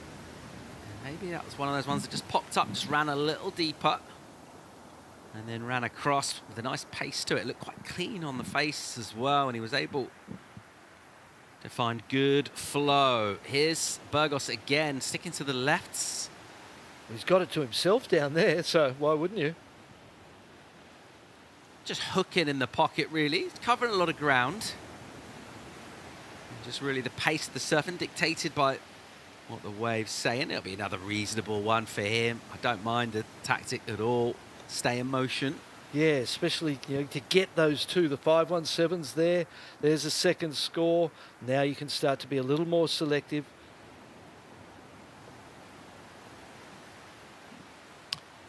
$12 minutes and 45 seconds on the clock. Let's go chat with Team Peru. Alonso Correa is with True Starling. Team Peru is full of power. I said it before. I'll say it again. I feel like I've had a chat with everyone from Peru this morning, and here with you, Alonso. I mean, wow, what an incredible heat. Thank you. I'm stoked. I'm stoked to be here, sitting. It's a nice setup, and nice waves for sure. I got lucky on a couple of waves. I got into the rhythm. I wanted to better my scores in the end, but I couldn't. But I'm still happy I made it, and it was a good heat. It was a tough one for sure. All the competitors were really good. There was a bit of a back and forth battle as well. We're going to have a look at your best waves too. You had a 7 and a 5.67, two really good scores. Yeah. Let's take a look at this. This was good. I got it underneath without priority. I knew it was like not so steep at first, but it was going to have a closeout section. So I was like, okay, like let's go, like all set up for the last turn. And I was happy I landed it because it was a little sketchy. Oh. That landing, yeah. Woo, looks nice, yeah. I'm stoked. I didn't want it to do that, but it was the moment, It comes out. You gotta let it free, right? Yeah. I didn't even thought about it, but I was just stoked I landed because it was a hard landing. I knew I was on a critical section, so I was like, as soon as I landed it, I knew like, okay, like this is a good score. Now I have to better the first wave, which I was a little late on the turns, but it's good because I wanna keep getting better, and I'm glad I'm on the next round. So I'm gonna try and keep improving my surfing, improving my performance, and try to keep going. And as well, that heat had a bit of a, I don't know, it kind of felt a bit hectic towards the end in regards to a bunch of scores needing to lock in, particularly between Morgan and also Ollie. Was that kind of in the back of your mind? Were you thinking, oh, I could be in a rough situation right now? It was on the front of my mind. Yeah. Yeah. They both had really good scores as well and needed like 5s to get ahead of me. So, and they're incredible surfers, like Morgan has been on the top 5 on the CT, like he's a really good competitor. And I knew like if they got the waves, they could have done it like eyes closed. So I was just trying to improve and trying to be like there to like bother them and maybe get one of those waves, which I tried, and they both got waves, but Oliver's wave wasn't that great, I think, on like wave-wise, because he surfs amazing, but probably the wave didn't have enough. And Morgan just got the last second. That was crazy. I got the one before, and I saw him like standing up right in time, and I was like, oof, sketchy, yes. It's pretty nerve-wracking as well when you're there and you're like, I know I'm in first, but their best scores are really right near mine. Alonso, it was an incredible heat to watch. Team Peru is just really powering through the rest of the day. There's a fair few competitors for you guys. Well, a couple of heats left, right? Yeah, Luca is coming soon, so these conditions are really good for him, so I'm sure he's going to kill it. Yeah, tapping out of, your own headspace into more of a support team role. For sure. I know that, I'm sure there's family, friends home watching, and it's around about that time, or they'll be glued to the TVs and anything. Yes. Nada, gracias a todos los que están apoyando el equipo, los que están viendo, estamos acá dejándolo todo, disfrutándolo cada momento en el agua, y nada, saludos para mi familia que me está viendo, mi mamá, mi papá, mi hermano, seguro en mi casa, y a mi enamorada que está ahí también apoyando, seguro, y nada, a todos. Well, Team Peru, once again, they're winning the day already. We'll send it back to you guys. Yeah, thanks, True. Fascinating, those insights. See, some surfers, their partner, they're kind of a little bit baffled. Oh, I can't really remember what happened. He knew exactly where he was in priority when he took the wave, what happened next. The rest of the interview, he saw everything else going on around him. Real, 360 vision in terms of his own surfing on the wave, where he was in the heat, and in fact, what everyone else was doing as well. Impressive. Yeah. top of mind. You know, at the end there, he said it was with both Morgan Siblik and Oliver Zeitz fighting for that second place and being uncertain as to whether they would both go above him and bump him down to third place. That backhand re-entry, the best turn of the heat and well rewarded. The 7, highest score of the heat was Morgan Siblik, 7.17. And then Oliver Zeitz obviously had that 6.63. So that was a great performance from all of those surfers. And it's at this point where we see bigger names going down to that repechage round and things start to get really heated down that side of the draw too. Yeah, well, only half of the field from this round can remain in it. At the moment, it is Burgos with that lead. So a couple of 5s for him. He is not waiting for perfection. He's been quite pragmatic in just tagging lefts, and they've offered sections that keep providing. He stayed really active, and that's good enough at the moment for first place. He's got first prio as well. Bit of a move being made by Sweden's Kian Martin. Actually got the high score there, that 5.83.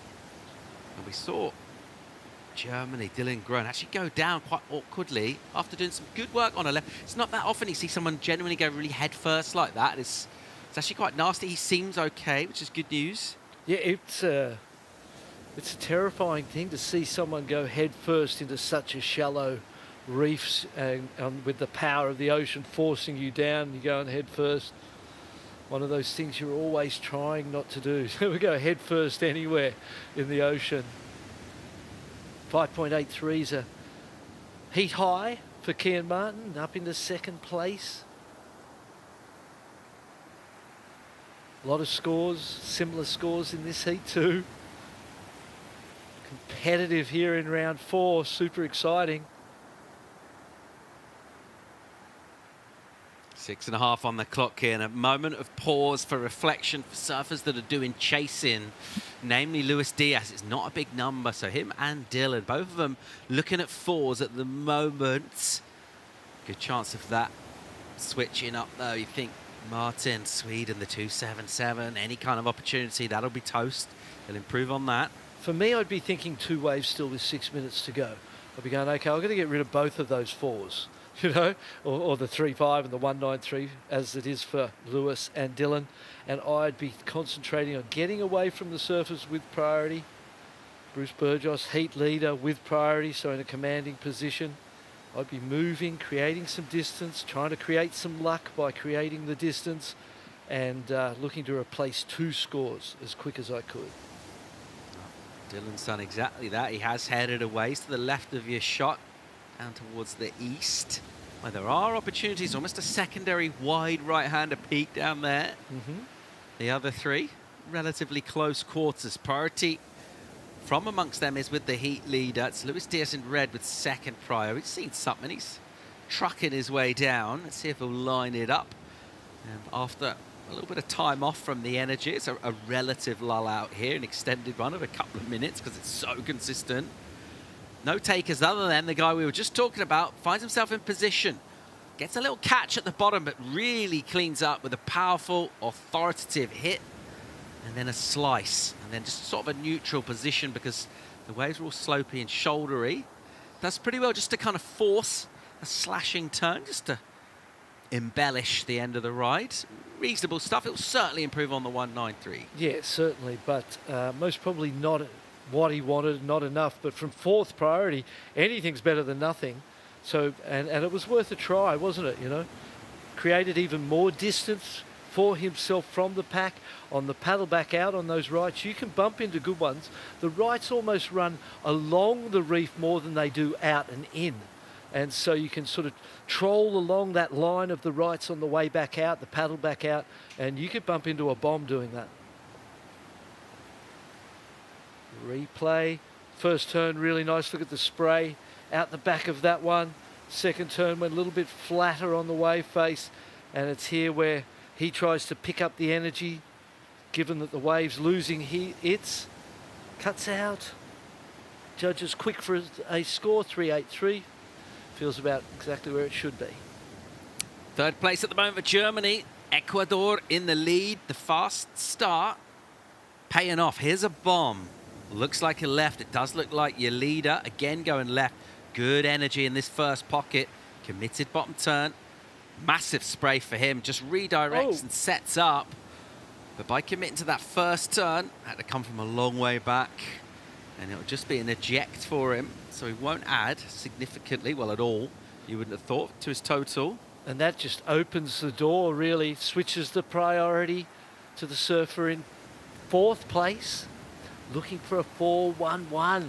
This heat, third place, looking for a 4-1-4. And in second, needing a 4-6-7 to go into the lead. So this one's super tight right now. It's at the point where it's a one-wave situation for all of the surfers. Hard to imagine you could get 2 in 2 minutes and 45. It's a remote possibility. It's still a possibility, 2 in that time, but it's remote. We see sets approaching. Yeah, lines through here. First priority, Spain. Luis Diaz. Is he lined up for that backhand attack on one of these rights? Kian Martin is right with him. He's in second prior. He'll be keeping a beady eye on exactly what Luis does. Certainly any refusals from the Spaniards might be gobbled up by the Swede. All right, this one, we're going to see a bit of interest here. Be very surprised if Luis Diaz, with just over 2 on the clock, doesn't get involved, and he'll put himself in position from deep. Kian will force the issue and paddle on the shoulder. Luis will say, no, mate, I'm having this. First turn, just a touch sluggish. Now it gets into the white water. Not exactly what he was hoping for. That thing showed a lot of promise. Oh, no. And it just didn't offer a whole lot at all, and he is chasing a number. It's not a huge one. Just a 4-1-1. When that wave stood up, you were thinking this looks like a 4 at least, but actually didn't do a whole lot, did it? Yeah, it ended up all whitewatery and kind of wobbly a bit, and that wasn't. I suppose at that point in time you feel like you had to go. The other option was to let Kian Martin go, and who's in front of you and might even advance his position because he's still counting a 2.77, so kind of had to go that one. But in the end, it wasn't what he needed or wanted. Judges score at a 3.27 doesn't impact his best 2 rides. As we were in terms of advancing positions, we've lost a bit more time off the clock though. Just over a minute to go here. Look at first and second, just truck. They're in first and second, or in first and second priority as well, and they are trucking their way to the east to catch up with the other surfers and use their priorities to control this last 50 seconds and advance through, stay in the main round. Kian Martin has got the outboard going, kicking the legs, swinging the arms and heading down to try and cover surfers that are chasing Germany. You'd actually see a trail of whitewater where he has, as you said, trucked through the ocean. They're getting there quickly, 25 seconds on the clock. This is the point in time where priority becomes a defensive tool. Kian Martin's looking at this one, white and red, looking to have a go. Oh, it doesn't have enough in it. 15 seconds. In a heat which was relatively starved of waves, not loads ridden, Kian Martin, it's just 2 waves. Bruce Burgos, he's had 3. So not significantly high wave counts at all. But at the moment, and well, definitively, because we're out of time here and the set comes through, a bit of a bomb after the horn. Disappointment for Luis Diaz, as you can see. Dylan Grön as well. And just sometimes, it's just the way the ocean goes. It'll pulse and then it'll just go a little quieter. And as is so often the way, after a slow one, we're expecting things to fire up considerably in Surf City, El Salvador. We'll keep going with the action. Well done, Team Ecuador. Great performance from Burgos. More live action from El Salvador at the ISA World Surfing Games real soon.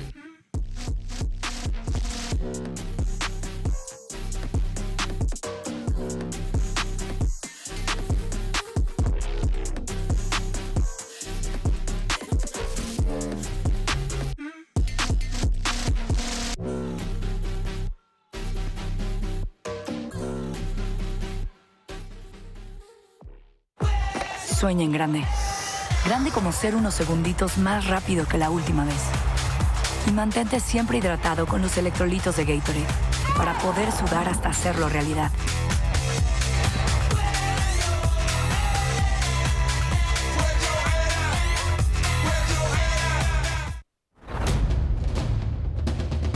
Welcome to the ISA World Surfing Games opening ceremony.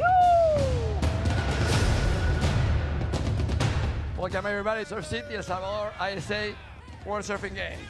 It's my happiness to welcome all the 61 teams, 297 athletes, 450 participants. I wish all of you guys the best in the competition. A few of you are going home with medals, most not. But all of you are champions because you are here representing your country for the love of surfing, for the love of this competition. You're representing your countries, take that with you for the rest of your life. It's the highest honor in these World Surfing Games because we together are the United Nations of Surfing. Lovely moment in my life. Open officially the Surf City El Salvador ISA 2025 World Surfing Games! Yeah!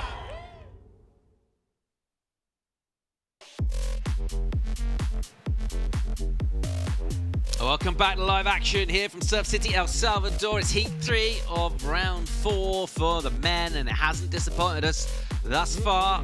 We've seen a few surprises. You're going to get that because really everyone at this stage is someone that expecting to go deep to the event.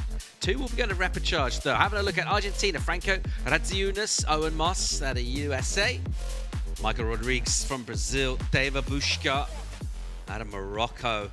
So we see power out here, we see progression, we see competitive intensity as well, which is the key ingredient really, because how much it means for all of these really means for us to watch. Makes it really entertaining. Who's in position for early knockings? Looks like it is Morocco and Tiva Bushka. Powerful goofy. And he'll bang it a couple of times. Nice rhythm to this from deep. So a softer wave, because he started so far back, he'll actually get 3 cracks, really, before that thing just kind of runs out. So a wave that just capped and never really made it to run down. He was really well positioned for that. Maybe, again, trying to be on the left and actually set himself up for a good right. We know that Morocco has those beautiful right point breaks, and he's positioning there on that wave. It looked like from that drone angle, he made everything he possibly could of that wave. It was definitely worth catching. It was a definite starter to get your campaign underway. And again, another stacked heat. Michael Rodriguez from Brazil, former CT surfer, and was in exceptional form the other day. Owen Moss, way wide, finding one here. There goes Owen Moss. Surfer out of North Carolina. Had a decent hurricane swell from Erin. Surfed amazing waves, got barreled over there on the Outer Banks. Surfed a top secret spot that breaks once a decade. Also won a QS comp at Virginia Beach, so he's pretty stoked. This is another look at Tiva. Well, it looks better from this angle than it did on the drone. Tight, critical turns. Great starter, really. You'd be really happy with that because, you know, we've seen how difficult it is for surfers to score over a 6 so far. USA, Owen Moss, East Coaster, beautiful long ride. Plenty of opportunity on that one. Mixes up with that last wrapping snap. And we'll watch it here from the front on angle. Fades it back, waiting for it to stand up in front of him. Little tap of the lip. Drives around this section. Oh, again, a little conservative in the hit. Not much angle in the turn. But that last one was a little more like it. Aggressive wrapping snap to finish up. First 2. As Michael Rodriguez is up and riding. Well, flaring out of the top there, Paulie. Yeah, he's got so much spark and energy, doesn't he? Just comes through instantly. That personality in his surfing, just tearing into it. I tell you, he's absolutely ferocious in the free surf as well. If you're out there, then you may be sort of lesser name in global surfing. You just think, oh, I'll go and warm up here, get ready for my heat. And it's just Emerald is out there. He's just covering all sorts of water in all sorts of different ways. And he's absolutely just relentless. And he competes the same way. He's got that sort of bubbly energy. He's the smiling assassin, really, and he's absolutely lethal, as is this guy. Love his aggression, Radziunas. Enjoyed watching him perform. He's got a great wave here. That's really nice surfing. Using that rail again. He is just tearing in here. Very incisive surfing. And the rhythm from the beginning to the end of that wave, there's no better position for that board to be in than where it was. Great stuff for Argentina. Fantastic stuff for Argentina. 5.6 drops for Morocco on that opening ride. 5.33, the opener for Owen Moss from the USA. And it would feel like to me that Argentina, there's only one turn for Michael Rodriguez, so you can't go too far. It was loose and he was just flying across that one lip, but this wave had a lot more in it. And the way he drives off that bottom into those wraps is just so powerful. Beautiful spray, clean, fast surfing. Unfortunately, the wave dies down a little bit towards the end, as they do. Gets the last turn in, though. And a 4.33 for Michael Rodriguez for the single turn. As we see another angle of Argentina's highest opening score of the heat so far. I'm going to throw it out there in my mind. Finishes up on the inside, little karate chop out of the lip and dives shallowly out the back. Here's Michael Rodriguez coming from deep, whips that out of the top, slides the tail. Speedy, flaring turn, only one, 4.33, do two, would suggest you're at 8.66. So there's some confidence that could be taken out of that one turn for Michael Rodriguez. Yeah, already an exciting heat to open up with. Connections with the right-hander being made, multiple maneuvers to get you a score, or if you're in case of Emrod, just the one quality turn. Can do it on a short section. Might be fair to say, we're waiting on the score of red, but it might be fair to say that Michael Rodriguez gets the lowest score out of the opening exchange. Blue up and riding again. Here goes Owen Moss, Team USA. Gets there and gives it a good crack. So just sets that up with a wrap now. On the forehand, David Bushka. Meaty wave. He's having to cover some ground from the bottom of the wave. And by the time he gets around, pockets sort of dying a bit on him. Gets a little wrap in. And all of that energy was while he was just trying to claw around sections. Here's Emrod. Can he get more opportunities? No, it's just a one-turn wave once again for him. Quite surprised to see him go a couple of waves that have only really offered one section. Yeah, I'm sure he's not doing that deliberately. And a 7.5 for this man up on his second ride. Yeah, already just opening up, super strong. And there's that strength again, just to hit it hard and looking really comfortable with his board of where he's finding speed. And on a quite tricky wave, no real stumbles for him. He's just kind of cruising through, and then anytime there was a bit of an opportunity to express himself, it's exactly what he did. Yeah, and it felt like it was over on the second turn, and then there was that whole bonus section inside that he made the most of as well. Going to have two scores, the 7.5 giving him a 2-point advantage over most other scores so far in this heat. Michael Rodriguez, who would have went in on paper as the heat favourite, coming up from behind. Some poor wave selection, but the form on the wave face looks incredible. Replay for the USA. Just a two-turn combination. Whip out of the top there. Short, fast, punchy. Teva.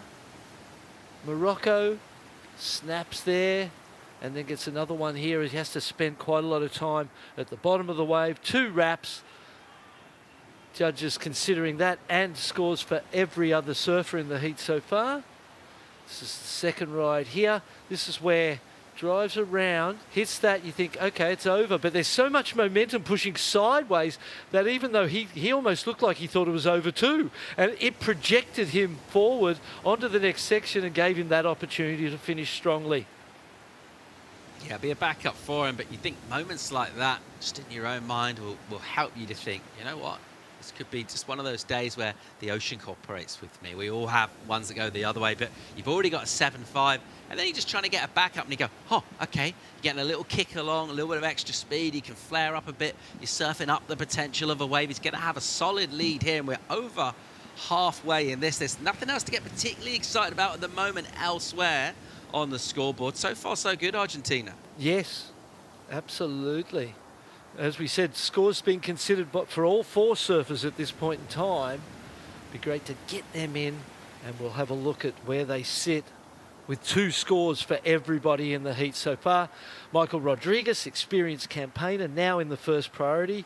We're imagining that once his second score drops, I am anyway, that he stays in 4th place and is going to have to claw his way back from 4th place, but he certainly has the performance of 5.33 for Argentina, consolidating on their lead. That feels like a good score, like the right score for that wave as well. The Brazilian team there, Paulie. Some age and experience and some youthfulness, particularly in the ladies. Yeah, they've been impressive throughout, haven't they? Seems like they've got their processes completely dialed in. And, you know, you think about individual talents and how flamboyant they can be, but that's not really what this World Surfing Games is about at all. It's about that team unity. It's exactly what we're seeing from them. It's working really, really well. In the meantime, let's go down here from the winner of the last heat, standing by with Rachel Tilley. Okay, Bruce, congratulations. A heat win. We're in round 4 now. Now, you're a 6-time national champion for Ecuador. Tell me, how confident are you feeling here as we're making our way through the ISA World Surfing Games? Yeah, super happy to advance my heat. First time to advance to the round 5. Yeah, super happy first time and feeling really good. Well, you're looking really confident. Congratulations on your performance here. Now, I know you want to say something back to Ecuador in Espanol. The mic is yours. Thanks everyone for watching me. A toda la gente del Ecuador le mando un saludo. Estoy muy feliz por haber avanzado esta ronda. Muy importante, la verdad. Primera vez que avanzo tanto en un ISA. Muy concentrado, muy enfocado a mis próximas metas, objetivos y bueno, pues así le ando a lo que venga. Muchas gracias. Back to you guys. Yeah, thanks, Rachel. 6 minutes 40 to go here. Emrod looking a little out of sorts here, Barton.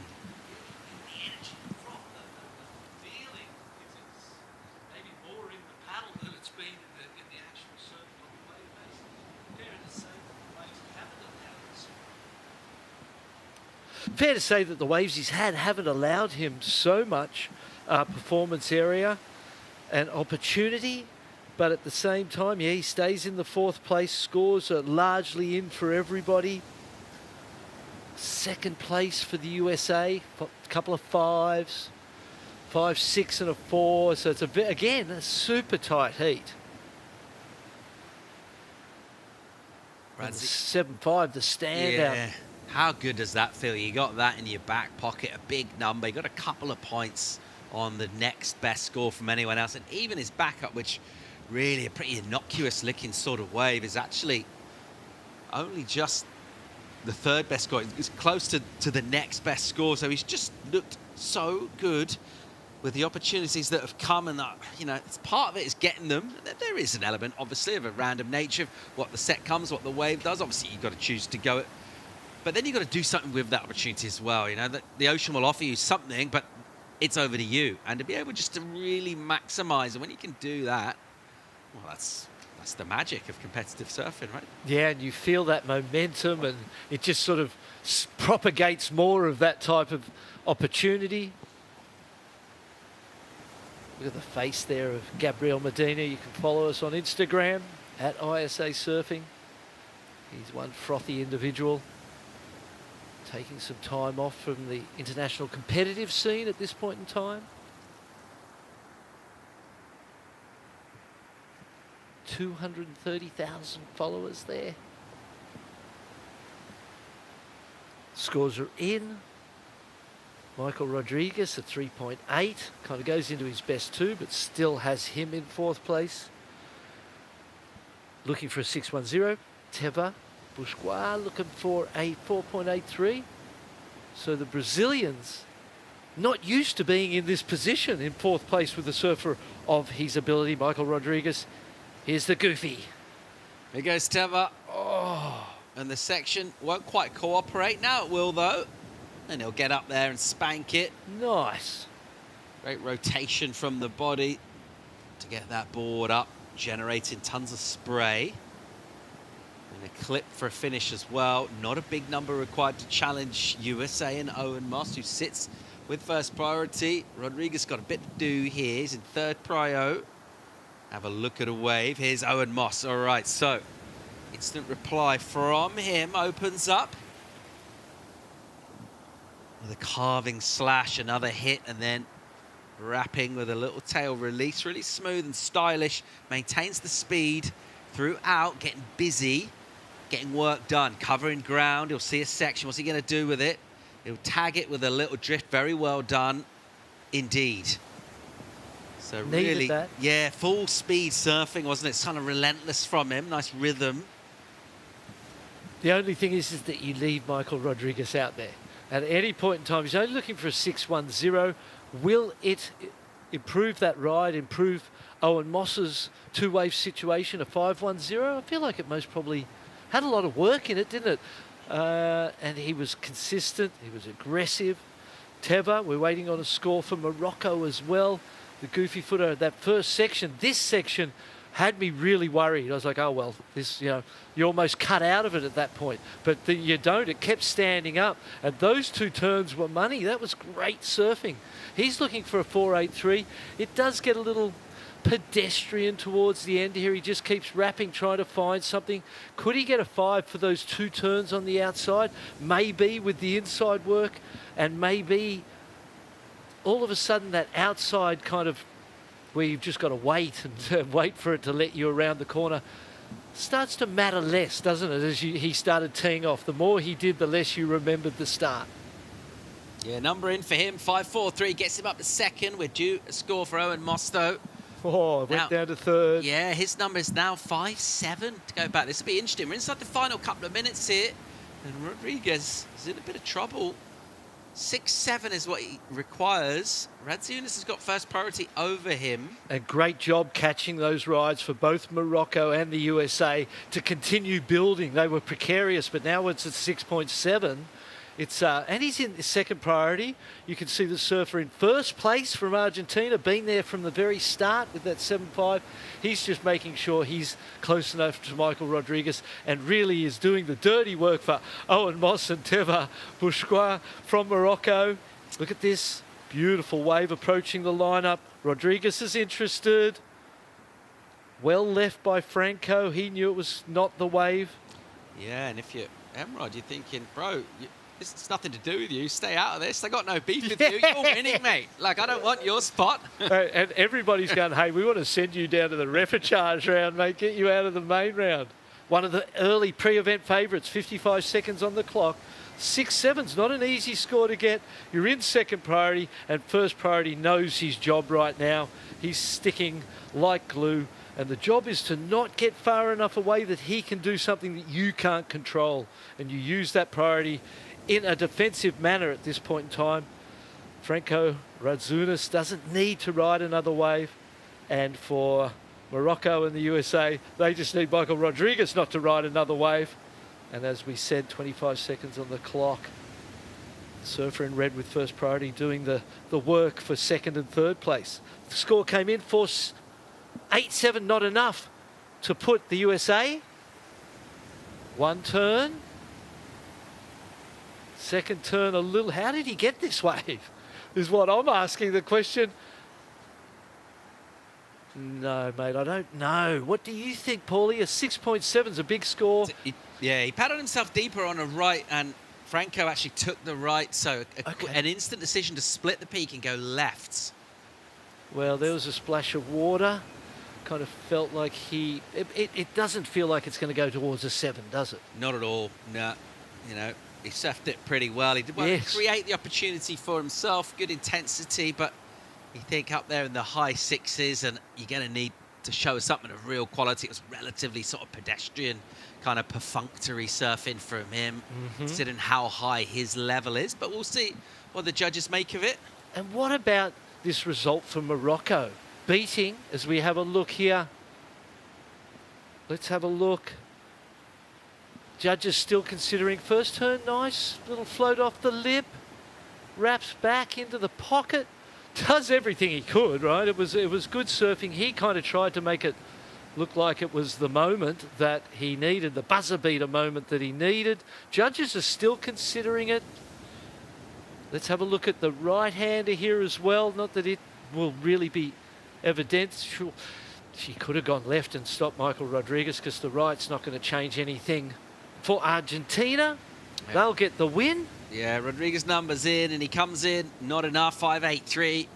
Comes in under. He didn't have anything he had to do, really, there. It was just a late charge, too late. And well done to Teva Bushka, Morocco. Yep. Who rallied well in a crucial moment with a couple of minutes to go. A decision to make what to do with that priority. What he did with it is significantly improved to the point where he just put it beyond the likes of Owen Moss and Emerald. Wonder if Teva was saying, bro, why didn't you go left? Why didn't you block him for me? Exactly, yeah. All right, another really entertaining heat. Well done, Team Argentina and Morocco. We'll keep going with the action here. Surf City, El Salvador. It will be Heat 4 of men's round 4. Cote and Starling in to talk you through it. Don't go away.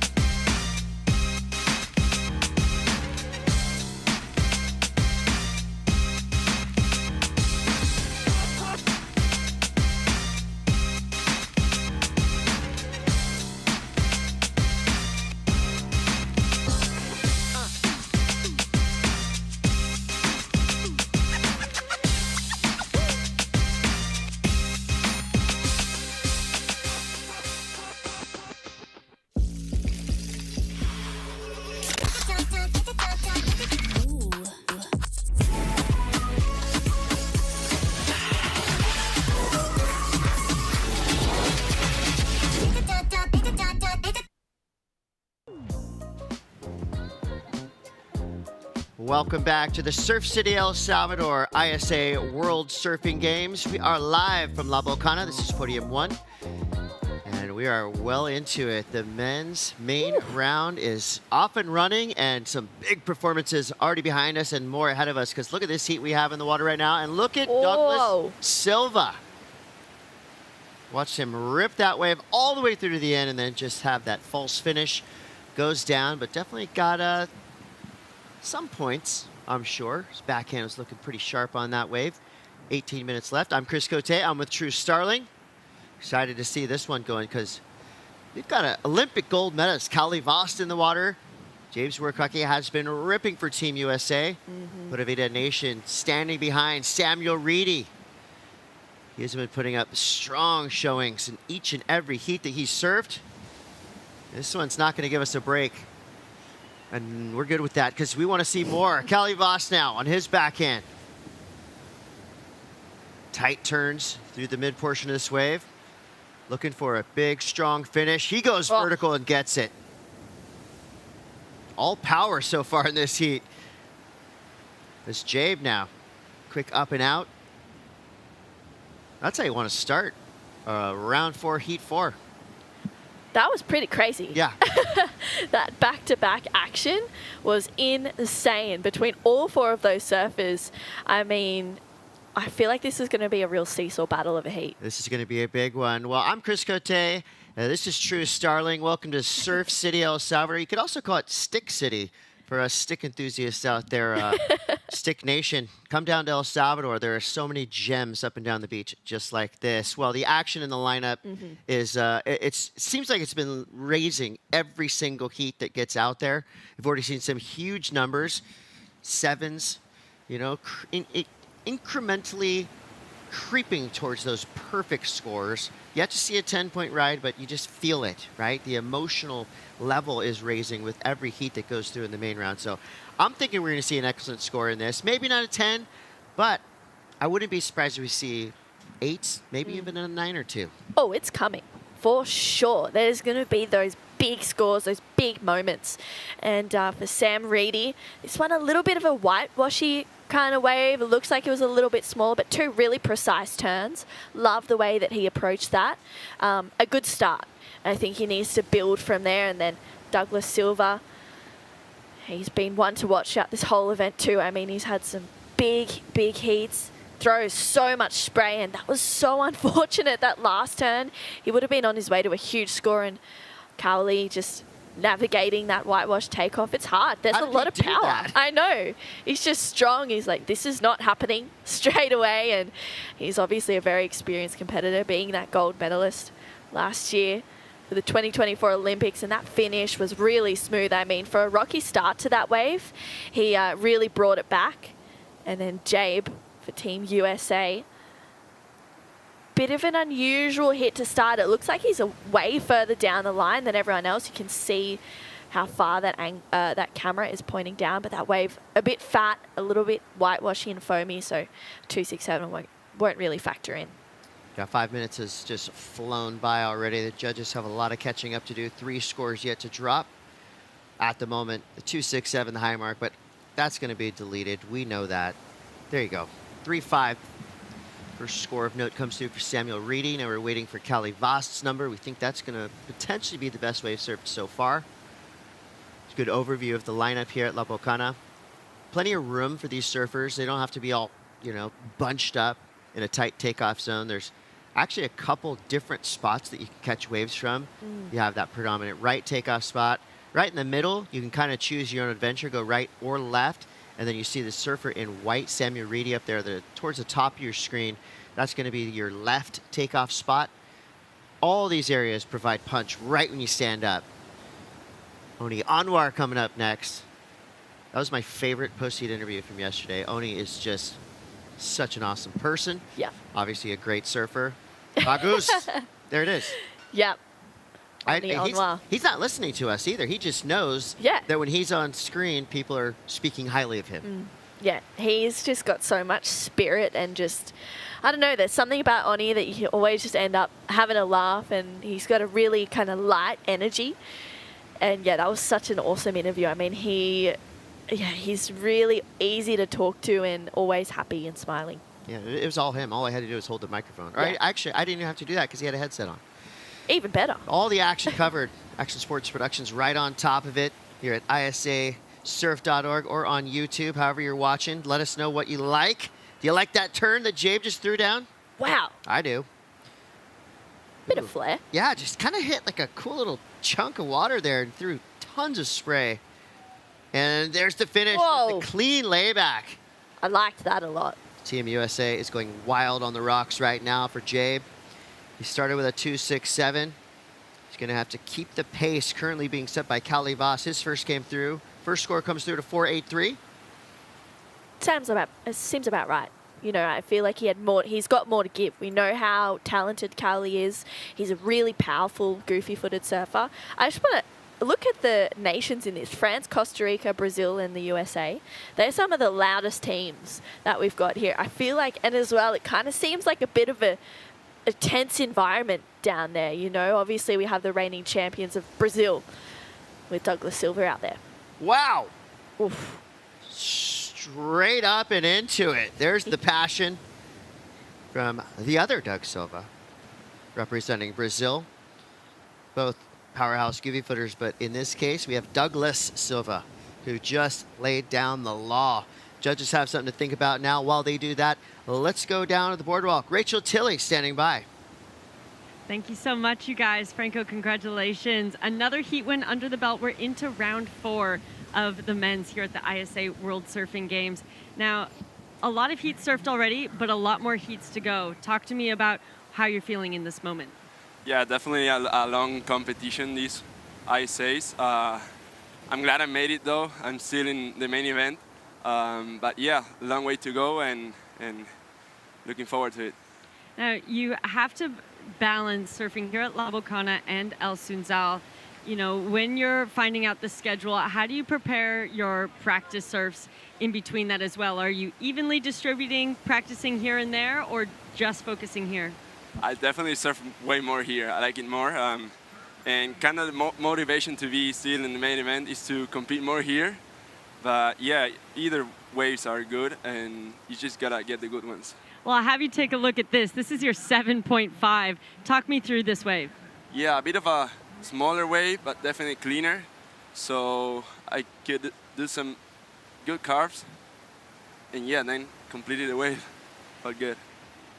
Yeah, well, you know, how is your wave selection out there? You know, it's a little bit tricky, hard to find those ones that are going to let you get so many maneuvers on the wave. What are you looking for when you're out there? Kind of like those waves, some smaller and cleaner ones, easier to surf and to just lay the rail and the cars. I think that's one of my strengths. So yeah, I'm happy I found one and backed it up. Well, you did what you needed to do through another round. Still plenty to come, so looking forward to seeing you in the next rounds. Thanks. Saludos a todos ahí en Argentina que me están apoyando, a mi familia, a mi novia, a todos mis entrenadores y amigos, y a la gente que le manda las vibras a Argentina. Seguimos. Thank you so much. Back to you guys. Thank you, Rachel. Team's looking strong, and right now, with just inside of 10 minutes to go, we got Sam Reedy up and into it. And of course, Pura Vida Nation of Costa Rica comes alive yet again. Strong surfing there from Reedy. He's kind of been the hero so far for Costa Rica, but watch out. Jabe's coming for you. High line. Has to cut that bottom turn short. Whoa. Straight into a brick wall. About 100 miles an hour. Looked like he had a shot at it, but then he just looked up and thought, oh no. But look at it. This guy's tough. He's right back out there. No worries. It's almost like it didn't even bother him. I feel like if that was me, I'd be gasping for air. Yeah, calling for the jet ski. Help me. Samuel Reedy actually had a bit of a buzzer beater moment yesterday. Yeah, that was a big one. Pretty crazy. Literally, Luke Guinaldo had the priority over him too, and Luke couldn't scratch onto the wave, and Sammy was just like, I'm going. I'm getting on this. Let's take another look. This is his last wave of Cali's, yet to lock in. Starts off strong with a nice carve. He's got so much speed. You can see how aggressive he is. That was pretty crazy how he managed to hold on to that. That's a different kind of power surfing. Yeah. Having the power to hang on your board and get right back up. Yeah, that core strength, crazy. There's Silva. Oh! Oh. Trying to find a lobster. Sam Reedy. Really nice first turn. I mean, he's seems to be really intent in this heat. Really focused as well. And this is that last one for Jabe. This was pretty hectic. I mean, a big first section. And this bit right here, you can kind of see just hit the exit button and got exploded. Not much he could have done in that situation. Oof. See sets rolling through. Samuel Reedy up and out real quick. Saw Calivas in the green jersey out the back, representing Team France. Scores come through for Silva, 5.67 and a 3.83. He is now in the lead with a 9.5. Calivas right there with a 9-point total, 4.83 and a 4.17. Reedy needs a 4.64. Jabe needs a 4.34. Everyone's still in this heat. Team Costa Rica. I like that. Full team on the bench right now, cheering for their surfer in the water. That's the kind of spirit that Costa Rica always brings to ISA competition. I salute them for that. Fully. Leilani McGonigal there. I know exactly what she's doing. She's freaking out on the beach, just like, oh my gosh, okay, paddle back out there, get on a good wave. And Douglas Silva, I mean, it seems to be working for him. She's sending the power to the wrong teammate. I mean, does anybody know that Douglas Silva is just down the line on the right catching gems? First turn, banger. Second turn, a setup. And here we go. Big impactful section for Silva. I'll call that a completed turn, but watch out. Calivas on his forehand. This guy is a super powerful surfer. Obviously, he has the technique as well. 3 big turns down the line. Looking for this end section.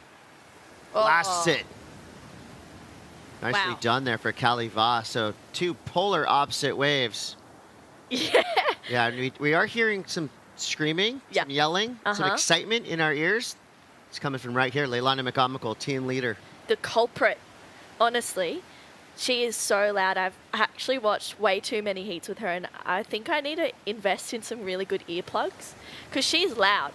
And she's already losing her voice day 5. I think hopefully towards the end of the event, she won't be as loud because she's going to lose her voice really quickly, but I think she'll find a way to make it work. Got to sacrifice for the team sometimes. Exactly. Leilani just embodies that Pura Vida, soulful kind of. I guess it would be roughly translated to like aloha. Yeah. In Bali, they were, One was saying bagus. Bagus sekali. Such just welcoming, stoked, Costa Rican spirit, easily pronunciated Pura Vida. Pura Vida. Sending all of that Pura Vida out to Sam Reedy as well right now.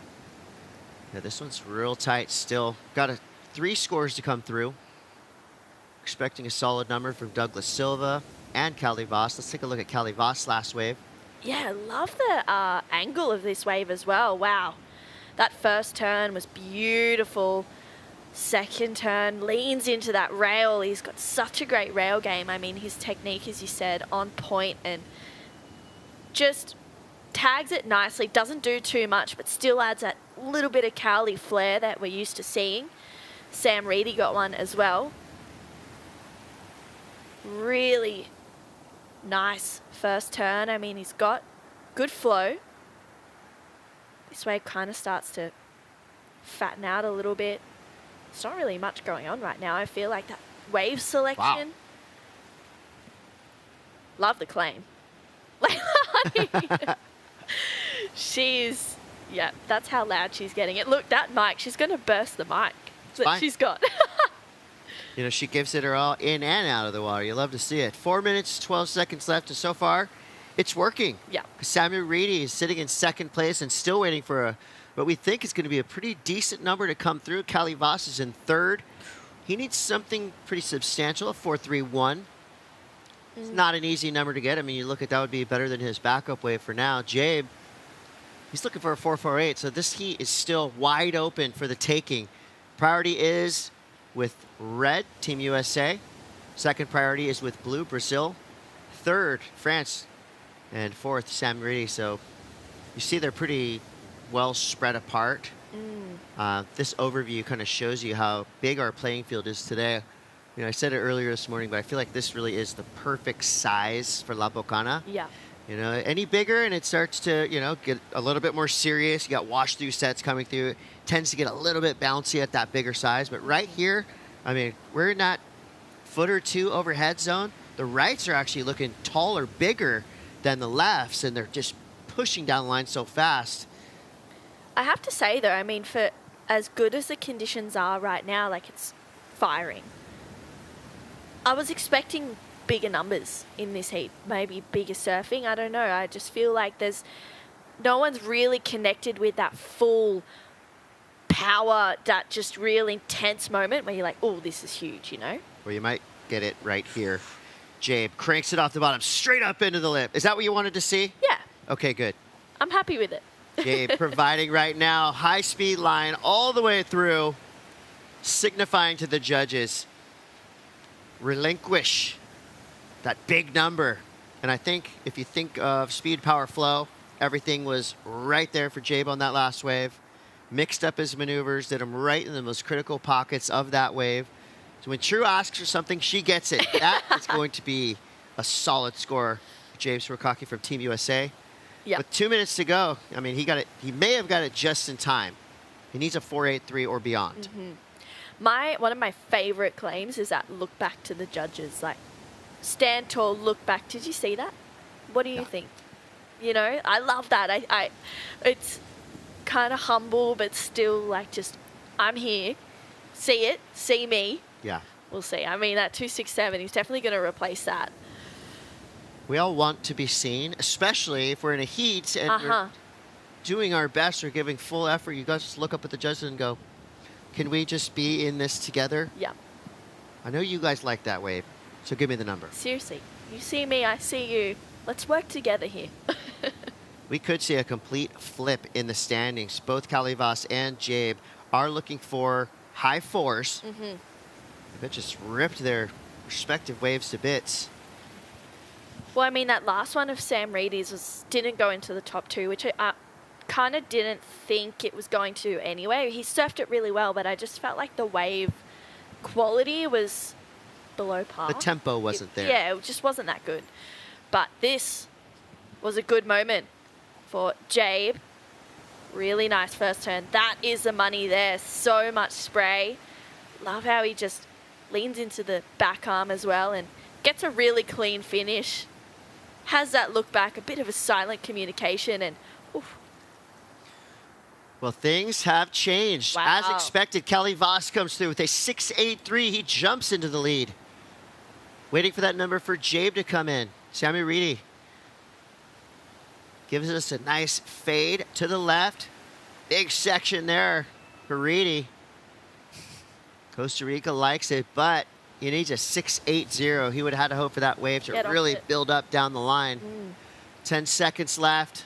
Oh, wow, 10 seconds to go. Yeah, rides it all the way through to the finish, dodging the rocks on the way in. That's going to be it. Now it's up to the judges. Who will they put up into second place? So Calivas is in the lead. And that was a split peak with between him and your surfer in white, Samuel Reedy. And by the looks of Cowley's excitement, I think something big just happened. Here we go, True. Yeah, you know it's going to be huge. Really nice flowy first turn. Cuts it back down and, oh, huge backhand connection there for Cowley once again. That is a little bit more like it for Calivas, for Team France. His aerial view as well. You can see how much spray he throws. He's such a powerful surfer, really pushing off that back foot. And oh, I love that.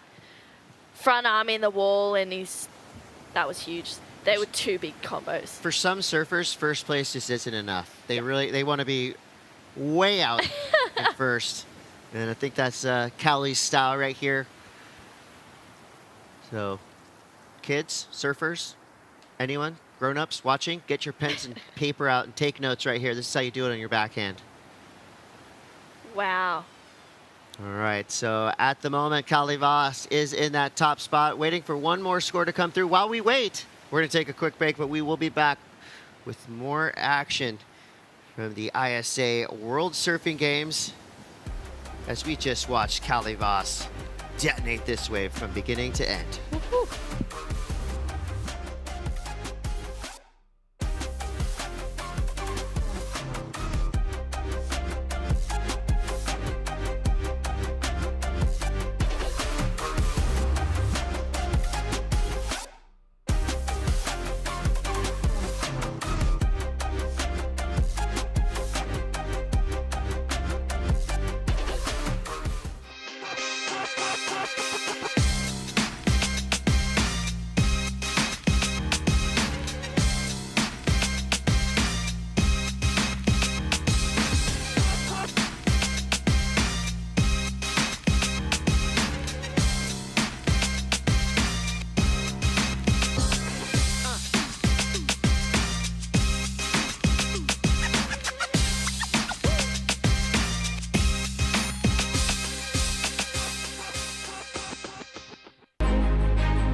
Welcome, surf fans. We are back in beautiful Surf City, El Salvador. This is the 2025 ISA World Surfing Games. And as you can see, as usual, it is pumping.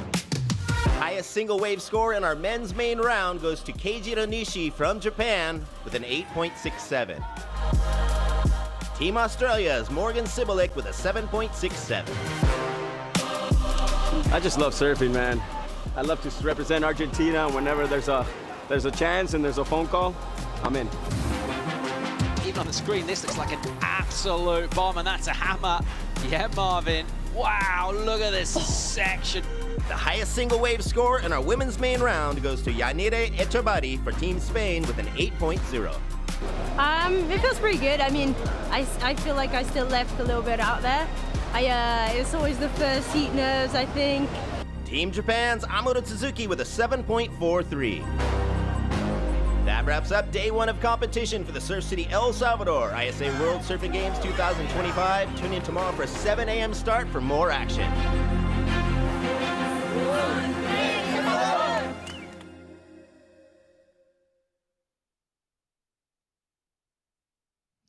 Welcome back to the Surf City El Salvador ISA World Surfing Games 2025 edition. Chris Cote here with True Starling. Official results are in from that last superheat.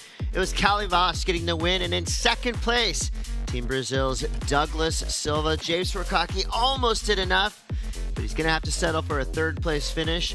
And Samuel Reedy, Costa Rica, winds up in fourth. But don't worry, Jabe and Samuel fans, they will have another opportunity to get back into this contest via the Repechage round. No easy task, though. We know how stacked those Repechage heats are already, True. Really stacked. As stacked as this? Jorgen Cousinet, Wow. Jose Joaquin Lopez, Oni Anwar, and Luca Macinas. Come on. France, Venezuela, Indo, and Peru represented well here by these four incredible surfers. Are you serious? That is such a stacked heat. I thought it was a typo. I thought this was finals. Yeah. And it could be. Is it finals day? I mean, this shows you the depth of field we have in ISA competition to have around 4 match like this, where I mean, any 4 of these surfers can and will be fighting for gold medals by the end of the week. So this is going to be a big one, especially for team totals. I would say in this one, Team Peru and Team France considered favorites just because of their historic finishes here. Yeah. But Team Indonesia has fielded a strong group of surfers, and Venezuela is coming up. So this is going to be a really telling sign of things to come for the overall team standings. You remember how important your team standings are here in 2025. This is where the seeding is going to happen for the 2026 ISA World Surfing Games. That will be an Olympic qualification year. So team standings are important here in 2025. And of course, I mean, talk about the majesty of winning yourself an ISA gold medal. That is a world championship medal. Oh, it sure is. And you're part of royalty. Yeah. Really. You're taking home the gold. You've got that bragging right as well. You put yourself in a pretty elite club. Oh, yeah. It's exclusive. Yeah. You heard of Gabriel Medina, right? Yeah. He has an ISA gold medal. Crazy. Here we go, 17:45. We're going to start things off with Luca Macinas. Super fast, very consistent, and obviously real sharp. La Maquina flying down the line on this right and finishes with a bang. Wow. That was about as fast as I've seen anyone go on a surfboard throughout the week. That was incredible for Luca Macinas. That's how you start a heat, really. For Team Peru, I mean, all morning they have been just I don't know, they've just got some sort of magic behind them right now. I mean, that first turn, spicy for Luca, and when he gets this speed here to this big inside snap, I mean, wow, that was huge. And I think he just really pushes off that back foot. Obviously, they've had their female surfers progressing through this morning. Got to chat to Alonso a little bit earlier. They're in this winning rhythm, and you can see that Luca's just picking up on that power. And, I mean, you got to give it to Solaguerre for starting the Peruvian roll this morning. She went off, and I mean, Luca Macinas right now is just continuing on with the momentum. It started right about at dawn. You know, and we see this time and time again with surfers drawing inspiration from their own teammates. They go out there and they put on a big performance that's going to help you raise up to your next level. You know, you got to keep the pace being set by your teammates. Added pressure to an already, pressure-packed situation when you're competing at this high level. You're not only answering to yourself, but you're answering to your team, the coaches, and your country. No big deal. Yeah. Just the entire country watching you. Yeah, wanting no you to stress, succeed. What do you mean you're nervous? You don't even worry about it. Yeah, wow. Big scores. Yeah, 8-point ride for Luca Messinas, just like that. One of the highest single wave scores of the entire day. And here we go, Jorgen Kuzene setting things up here. Watch his eyes. He's looking down the line, trying to find the most critical section of the wave. And there it is on the finish. So set things up a little bit at the beginning of that wave and then started to drop hammers. Those last two turns were very impactful. That's going to be a great start for Jorgen Kuzene for Team France. Lovely surfing. You hear an 8 from another competitor in the heat drop, and Jorgen was not stoked with that, was he? He's like, I actually don't really want to hear that from someone else. Back. This is my heat. That's the ultimate clap back. To just rip a wave to bits all the way through. There's your judging criteria. Commitment, degree of difficulty. You know, we're looking for radical surfing. The judges want to see you throw your fins, big airs, hard power carves. That's how you're going to get those big numbers. Basically do what Luca Messinas did on his first wave in the seat, and you'll be rewarded with an 8-point ride. Obviously, that's not easy because this is one of the few 8s we've seen of the entire contest. So he just did something really special to start the seat, and he still has 14 and a half minutes left. That's insane. Jorgen, I mean, really, he's got such a beautiful flow. I was talking to him. He said he's nursing a bit of a sore back, so hopefully, you know, he's keeping in tune. We got some physios down here, and ooh, love that turn. Really spicy. Getting the fins out for the second one to finish. I mean, he's just had this really good rhythm in the last few heats that he's had. He seems like he's really unshakable, and I think, you know, for Team France, he's a really good weapon to have.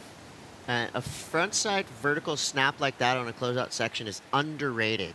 Oh, for how difficult it really is to do. It's easy to put up there, but to come back down with it, that's a whole different story. And he gets rewarded by the judges, 5, 6, 7. So a nice start there for Jorgen Kuzene. We're looking for Oni Anwar to get his ball rolling.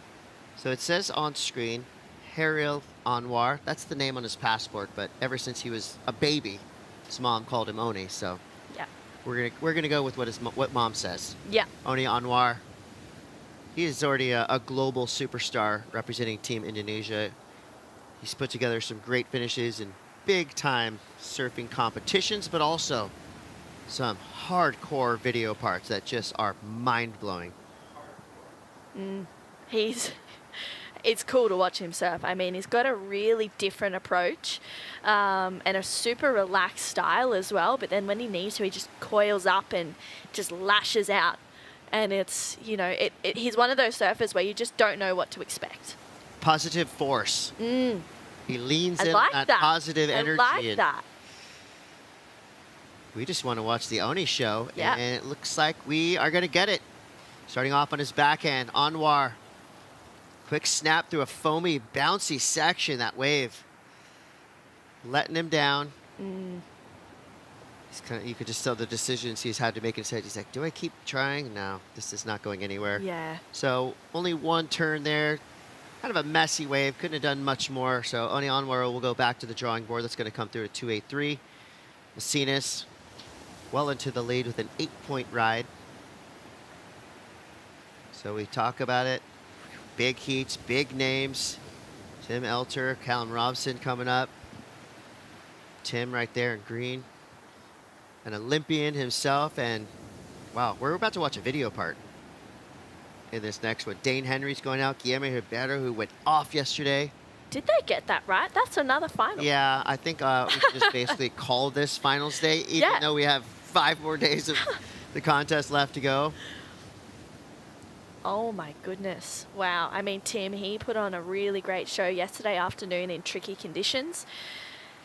And I feel like he's going to light it up today. I mean, look how perfect and clean it is. It looks maybe a little bit difficult to manage in some points, but then as soon as those good ones come through on screen, it looks really, really fun. And that 8.0 from Luca, showing just how perfect it is out there. It's almost like we're watching a fantasy surfing in real life. Like if I could pick surfers to send out there and watch, I mean, these are the guys who I would pick right now. Yeah. I mean, these waves are absolutely rippable. But right now, Anwar and Lopez are just having a little trouble identifying which waves are going to give them the best opportunity to shine. So far, I mean, the rights, they just look more potent. They're way faster, they're bigger, and they're going to be a little bit harder to ride because you are going that fast, and we've seen some pretty dramatic wipeouts on that inside section of the right, so by no means no easy way to go about it, but I mean, you can see, I feel like Jose Joaquin Lopez got the memo.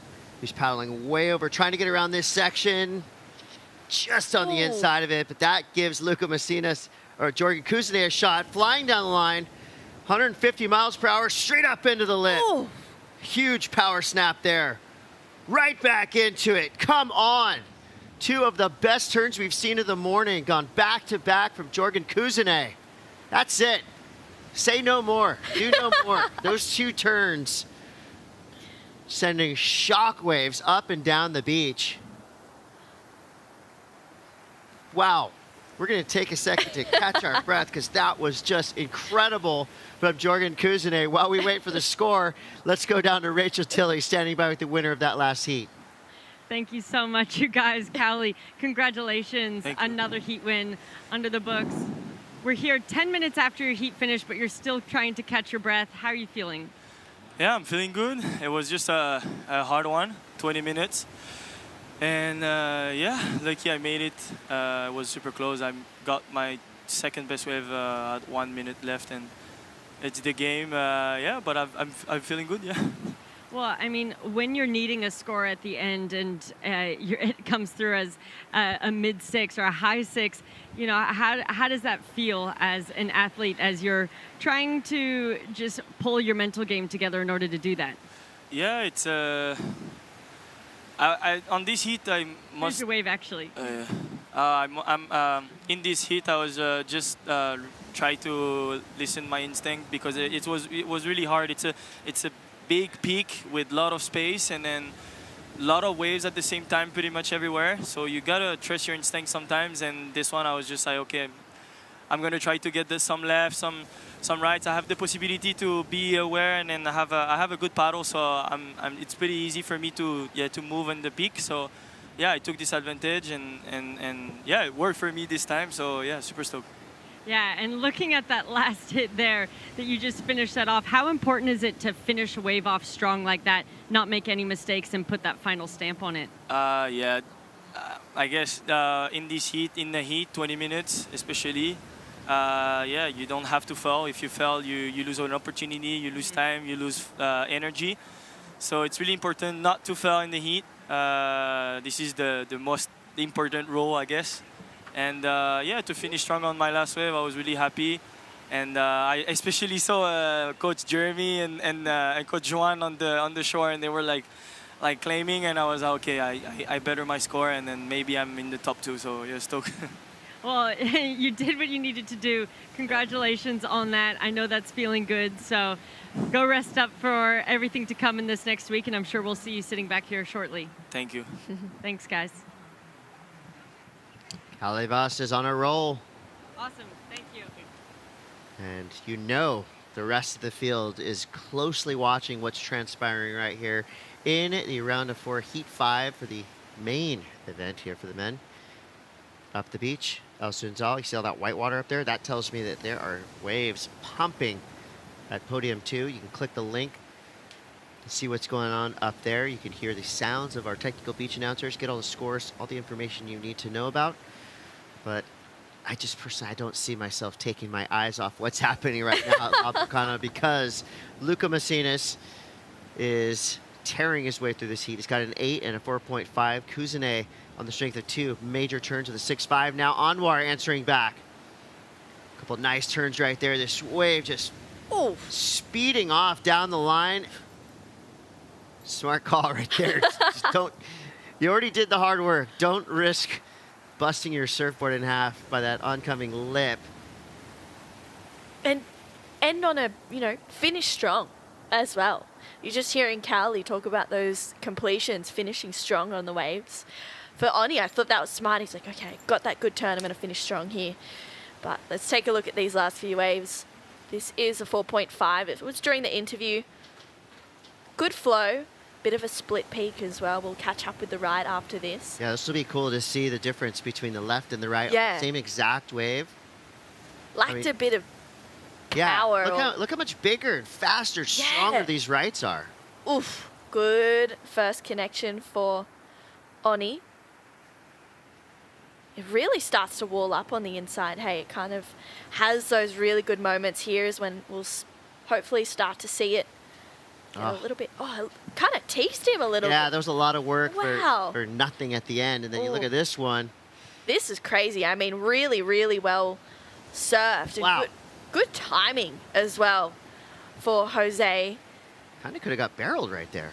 Almost. It kind of is giving snippets of it for sure. I mean, he's really timing it well. I mean, he's got that really good flow and connection and that spring up. I mean, that was a hard wave to finish as well. That was impressive. And here we go, back to the left.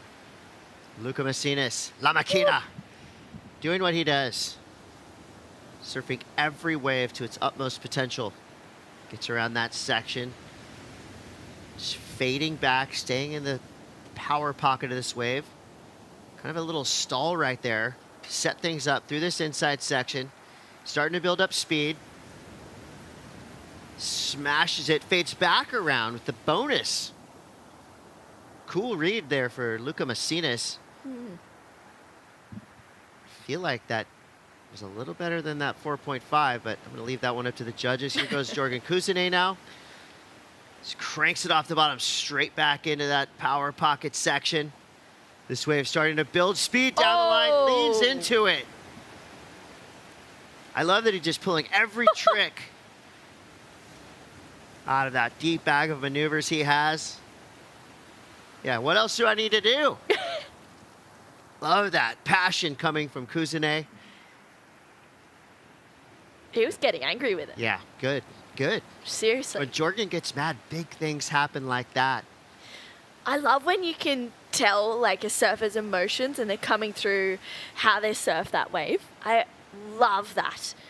Like this story time from Emrod. Seriously.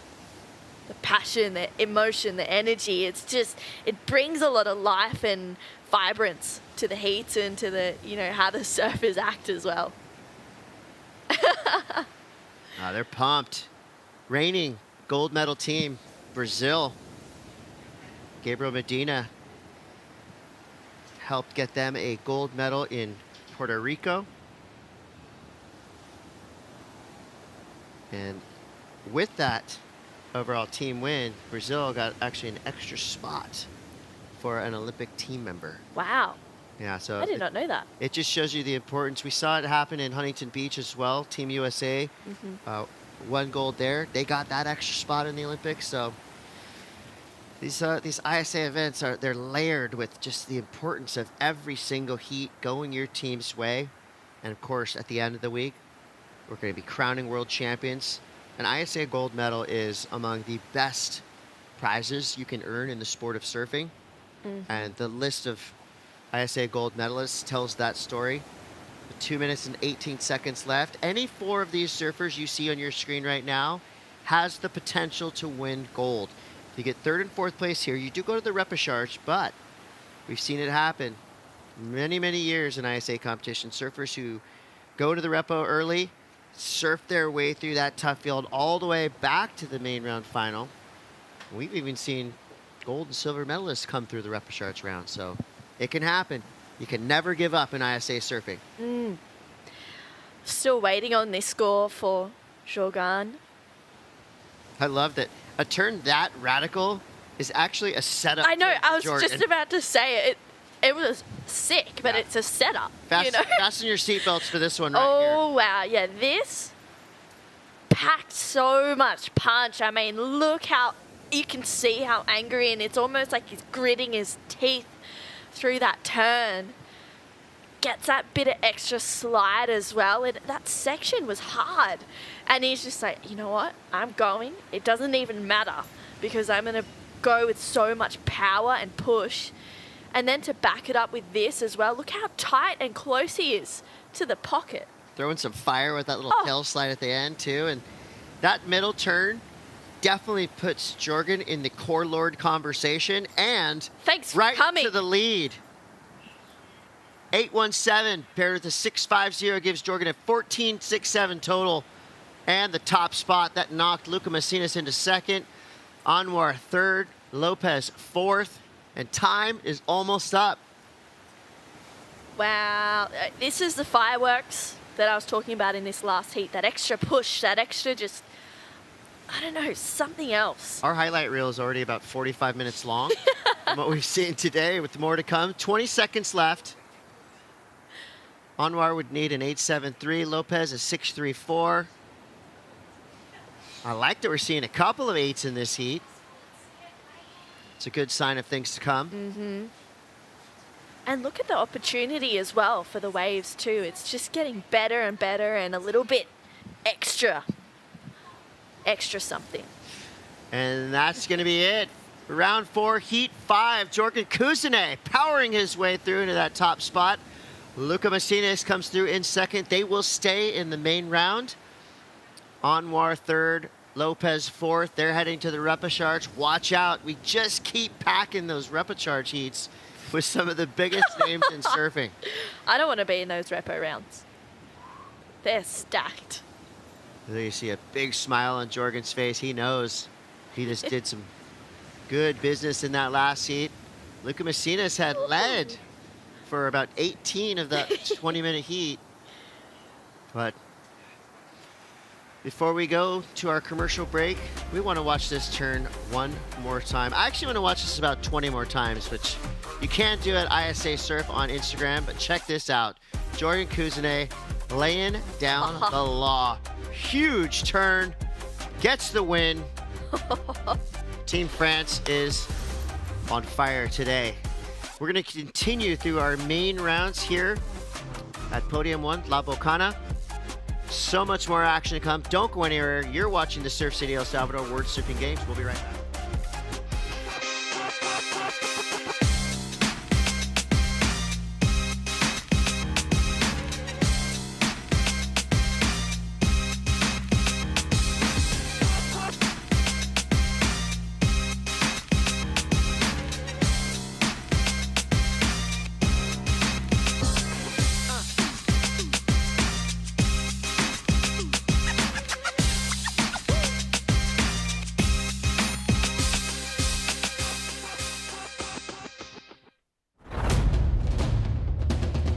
Welcome to the ISA World Surfing Games opening ceremony.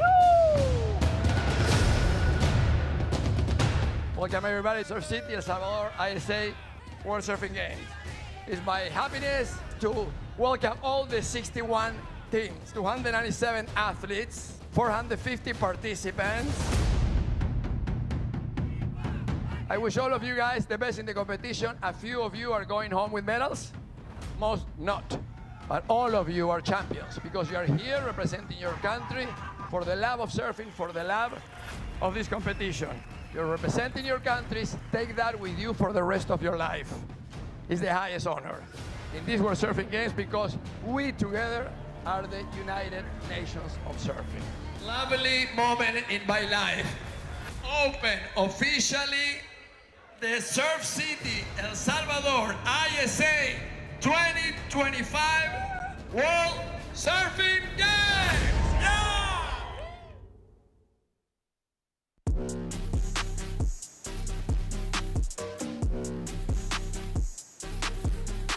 Welcome back to the Surf City El Salvador ISA World Surfing Games. Great message there from President of the ISA, Fernando Aguirre. And of course, the Sands of the World ceremony. It all starts with that. Ooh. And then it goes to things like this. Tim Elter ripping his way down the line. And do not adjust your screen. Yes, you are seeing the appropriate picture here. 4 incredible surfers in this lineup with 20 minutes to show us what they got. Here goes Dane Henry from Team Australia. His teammate, Callum Robinson, is in this heat as well. And, you know, you would think, wow, this is a once-in-a-lifetime type of heat. But no, this is just another heat here at the ISA World Surfing Games. And to have 4 names of this caliber here in round 4. I mean, I've been saying it ad nauseum throughout the day, but this is one of the most stacked fields I've ever seen in ISA competition, and this heat is the perfect example of that. We'll see if Callum Robinson and Dane Henry can put up some dig numbers and then start to work together. Knowing Callum, he's about to do just that. Bam! Oh. High-speed power slide. Big section in front of him, fighting his way around it. Hammers the oncoming lip with the airdrop straight to oblivion. All that work down the drain with a big fall there at the end, but did like the look of that opening snap, so he will get some credit there. Expecting a kind of mid-range scores for Dane Henry's first wave as well. Tim Elter just had one turn too, so a quick start there for Callum, Tim, and Dane. Yet see Guillermo Ibero ride his way, but look, he's out the back by himself. This was so unfortunate. I mean, it was such a great start. Beautiful carve, maybe a bit of a slip, but kind of looked cool, I thought. A happy accident. A happy accident, there we go. Worked out really well, and this was such a meaty section ahead of Cal right now. Oh my goodness, he fully went for it, came from behind, and this, I don't even know what happened. Wow, he was really on his way. But looks like he just got exploded. Not getting that finish. That is really, really unlucky. I mean, for Dane, beautiful start to this wave. He's such a speedy surfer. He's back on this bright board, thanks to Sharp Eye, but I've got a bit of a question mark as to whether it was kind of worth groveling this one all the way through to the inside. Kind of interesting to see back-to-back waves like this. So the first right was kind of flat, wonky, weird. And then the second one behind it was a freight train all the way down the line. And then this one, this is one set. So 3 waves in a row. That one was a closeout. Yeah. So while from the screen it looks like all these rights are just so perfect, but you got to choose wisely. Yeah. Because we just saw 3 totally different looking waves come in right in a row. So with 14:12 to go, first scores are starting to come through. As expected, a mid-ranger for Dane Henry, so that's a good starter kit. Tim Elter comes through with a 3.67. Callum, 2.83. So you saw the slip, which kind of took away from the flow, and then the fall at the end. You know, the judges, they're going to be watching everything closely throughout the day, knowing the implications at hand here in our main rounds. I feel like those mistakes, you know, that we saw from Cal and maybe even from Tim as well. I mean, that turn was huge, but it was that one turn. So I think, you know, making those either completion mistakes or wave selection errors, it really comes at such a big cost, particularly these 20-minute heats. Speaking to a lot of people, talking to Yolanda a little bit earlier this morning, she was the first heat of the day. She's like, yeah, these, you know, I want to have more time out there. It's so fun. And for 20 minutes, it's difficult. She goes, I like to catch heaps of waves. I get these 3 to 4 wave counts in my heats. And I blink and it's over, you know? So I think it really makes the surfers be super aware of, first of all, their wave selection, what waves they want to have be on. And secondly, to get those completions, like we heard from Carly before. It's important to be really aware of those 2 things, because if you're not, it kind of puts you a step back from everyone else. I mean, for Dane, a 5.17, I feel like that he was pretty lucky to get that score. I thought he surfed really well, but the wave quality of that wasn't as good. I think there's better waves that we've seen come through. But we are going to have the women out there, so hopefully they'll be able to tidy that up. We're going to have some women's repechage rounds. Easily some of my favorite heats to watch. This is where you see, of course, final opportunities for surfers to get out there and stay in this contest. And this is where we start to see, you know, surfers who are just starting their path in the world of surf competition. And, I mean, stoke levels in the repechage, you would think it's stressful, it's, you know, this is your last chance and everything. But I'll tell you, the stoke levels in those repechage rounds are arguably even higher than we see in the main rounds, because, you know, this is surfers with their shot to not only go out there and, get their name out in the international scene, but also just to get that much needed experience. Some of the surfers you have in these repechage rounds have only been surfing for 2 or 3 years.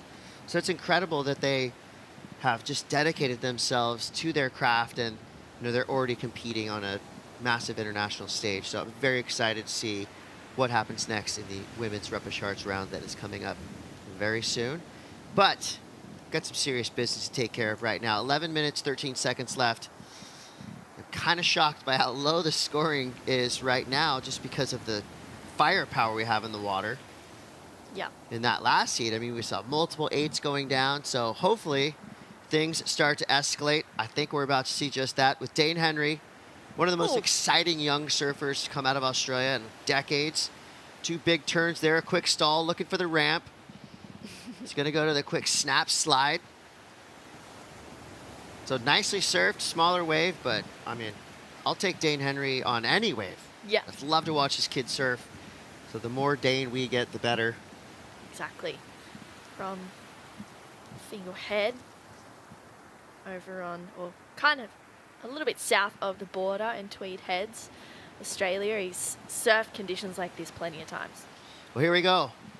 Guilherme Ribeiro. Powerhouse team, Portugal. Nice turns as he's flying down the line, gets this end section, blasts the tail, rides out clean. Nicely done for Guilherme Ribeiro, who waited 10 minutes to get that wave. Now Callum Robson with the powerful answer back. That first turn was devastating. Nothing else for him for the rest of that wave, but sometimes all it takes is one big turn like that to flip your heat. Yeah, that turn was huge. He just looked like he was ready for it. Identified that first wave, maybe, a pretty crucial mistake, and 9.5 minutes to go. He had to convert. But waiting 11 minutes for this wave, or just about, how's the speed and the flow?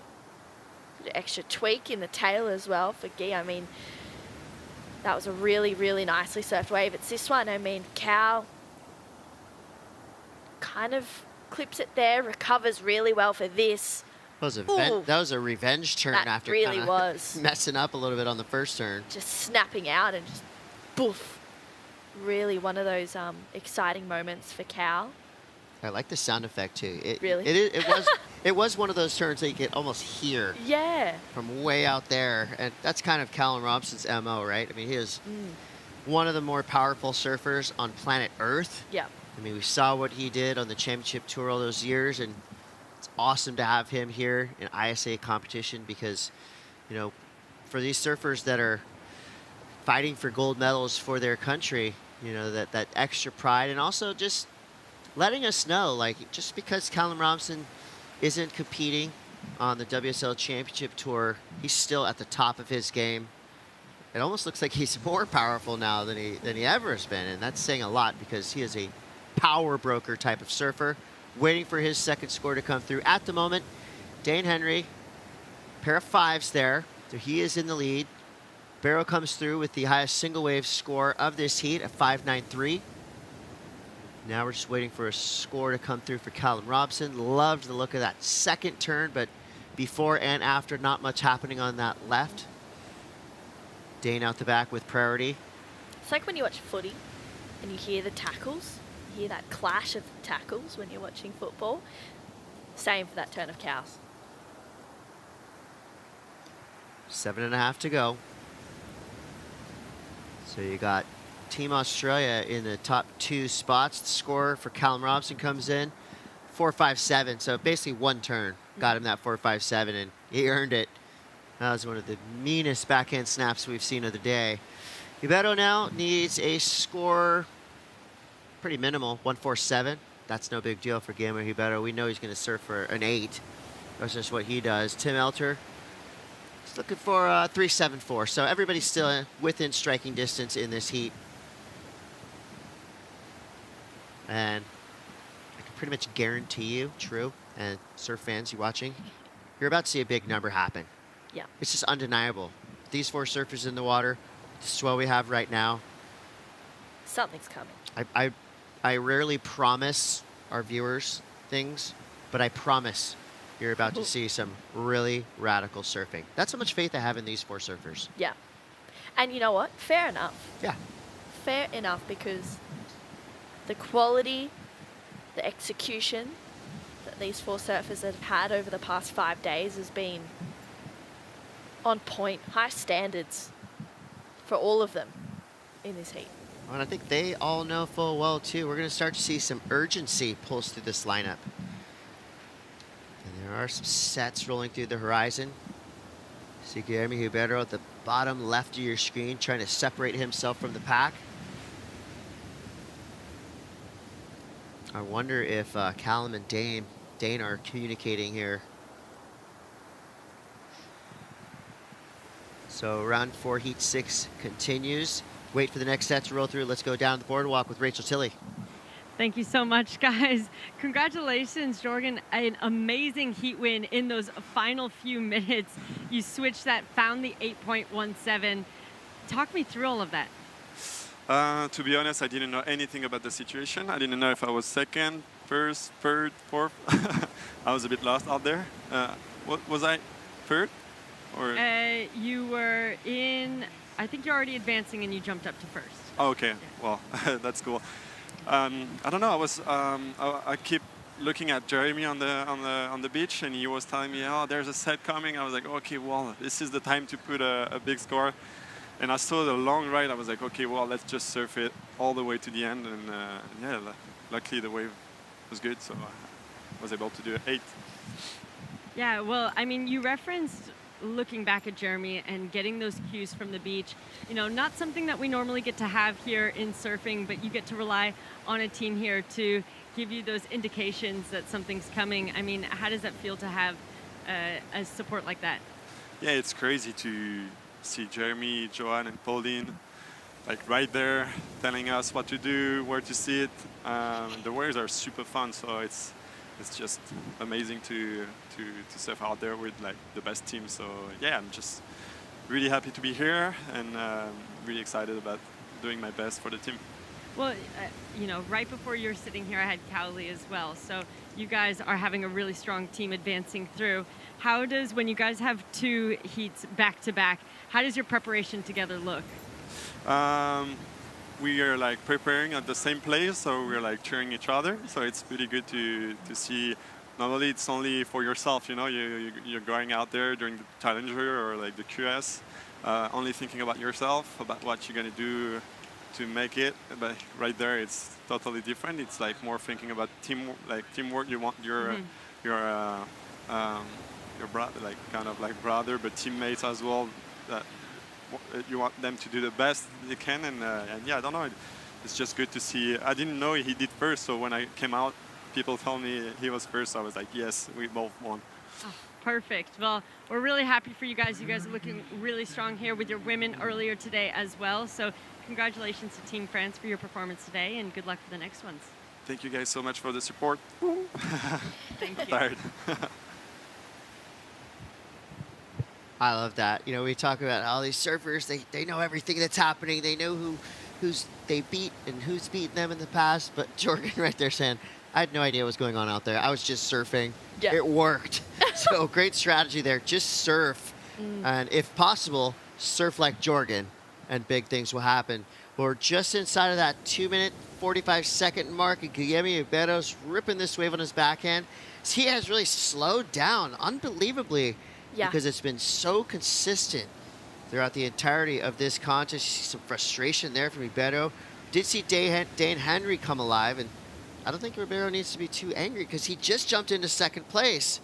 And there is your power-packed team. Australia, the Ear Kanjis have brought the sting yet again. Callum Robson, Sally Fitz, Morgan Siblick, Mia Brown, Dane Henry, and Ellie Harrison. What a lineup.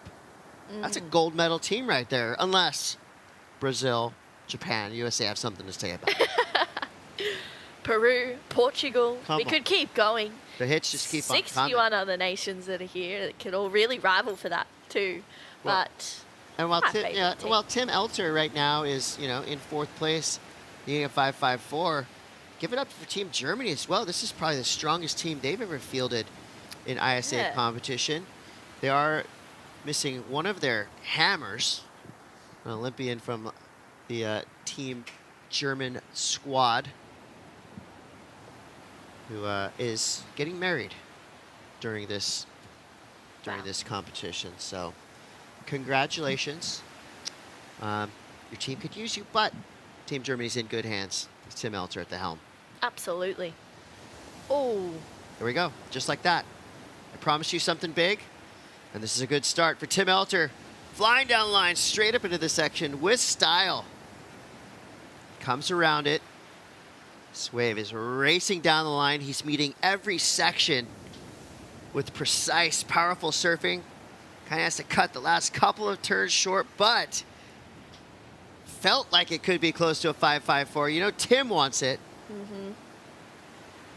Okay, it's starting to liven up now with 45 seconds to go. Well, I don't break my promises, true. I knew something awesome was going to happen at the last couple of minutes of this heat, and we're about to see something big. Maybe not. It looked like it. The windup was there, but I would call that, if we were playing American baseball, just a foul ball. Yeah. They hit it. A little bit lackluster. But wasn't what we're used to seeing from Callum, who now needs a 4.64. So for the last 5 or 6 minutes, it's been Team Oz in 1 and 2, but Callum's dropped the third. Here we go. Down the line. Awkward ramp, awkward takeoff. Dane Henry gets kind of flown into a weird direction there. 5 seconds left. Oh, wow. He really tried to get up before the hooter then. Quick tail slide there for Guillermo Ribeiro. So that's going to be it.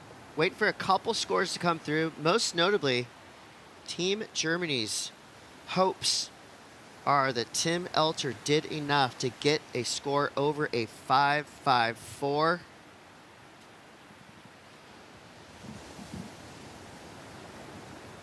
And I don't think it's going to happen in time. We are waiting for scores for green and for blue.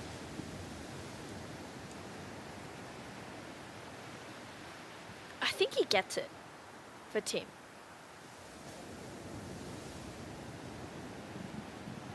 Our judges having to work overtime with each and every heat.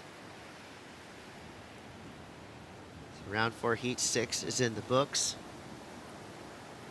It's just a matter of a couple of scores that we're waiting to come through here. Yeah. These are the most nerve-wracking moments when you're coming in, you have to navigate the rocks, you're waiting to know if you made the heat. Let's take a look at this one. It's a 5.54 he needs, he gets a 6.5. Bam, just like that. Tim Elter flips the heat. And just in time, there was literally 30 seconds left when he caught this wave. Okay, so Callum now needs a 5.61. But we remember that last wave that Callum got. Yeah, there's no way. Yeah, so Unless we see the front on angle and it looks a little bit different, but I really don't think he gets that 5.61. Well, Tim just surfed a mile down the beach, so he Seriously? basically has to walk back from Punta Rocas. Oof. Yeah, it's not enough. Beautiful scenes to walk past, though. It's not enough from Callum Robson, so he drops to third place. Guillermo Ribeiro in fourth. That means Dane Henry gets the win. Tim Elter with the buzzer beater representing Team Germany comes through in second place. Wow, shock and awe. But what a way to do it. He ripped that wave from beginning to end. Well-deserved score from our judges. That's going to be it. Congratulations, Team Australia. Dane Henry gets through, but a little bit bittersweet because Callum Robson, just in the last seconds of that heat, dropped down to third place. Callum Robson and Guillermo Ribeiro will be in our repechage rounds with a chance to fight their way back to the mains. For now, we're going to take a quick break. Don't go anywhere. We'll be back with more action. You're watching the ISA World Surfing Games 2025 edition live from Surf City, El Salvador. We'll be right back.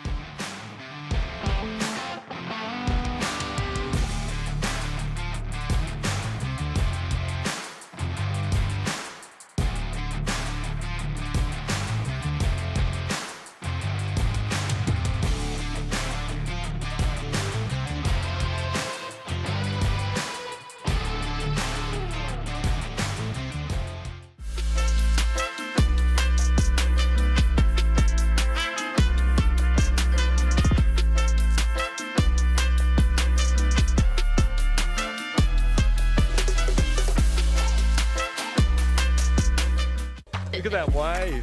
Oh, wow. Welcome to day 4 of competition for the 2025 Surf City El Salvador ISA World Surfing Games. The highest single wave score in our men's division goes to Matteo Calatri for Team Italy with a 9.0.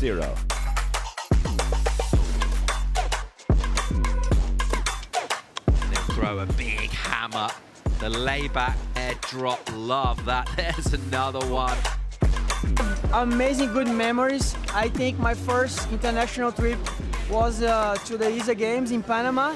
So yeah, feeling real good to be back. Everything is just way bigger than at the time. So yeah, I'm feeling home. This place is a different vibe, energy. Everybody here is just super happy. So feeling real good to be back. To be a part of ISA competition, we'll watch out. Louise Laprant coming alive on her backhand. Come on! Team Great Britain's Ali Spartan gets an 8.0. And that wraps up day 4 of competition for our 2025 Surf City El Salvador ISA World Surfing Games. Tune in tomorrow for more action.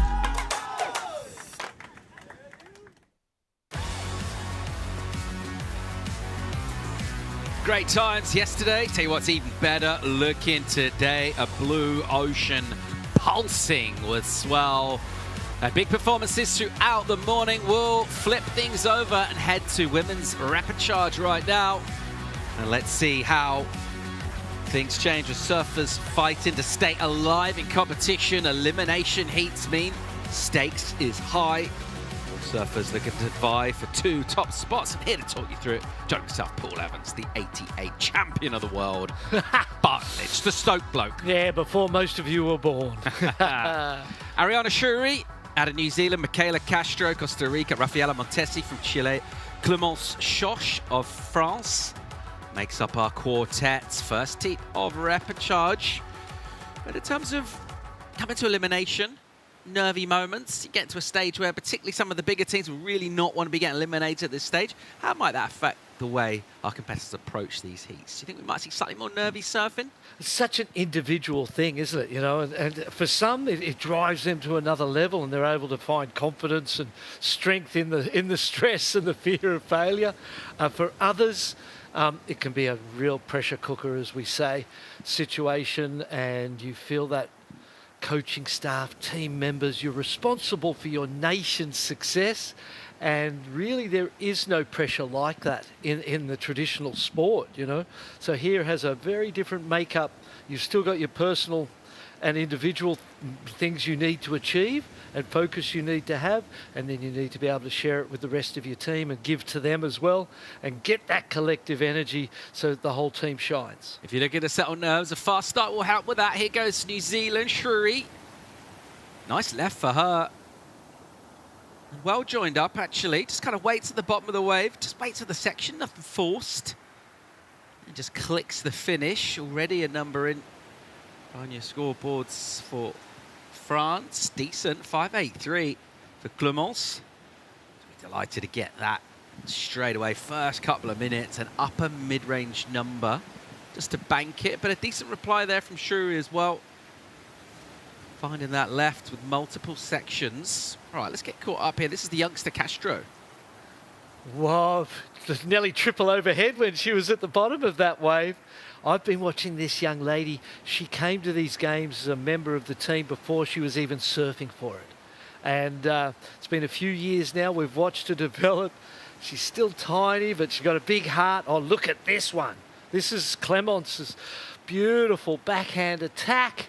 Look at this wave, snaps in the pocket for France, gets stuck at the bottom for a little bit, managed to get around it back up into the top. What a fantastic wave to open your heat. 5.83. And that was a really good wave. It's going to make it quite difficult, I would say, in this particular heat for the scores to go super high. When you consider that that right-hander didn't even get to a 6, it's going to put a bit of a ceiling on things. And to really go beyond that 6, you're going to need to blow up. Nice re-entry there to finish up for the Kiwi. Aotearoa. Landed the long white cloud, and here a second ride for France finishes on the inside. And ordinarily I'd be going France, but I think you've got me. I think you've got in my head, and now it's coming out of my mouth as France. So But that was a beautiful ride. Was that better? Critical ending there. That last turn was massive. Yeah, the surfing was a lot more critical, wasn't it? The wave was smaller, but she absolutely belted that end section.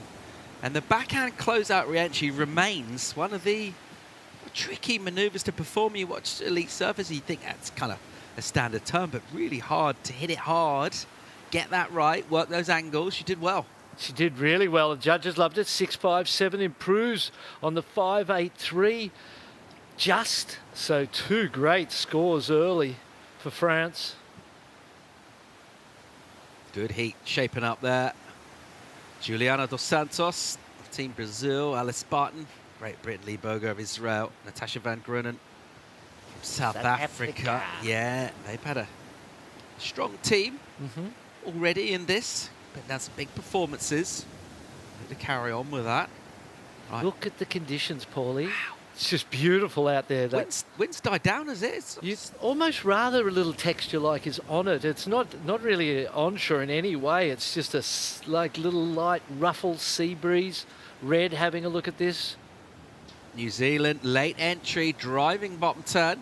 Doesn't go all the way to the top wave, just snaps back because she wants to get herself ready for the next section.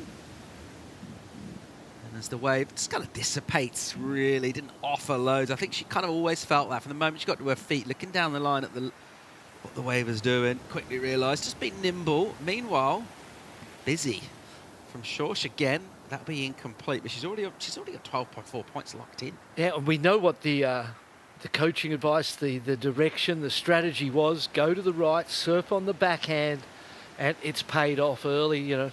Still 12 minutes to go. She's already got her scores. She's in a safe position, you would suggest, and really just needs to be a little more patient and keep building, but great performance so far. Time to go check in with winner of the last heat, standing by for a chat with Rachel Tilley.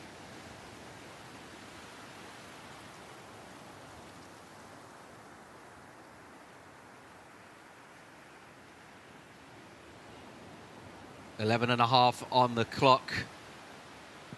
We'll stick with the action here. It is Clémence Schorsch leading this one with solid numbers already locked in and getting a great read on this lineup. That bigger wave to open and then the angry snap to finish, which I love to see. The dramatic finish always looks good, and another good piece of energy. Doesn't quite get there for the first turn or the second, and then even the dismount was a bit weird. So we'll give her that. We'll let her have that. She's got a good lead. Yeah, it's not what you want to do with the lead, you know. Really, in theory, if you're in a position in the lineup that's getting good scores, you don't want the other surfers to go there. So for me, I'd get them 2 scores and then I'd head back to where everyone else is and just be a part of what they're doing and take opportunities from them. 10 minutes, 30 seconds on the clock. Time to get that fresh update from the lineup. Winner of the last heat with Rachel. Thank you so much, you guys. Dane, congratulations. Another heat win in the books. La Bocana is a special place for you, you know, already having secured a gold medal here last year. But we're only midway through the event right now. Round 4, how are we feeling? Yeah, I was just saying to my coach yesterday that it's like, you know, it's such a long comp and a lot of energy being spent just in and around the comp, especially in heats. And I was saying to my coach yesterday, Duffy, I was like, it already feels like we're nearing finals day, but we're only halfway. So it's just kind of managing those the energy levels and really making the most of sleep and aircon. Yeah, that's just it. But not getting the cold from sleeping in aircon. Yeah, you know? it's the balance. It's the balance.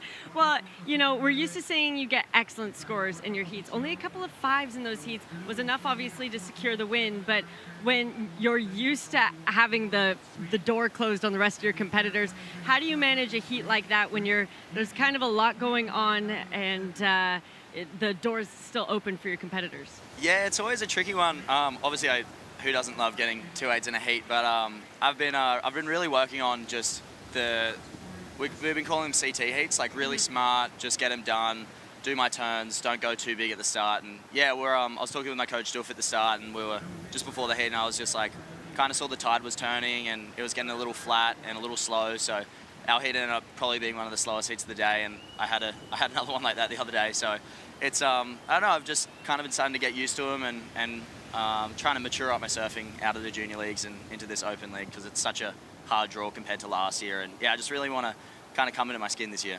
Wow, I love your insight on that because there is a big difference coming out of the juniors and learning how to mature your heat surfing, your strategy making. Now, speaking of strategy, you had Callum Robson in your heat as well, obviously both surfing for Team Australia. Do you guys communicate while you're out there? What's the game plan when you're both from the same team in a heat together? Yeah, with Cal, I think it was my first heat I've ever had with Cal. Obviously, he had a solid few years on the CT. Been looking up to him, looking up to the surfing, really trying to kind of, I don't know, mold my surfing into what he does because it's so mature and so powerful. And yeah, having a heat with him was pretty cool at the start. We didn't talk to each other. Cal's a pretty serious guy. He takes it strong, so I was also trying to tap into that and try and match his energy. And out there we were just on our own program, as you know, surfing's an individual sport, but you know, at the end of the day we're all a team, and it was really cool to share a heat. Wish he could have got second in that. He was just into the last bit, but anything's possible out of Bacana. I thought that I went from first to third in that last exchange because I saw Tim get a really good wave. I let Cal had priority over me on a sick wave too, so it's it's an individual sport, but really happy to share a heat with Cal, and he's gonna smash the repos. I'm sure I'll see him later. Yeah, well, that's the best part about being in the main round still, is he's not out as well. So you guys are looking really strong as Team Australia. Congratulations, and I'm looking forward to seeing more of you sitting right here. Cheers. Thanks. Thanks, guys. Yeah, thanks, Rachel. Dane Henry's different ways of getting it done. You can go out there and just blow up, highlights reel, or you can, put a mature performance in a tough heat, couple of fires, and keep the momentum alive. Aussie's going all right. Slightly mixed fortunes in that last one, with Cal dropping to repechage. Interesting to hear him talk about making that switch to juniors, where you're the guy, you're blowing up, you're winning, it's on you, you're expecting to make finals all the time, and all of a sudden you're surfing against the whole world, and it's quite a big world, sometimes quite an intimidating one. He doesn't seem to be overawed, particularly with fear for opponents, and there's a good reason for that. It's because of his ability. Yeah, that's right. And really, he's relied so far in the event on half his arsenal. What happens on the wave face? Hasn't yet gone to the air, really, or needed to go to the air. He is one of the very best young aerialists in the world and has an enormous amount of potential in the air, with flips and rotations and grabs and variety up in there that is unlike anyone in the world potentially. So while he's being humble and respectful of the level of competition, the need for strategy and good competitive surfing, good mature competitive surfing, the thing that he's not saying is that if I need to, I can turn a 2 into a 10. And he has that potential, and he's a powerful young man. As a junior, he wasn't, and when we say junior, let's go cadet even, 14s and under, he wasn't, what he is right now. He wasn't at the top of everyone's mind, and in those last 4 years or so, he has really put in some great work and just taken things to a whole nother level. And every time you see something from him on Instagram, it seems like it is at a whole nother level. So the best is yet to come from that young man in this event, I'm sure. From fourth prior with a bit of room to swing her arms, Rafaela Montesi of Chile has a look at her left, realises it'll shut down. Part of the reason there was no real interest from anyone else in the lineup. A little bit of strapping on the ankle there. She'll be hoping that won't slow down her performance. She'll be able to go out there and try and hit it hard, because at the moment things crystallising a bit. The final 5 minutes, no one's really been able to land a blow on Clemence Chausse, who's just looked good from the start, essentially. So that battle for second, at the moment, it sees New Zealand occupying it. Shuri doesn't have huge numbers, though. She's still sitting on a 3-5 as a low score.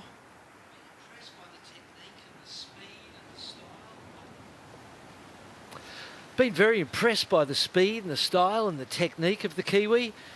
Here's Chile. Oh, unfortunate there. That's not going to change the situation anyway. Ariana Shuri hasn't really been on a great wave yet, but she looks like she's got all sorts of potential. Strong, powerful approach. And we haven't seen her go to the backhand yet. as a goofy footer on those rights, it could be a good idea. Where I was going to go before is that for Clément Chausse, she created the lead by sitting further away from the opponents and getting those rights. At a point that the lead's established, sometimes you've got to consider going, I don't want them all coming here because I'm winning the heat. I'm going to go back to where they are. I've created my base and then I'm in the mixed with them and there's all 4 of us in the one place and no one's sort of sneaking off and creating and coming from behind and creating, you know, scores when you're not in the situation to influence them.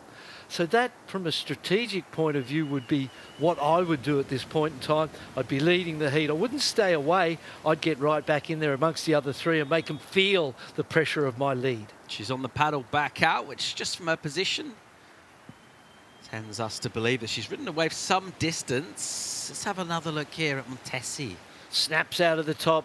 You see she led over too far and just the rail of the board didn't come with her. It didn't follow and just skipped out underneath her.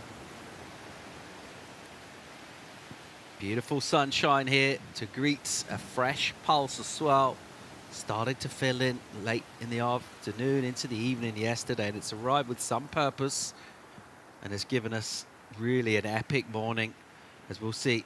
Nice clean drop from Michaela Castro, 11 years old, from Costa Rica, and a great section. Get it. A really nice turn if she can hang on to it. Oh, so close. Won't quite get that completion, but you can see how attacking and how sort of joyful her line is. She is going out there looking to tag sections. Good tactic. And I've seen her in the previous years when she's accompanied the team and been a part of the team, and you could tell that she was being prepared. Here we go. Unfortunate fall there again. But you could tell that she was ambitious and she was going to be on this stage at some point in time. 11 years old, I might not have guessed that young, especially given the small frame that she carries. But I can see the improvement in the performance for sure. And you watch, you know, give it 5 years' time, she'll be a superstar for Costa Rica. Yeah, already showing so much talent and promise and getting invaluable experience, really. Been able to do that, surf with a team, get that dynamic of your competitive structure dialed in. Pretty cool. Here's another look at France. Yeah, this was a 5.2, so it never improved on the opening 2 rides that built the base. There must be some good stuff down the inside, though, you would think. Boom, big last turn. The majority of the points in that 5.2 coming from that last turn. Great backhand attack. Those first 2 rides were just such a great way to start the heat. Got them so quickly, has been under no pressure at all. Since then, the pressure really is on New Zealand.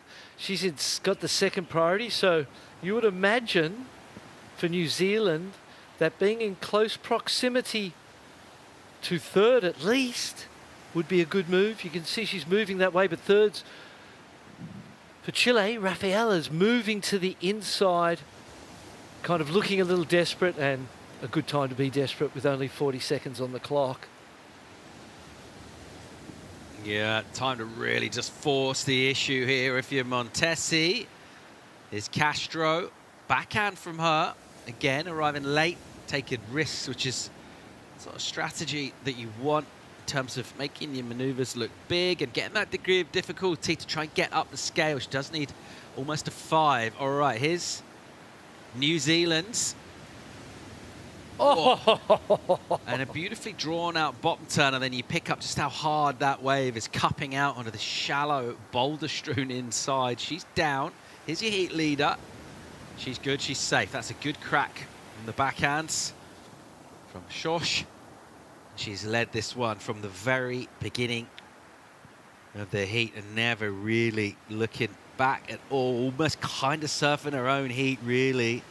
Connecting with great right-handers and doing it to good effect. Team France, they've had a pretty good last couple of hours, really. You think the likes of Jorgen Cuisinet. We also saw current gold medalist Cal Levas doing good work as well. So far, so good for the French. Wow, super close there to a fellow competitor in the green. couldn't hold back, had to hit it. It's not going to improve on the first 2 rides, so she's ridden 4 waves since those first 2 without an improvement. This heat is done. Congratulations to France on another successful heat.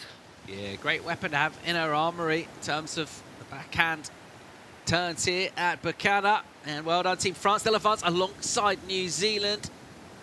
And we'll keep the action rolling here. We are through to women's repechage on day 5 of the ISA World Surfing Games.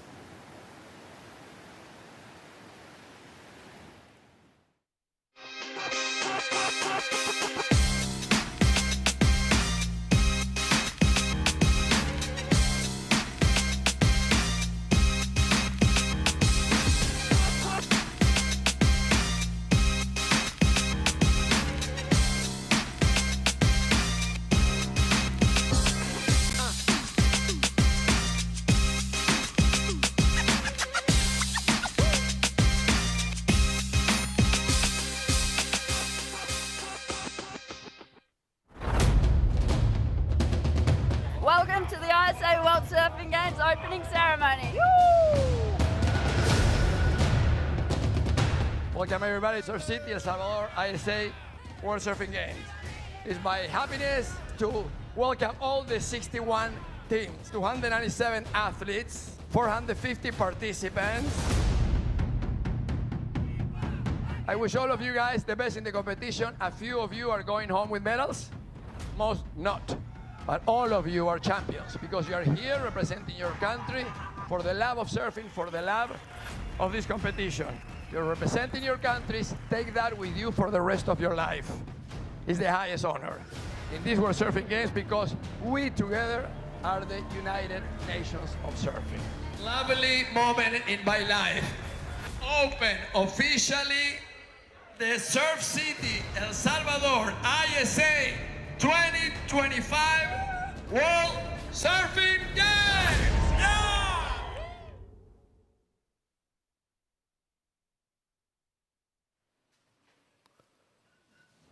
Welcome back to the action here. Beautiful scenes as we fly above. And have a look at the lineup. Still blessed with swell, good waves. Scores available on rights and lefts for surfers looking to go out and get themselves a strong opening in this heat. 4 surfers, Alice Barton of Great Britain, specifically from Wales, the Gower, taking on Juliana Dos Santos, Brazil, Lee Boga of Israel, Natasha van Groenen from South Africa. 20 minutes to stay alive in competition because 3rd and 4th, they will be relegated to support roles. Important roles, not quite as important as still contributing points to your team. Alice Barton winding up with the speed and then a quick kick out for her. Very close together out there on the peak PL, aren't they? Yeah, they are very close together. Makes some interesting moments until that priority is sorted. Alice Barton now down in the 4th priority. Would be the time for her to move away from those other 3. Because you figure if something comes, the other 3 are going to get it. If you put a little distance between yourself and them, head to where you think the waves might come. Look at this set.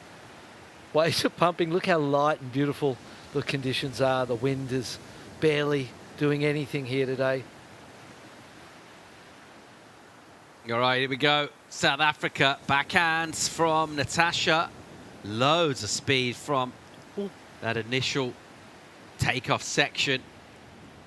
And pushing a bit and got a little wobbled on one turn. And as so often happens, sometimes those little slips tend to amplify into the next maneuver. And she just lost her front foot, I think.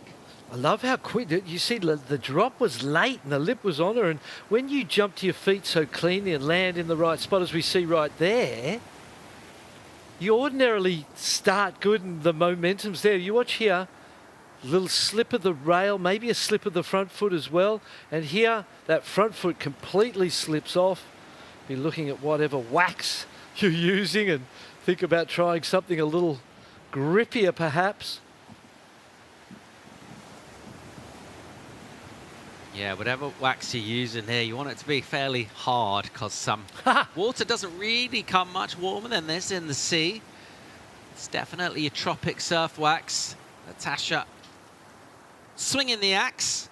Will go incomplete on the last turn, but she will open things up and get in rhythm. She'll get priority assigned to her, and she eventually gets back into the lineup. First priority is with Israel at the moment.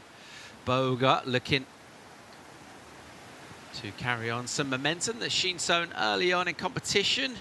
And Barton, from what we've seen today, obviously, you know, we're going to keep saying how consistent the waves are here, but in terms of the performances as well, hasn't really let us down either. And we'd expect that now, day 5, everyone's getting a better feel for conditions. A lot of these competitors have surfed here before, but even by now, they've been here for some of them a couple of weeks almost. Yes. And that's shown in the performances that we're seeing. Across the board, developing nations, obvious and clearly improved. The powerhouses of world surfing, they've been doing their thing. No real surprises at that level. The advantage has been at the bottom level with the developing nations to see how good everybody has improved in the last 12 months. It's been really entertaining watching it all go down thus far. Plenty more yet to come midweek here. Finals will be happening on Sunday, so still a few days away from that, but we're starting to shape up our picture really in our own minds as well about where those outstanding performers are, both individually and collectively. As we have a look at a strong Chinese team, Yang Xiui. Here's Alice Barton. A little bit wide on that wave, just kind of push some of those bigger ones. They will do that. Just went a little soft on her. So she's had a couple like that actually. She had the quick in and out on her left and now on her right, and unable to really tee off, which you'd think, okay, well, not ideal, but to sort of put that in a bit of context, no one else has done much either, to be fair. Natasha's had a 3 with some mistakes, and otherwise we're still waiting for Juliana and Lee to do some surfing. And there's a great opportunity, isn't there, given the slow start of everyone, to have even had a couple closeout hits. Bang, one big turn, 4, 5, and you're in a commanding position so far. 13 minutes to go, so still a lot of time. Sets approaching. And I love how here, look at the size of this one for Natasha. Wow, absolute bomb for South Africa. So much speed from the takeoff, and then some authority in the maneuvers that she's able to put down on the backhand. Mostly face turns, but done with speed, so decent face turns, but doesn't quite crack the lip. And you would say, if you're thinking about scoring potential of the wave, maybe not quite getting all of it with that ride. 3 points on the first. That's going to be the best wave of the heat so far, you would imagine. And there's something to be said. You know, the first wave, the 3 had more. She left points on that as well, didn't she? And it was, she fell and slipped, and the rails slipped at different times too. So that looked like a settler type wave where you go, okay, that first wave scared me. I need to now just finish one and find my rhythm and my flow and kind of get back to how I feel I can surf. I feel like that's what she achieved there. Judges still considering a ride for her and for Israel. Here's Israel's right now, dropping down the face on the backhand section in front of her, so she's projecting out onto the wave face. Will she get around this and get a turn in? Small little turns to keep the board moving, keep the connection with the wave.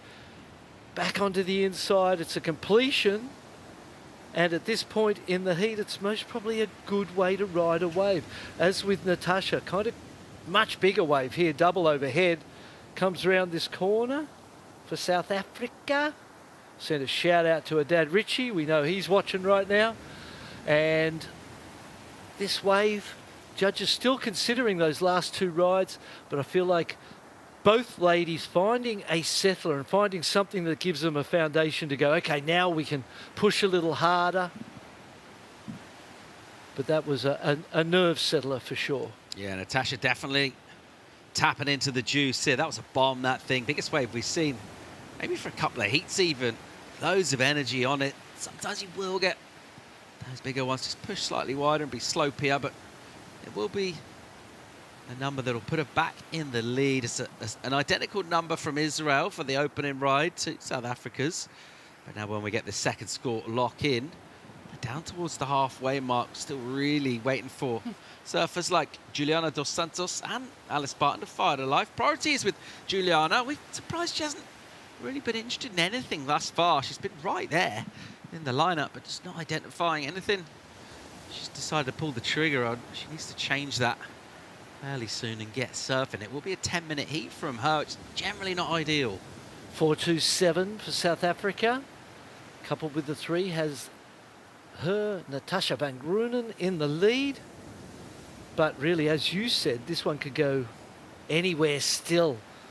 Brazil being patient, and at a point, the patience starts to turn into nerves and pressure and stress, and then you've got to respond, and we'll see how she does respond to that, because when you haven't ridden away for the first half, 10.5 minutes, you can start to feel, I would start to feel the coaching staff worrying, my fellow team members worrying, I'm worrying anyway, and it can be a tumultuous situation as the back end approaches.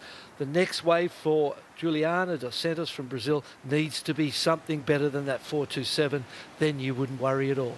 Yeah, but if you haven't ridden your first wave, you think, it's not inconceivable that you might make a mistake during the heat. You're kind of removing that latitude to give yourself the chance to make a mistake, because it's really going to be, if you get a wave, you've waited all this time, doesn't quite go your way, then you're back in the queue. You're last place in priority as well. Time's ticking away. There's 3 other surfers ahead of you, so compounds into a hellish situation.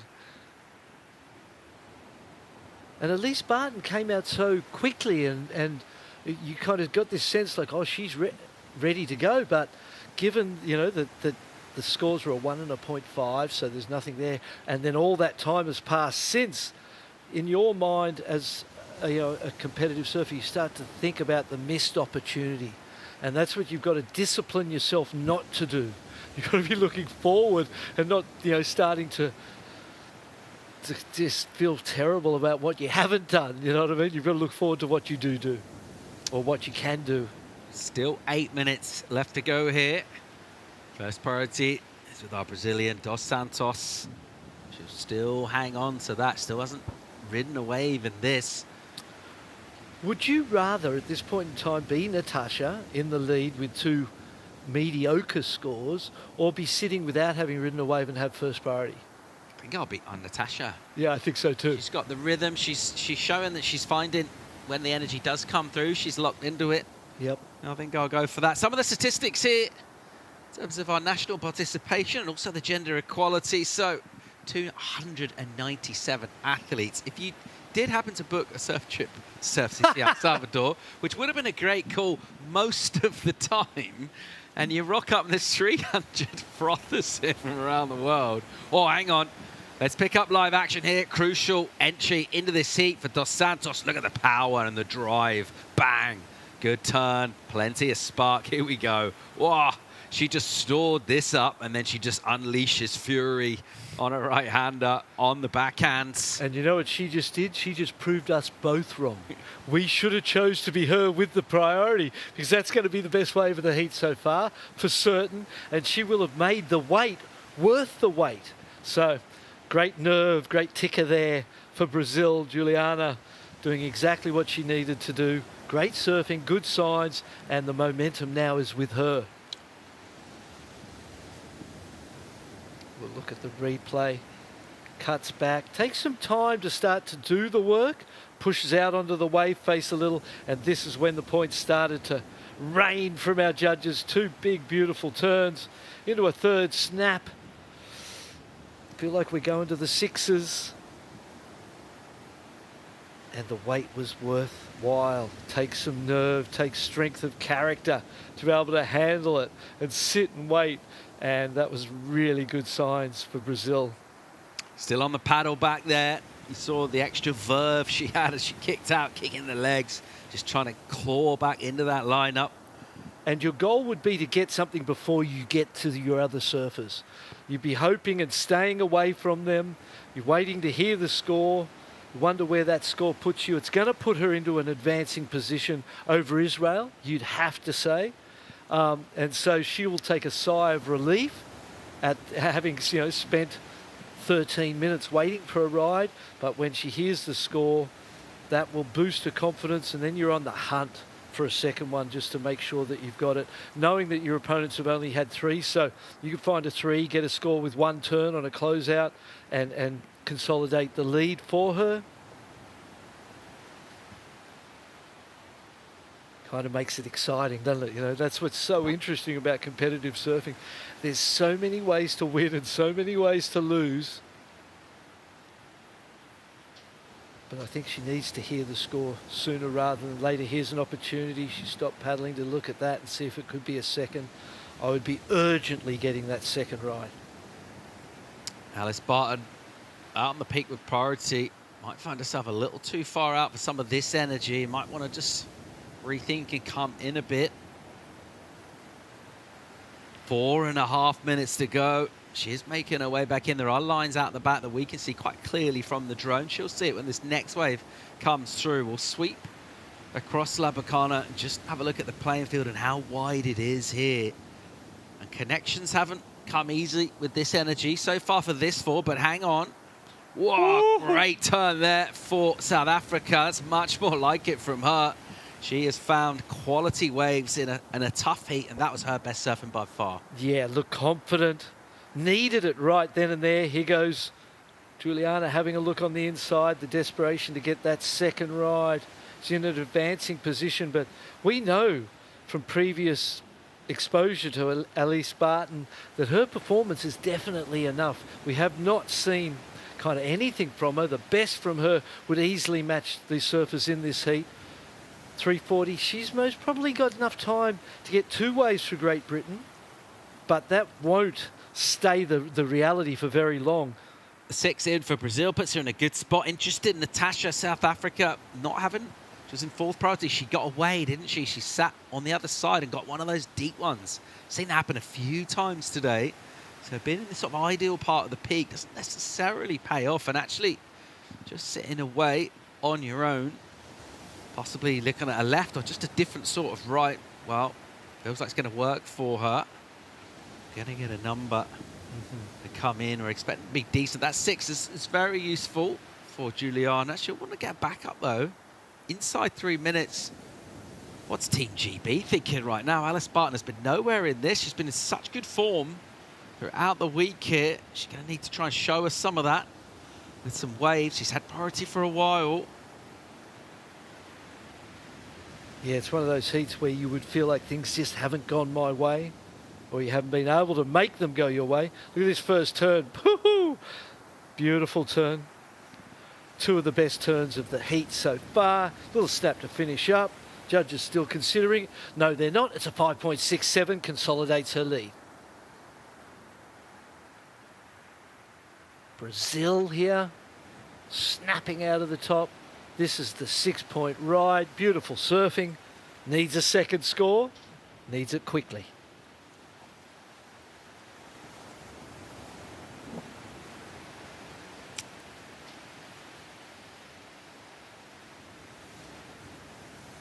.155 on the clock. Here we go, Dos Santos. Her second score. A nice snap and another powerful, aggressive, quality hit from her. While judges deliberate on that, let's go and check in with Team France, Clémence Schorsch.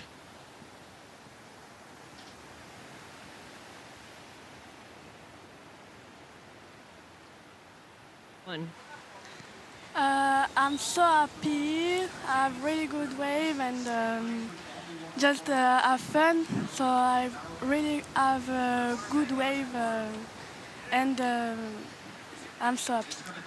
Well, we saw your teammates Cowley and Jorgen get their heat wins earlier today as well. What did you watch from their heat that helped you win yours? Yeah, I see when he go up, and Jeremy, he's a great coach. Yeah, and he helped me to place me and. Well, it helped you get the job done. I can see all of Team France up there. You guys are in prime location. They're cheering for you and so happy. So congratulations. Go celebrate the win with them. Thank you. Thanks so much, guys. Bye. Yeah, thanks, Rachel. Clémence and Team France going great, posting good numbers. The unity is strong among the French. Team Brazil, they're going all right as well. They got good numbers in this heat. Scoreboard news, the 6.83, massive Juliana is absolutely belting it here, and she tricked us, Bill. She sort of sat there for ages and did nothing, and then she's just come out and swung a couple of times. If you ride the best 2 waves of the heat, you only ride 2 waves of the heat. It's on your best 2 waves. That's all you need to do. Economy of effort from Team Brazil, defending gold medalists here at the World Surfing Games. And we're all wrapped up with Juliana dos Santos claiming victory over South Africa. Natasha van Groningen, that's your 1-2. They'll remain in rapid charge. And Lee Boger of Israel Ispartan, Team GB, they will be supporting their crew, which is part of it as well, but a little bit disappointed. I think each of them will feel quite find the opportunities out there with 20 minutes. It can go that way. Oceanal Pulse will be right back.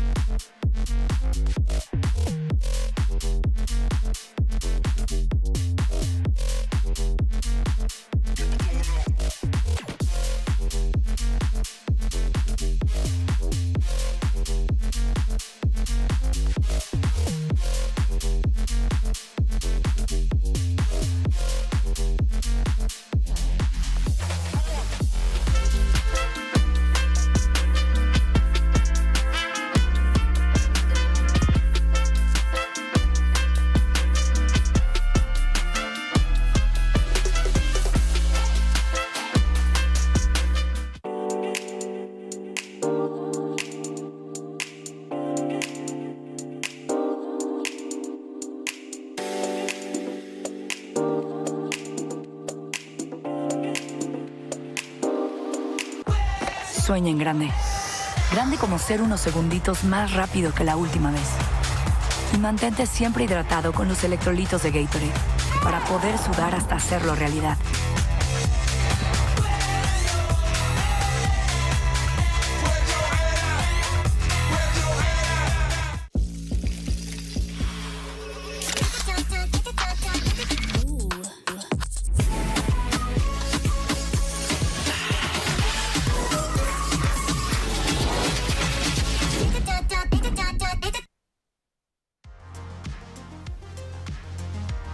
Relentless stoke at the ISA World Surfing Games. If you're getting performances and results and you're keeping your team alive, heartbreak for surfers eliminated. High stakes on day 5. We'll have a look at Sishi Yang of China, big star from that region in surfing. We've got Angie De Cesare out of Colombia as well. Surfed well in the previous couple of rounds. She's got a bit of momentum going behind her. We are expecting, once again, to see some quality surfing going down at this stage of rapid charge. You got some pretty big names from the sport getting involved, and also surfers with increased familiarity with the spot having a chance to have at it. This is what we're looking at here at La Bucana on the beachfront, which is a great place to tune in. Also out in the water, Rachel Presti of Germany, Vera Yaris from Argentina. And what are we thinking about the last couple of heats? It does seem like these right-handers, they got a bit more meat on them. They run a bit better as well. It does seem to be the go from what we've been seeing. Yeah, 100%. I feel like that nearly all the time. I don't know if that's just the goofy footer in me, but I see those opportunities. What we tend to see is that the natural footers will go to the left, the goofies will go to the right, and backhand being relied upon a lot of the time to get big scores. And we've also seen big scores in the forehand, obviously. But looking at the boardwalk along the foreshore here at La Bucana. Beautiful part of the world. And one of the things we have in Hawaii is the coconut rhino beetles that eat the coconut trees. But it would seem that they don't have them here. Let's hope they don't get them here. Plenty of lush forest and jungle, really, here in El Salvador. Beautiful part of the world. Look at all the flags there. And that shows you how sort of just fluffy and light the wind is. It's a little sea breeze to cool things down. How many of those are you getting? How many of those are you guessing of those? Oh, you reckon? 61? Like, As we fly past. maybe a third, if I'm lucky. Maybe less, actually. Might have talked myself up a bit. It's still early. We've still got a few more days. There will be a test at the end. All right, so got 4 minutes off the clock thus far. Got a perfect scoreboard in terms of just all zeros. So a clean slate for everybody thus far. No priority as a result of that as well. That'll be a sign when surfers ride waves and they get back in the lineup. Some warm-ups from teams able to get good vision really on what's going on out on the peak and just watch things. Here's live action for Rachel Presti, Team Germany. And as you mentioned, going the natural footer, going to the left. So on the backhand, really nice rhythm to this. It's a smaller wave, but she's just relentless. And she was really patient. Every time it kind of stood up, she was right there to tap it. Decent way to kick things off. Super experienced, Rachel Presti. Been in these events for a long time. You know, she did some work a few years back with a friend of mine, Jimmy Hogan. Boom, out at the top. The Chinese superstar. Sishi Yang doing good work, plenty of power. She did a translation role for some of her teammates as well. I'm mentioning it earlier, they just seem to be having so much fun, that Chinese crew. Really good banter between them. And they've just really got a lot of unity amongst them as well, as they really draw on that strength in numbers and that squad energy. Here goes Vera Yarisu out of Argentina. They've been really impressive across the board, as is that kind of surfing. So the goofy on the forehands and able to throw plenty of spray. So she's stoked to get involved, and as is ever the case, anytime someone from Argentina even kind of looks at a wave, we get deafening roars in our headphones from down the beach, picked up by our microphones here, because there is so much support for them here. And I can actually hear it outside of my headphones coming through in real life here. The support, massive. The passion is all, that's what it's all about, isn't it? Coming together as a team and supporting each other and hoping to improve on the placement you might have got as a nation in the previous 2024 World Surfing Games. Sets out the back, mate. Yeah, interesting looking lines. You see that first set, three waves really close together. So you've seen almost that little mix. You've got the long period new swell and a few little residuals from what went down yesterday. Here's Presti of Germany, her early work. A little bit slower at the start. Nothing too spectacular, but she gets going in here. Sees that lip, hits it at the perfect place. A couple of times. Judges considering scores for all 4 surfers. Angelina from Colombia. 2.5 on her opening ride. You know, her dad is Kai Lenny's filmer. Johnny. Yeah, Johnny. You know Johnny. He's a regular. Absolute at legend. surf events, and a good bloke. Great at his job. Capturing incredible footage. A 4.67 for Rachel Presti. Getting rewarded for that inside work on the backhand. Look at the sets on the outside. Oh. Yeah, we've got a feeling this one's about to come to life and this energy really arrives in here. It's that wax work that we were talking about. Puerto Rico. Brian Toth on hand for Habana Cabero. Always bringing that energy. Kalani Johnson also in the water from Indonesia. Isabel Higgs, Thailand. Amuro Suzuki of Japan. Was the headphones thing big in your day? Music? Yeah, the Walkmans were around. Yeah. Did you have the Walkman out, mate? The Walkman, mate. You had to fast forward to your song though, did you? Yeah, you'd always fast forward to the song you wanted, or sometimes it would just play and it would just get to the perfect song at the perfect time, and you go, "Oh, we're in rhythm today. Things are good." Are you going fast forward to use up the battery, or you could do it with a pen, couldn't you? You could just wrap it around the pen if you wanted to save battery life, mate. You know, I did listen to music quite a lot.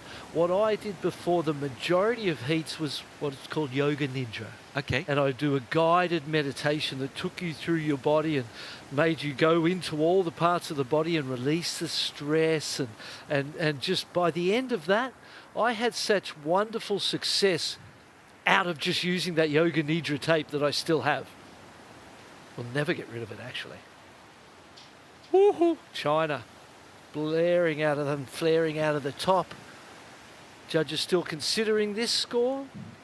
A 7.5 is on the board there for Rachel Presti on her second ride. Argentina wrapping the cutback back into the pocket. Nice, powerful, goofy-footed surfing. Third little whip of the tail there. And finishes up on the inside. Let's have a look at this 7.5, Paulie. Bumpy, lumpy start. Wraps it back into the pocket. It's going to feel the reef on the inside, get vertical. One big, beautiful closeout re-entry from Rachel Presti for Germany. Controlled aggression there. And we were waiting for a major connection with this energy. We absolutely got it right on cue. Rachel Presti soars to first place position at a great time. The midway point of the heat. There's a bomb detonating way out the back. No one in position to ride that. But it's great to see numbers to reward that kind of surfing. Big risk on the end by going up that vert. And was that quite rare at that time? Were many other people doing that sort of stuff? Were you a bit of a freak for listening to that rather than just kind of rock and roll? Yeah, I think, you know, I became aware of yoga, meditation, breath work and that stuff very early in my career. And it was a stable for me the whole way through. And it was something I would feel paranoid and scared if I hadn't done that yoga nidra tape before a heat. And I hadn't sort of taken the time to be quiet. Out of the quiet, out of the calm, my best performances came and aggressive, strategic surfing happened when it wasn't deliberate. And it really made me aware of being able to silence the mind and that part of you. And we all have an inner intelligence that is far superior to our active mind, you know. And things happened that made me aware of that very early in my career. And I know I had an interview with the great Thomas Victor Carroll the other day, and he is now deeply into meditation and breath work. And he said to me that he wished he had that skill set as a competitor. And perhaps, you know, when I won my world title, Thomas lost that world title because of an interference. And he felt like if he'd had the tools that he has now back then, he may not have done that and made that mistake. So I'm glad he didn't have them. Yeah, really fascinating. All right, here we go. Angie De Cesare. Nice work from her. Great combination of turns. And just getting involved in the heat, which sort of threatened to potentially get away from her a little bit. Scores are building up all around, staying in contention, staying cool, not rushing the manoeuvres. And really all the other scores are keeper scores, you know, given repechage round, the time of day, the incoming tide, you know, 7.5, 4.6, 7.5, 6, 4.6, all of them are scores that threaten you as a competitor. So, yeah, Angie definitely needed that one to keep her in contention. Judges will deliberate on it.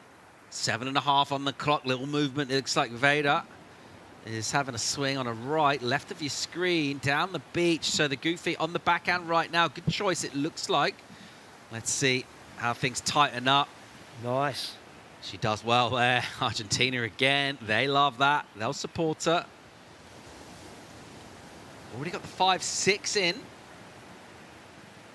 And able just to belt that closeout section. She seems, you know, she's strong and powerful on the wave face. Her style is quite calm and relaxed and doesn't really overdo anything, but the power and the style that she has means she doesn't really need to overdo anything. So, impressive performance surfing for Argentina. Sets shaping out the back here. Presti still with the lead. Second priority, first prio to Zishi Yang of China. Got into surfing by trying to get into sailing. She was part of the program, learned how to sail, and then went, hang on, what's these breaking waves? This looks cool. Turned out she was really, really good at it. We'll see just how good right now because she's on a bomb of a left. Wow, beautiful first turn for her. The wave will slope now, but she did great work on that double up meaty section. Love to see someone really get hold of it like that while the judges deliberate. Let's get down and hear from winner of the last heat.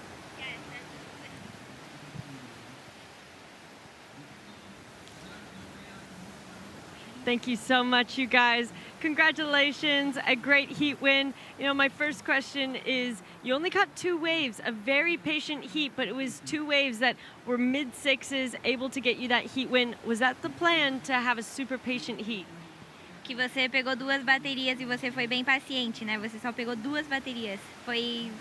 Como que foi? Tipo, você foi bem paciente para sua bateria, pegou 2 ondas, surfou ela? São baterias da repescagem que não tem nada perdido, né? Para mim, eu ainda estou no jogo, é só mesmo estar presente ali no momento para poder conseguir pegar as 2 ondas melhores da bateria, é só se concentrar mesmo em pegar as melhores ondas, porque o surf está no pé. Então, muito feliz ali, foi uma bateria bem difícil assim no começo. Deu uma parada de onde veio umas séries, eu tomei na cabeça e, cara, fui bem paciente. Mas é isso, feliz em ter conseguido soltar meu surf e bora. She is happy with the win. She doesn't have much to lose here, and she was just trying to be patient. And yeah, she's just happy to let her surf flow a little bit, and she was just present and very happy with the win. Well, representing Team Brazil, a really big opportunity. They're defending champions. How does it feel to be part of such an incredible team? Representando o time do Brasil, que a gente é os defensores, né, do campeão. E como que você se sente representando e sendo parte do Brasil? Muito feliz e honrada, né, em estar representando o Brasil, pô.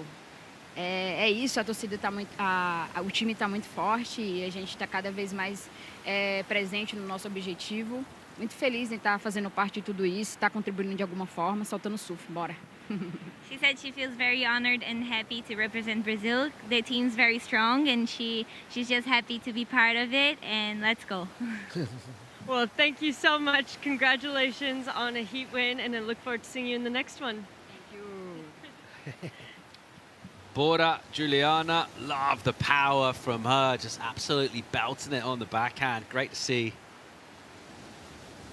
Yeah, super impressive performance, and I love the support work of Sofia Medina commentating for her or translating for her, and together Brazil are seeming like, you know, they continue to improve on the women's side of their team, and that's going to make them so difficult. Look at this. Snap, beautiful turn out of the top. It was a shame the wave didn't stay tall because it went down to a sort of flat shoulder very, very quickly. Scores in for that one though, a 4.43 and a 4.6. This is a very competitive heat. Colombia in the 4th. They've got some work to do. Here's our heat leader.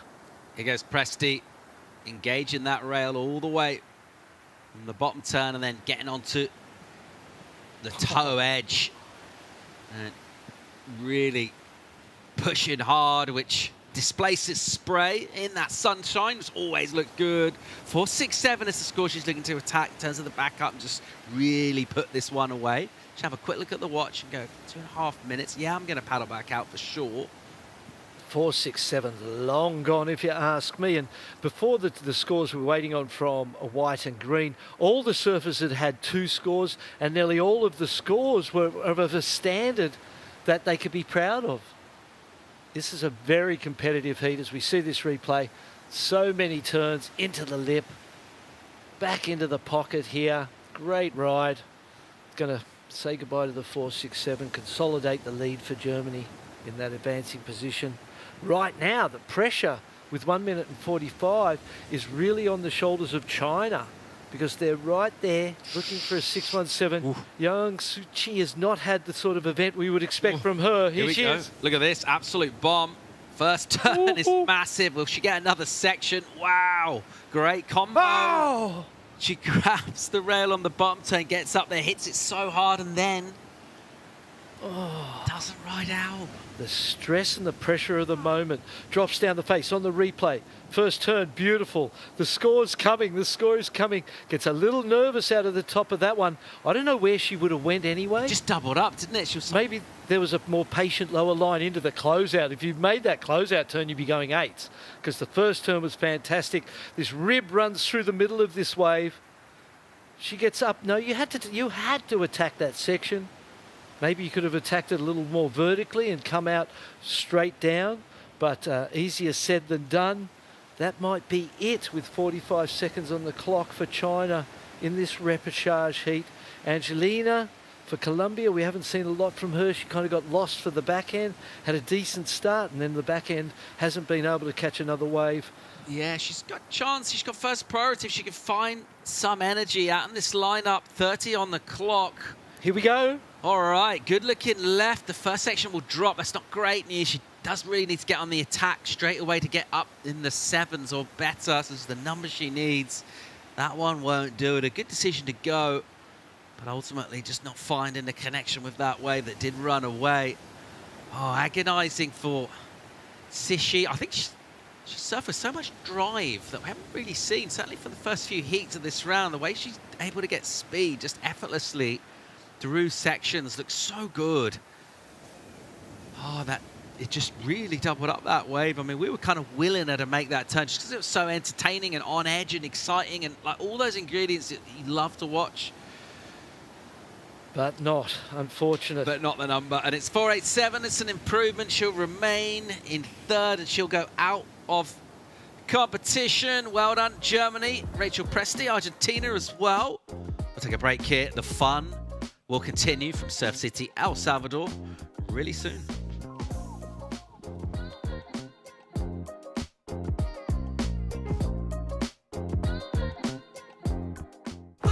Sueña en grande.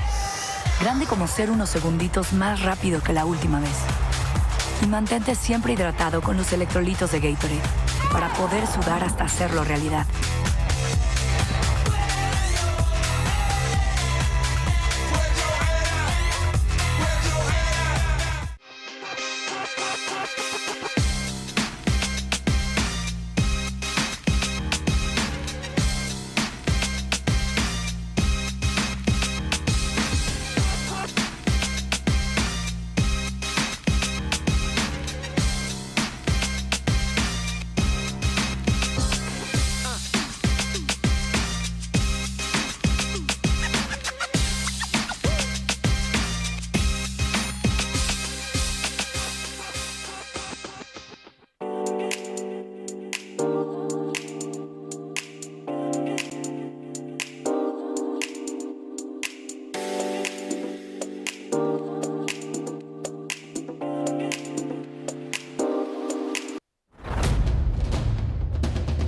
Welcome to the ISA World Surfing Games opening ceremony.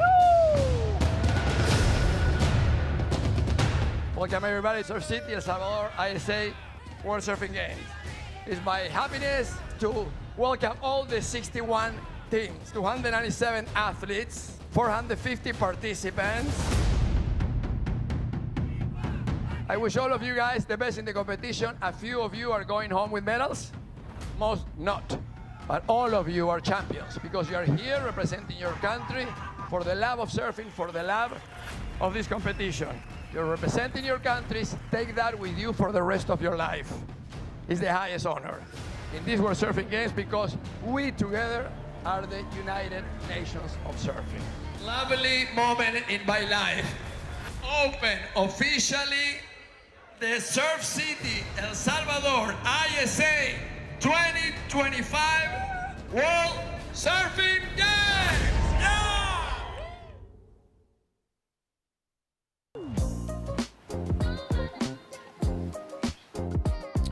Welcome back to the Surf City El Salvador ISA World Surfing Games. Chris Cote here with True Starling in the lineup for this repechage. Round 3, Heat 4, huge names. Kalani Johnson, Isabel Higgs, Amuro Suzuki, and Havana Cabrera. Wow. So remember, repechage rounds mean 3rd and 4th place surfers are out. Looks like we've got a good start here for Johnson representing Team Indonesia. Couple nice turns there on that left-hander. I just had to double check there that this was the rapid charge round. Yeah, I feel ya. This is a really big time heat for all 4 surfers involved, trying to do their best to stay in contention to get back on that main podium. Moto Suzuki, I mean, she has been a global surf superstar for quite some time now. It's because of surfing like that. What a great way to get the ball rolling for Team Japan. Yeah, she got a bronze over in the Tokyo 2020 Olympics, and it's unusual to see her in this round so early on in the event. I mean, it is day 5, but still, you know, with the likes and the quality of Amuro, you'd expect her to remain into that main round throughout most, if not all, of the event. Yeah, that's a great illustration of how good this wave is. I mean, look at the perfect lines that you see in the whitewater. That is exactly what you want to see as you're flying over, looking for a peak to surf. You got rights, you got lefts. We saw some big 8-point rides come through in the men's main division. The women showed up for their main event round and went out there and went off. And now it's about survival, staying in this contest. You got your surfer from Thailand, Isabel Higgs, who's been doing big things. Wasn't super familiar with her coming into this event, but now I am. I'm very aware of how good Higgs surfs. She's got a 4.67 for her opening wave, so a good start there. She is living on the northern beaches of Sydney, usually surfs curl. The sole team member for Team Thailand. Leans into that rail. Really, really nice connection. You can see she just eyes this end section and tags it beautifully. I mean, a really good way for her to start off this heat. Let's have a look at Havana as well. She's got beautiful patience, nice snap. That board is just gliding under her feet. Really different way to approach that end section as well. Used to seeing that big vertical belt, but a little bit of Havana flair to it, and Kailani drives through a nice carve. Wow, waves back to back to back. Amuro as well gets underway low off the bottom. She's got such an incredible bottom turn. You can see how low she gets to her board, that real coil and spring. Really laying into that end turn as well. I love how she drops that back arm, just give it a little bit of extra push. Great decision making there for Amuro as well, knowing that that end section has been wreaking havoc with a lot of our competitors. She's just well timed, nice and smooth, styled out the finish, making for a completed ride. And I think the judges want to see the overall act, right, from beginning to end. You don't necessarily have to make your finishing maneuver to get a big score, but it definitely helps when you have nice, clean surfing from the beginning all the way to the end of your wave. Finish your wave in control. And if you've done enough work down the line, you will be rewarded. Here we go, surfer in white, Cabrero, representing Puerto Rico. Nice snap to start. Comes around a big section.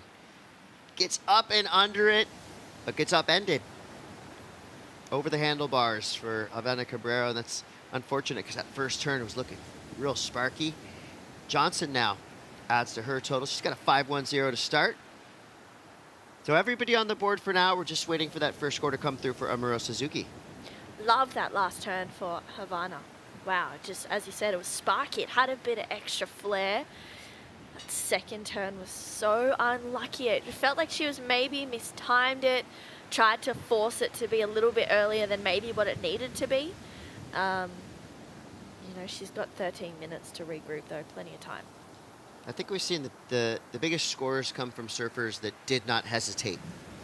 You know, I'm thinking of Yolanda Sequeira in her first heat, where she was just going into her bottom turns, and there was never a decision of not to attack the lip. Yeah. And that was probably smart for Johnson right there. That wave was clamping down quickly. So she gets out of it by way of a pencil dive. 12:50 to go now. Here we see Amuro Suzuki back at it. Up and out. Didn't like the looks of the rest of that wave. Tells us that it probably was flattening off down the line. Higgs is out the back with priority. First score comes through for Amuro Suzuki's opening wave. It was a 5.83. She is now in the lead, just like that. Straight away. She's such an experienced competitor. I mean, we've seen her compete pretty much throughout her whole career. and she's got so many different variations of turns. She can really pull a rabbit out of the hat when she needs to as well. But she's such a polished performer right now and where she's at in her career. It's really cool to watch her just, go after it each and every time. No doubt. Yeah, she surfed at every level. Olympics, of course, ISA competition, WSL Championship Tour competition, Challenger Series. And she's done it all, and she's still competing at an elite level. The long story career ahead of her, no doubt. Cabrero now, she's just jumped into the lead with a 4 to 3.77. She's going to try to add some points to her score line. So slowing down just a little bit. She's got a nice tempo. She keeps chipping away at that one, so nothing super radical, but nicely surfed all the way through. These rights are really starting to come alive. They look a little bit longer, definitely faster.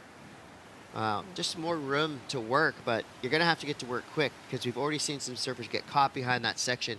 It's an absolute freight train, more like a bullet train down the line on the rights. Oh, absolutely. I mean, you've got to match your speed to the wave for sure. And it's so easy to catch you off guard and you can get caught behind it or, beat slightly off time, and then it just sets you up for not a poor performance, but just doesn't really set you up for the best opportunity to open up.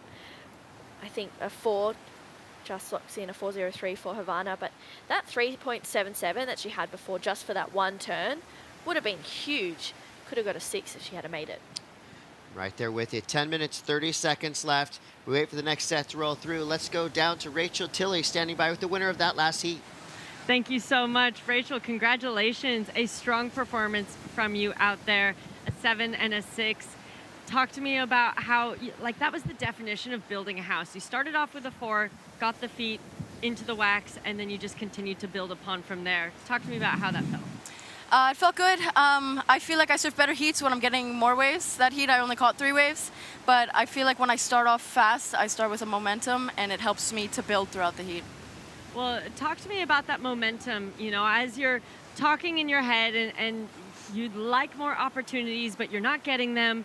How do you make sure that you capitalize on the waves that do come in opportunity-wise?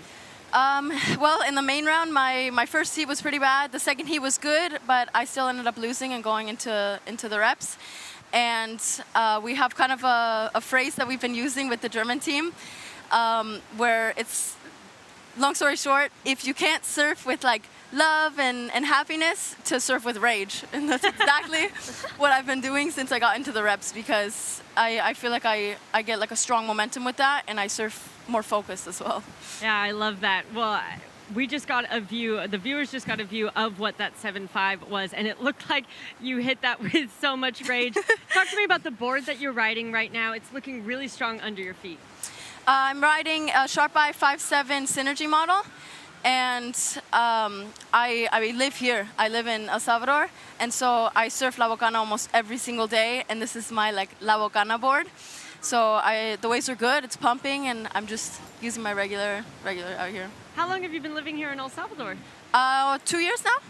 Wow, so ever since the surf world really started coming in here, you made the move here and you've made this your home. Yeah, I grew up spending a lot of time in Costa Rica, and I was never super happy with the American lifestyle so much, and I really like the kind of Latin American lifestyle and being by the beach, and I think it suits me really well, so I decided to move here, and the waves are amazing every day, so.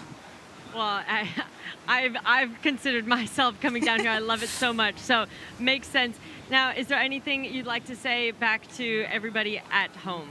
Yes, I want to say hi to my family. They're watching, and they've been watching all of my heats, and I'm going to keep going with this momentum, and I'm really excited.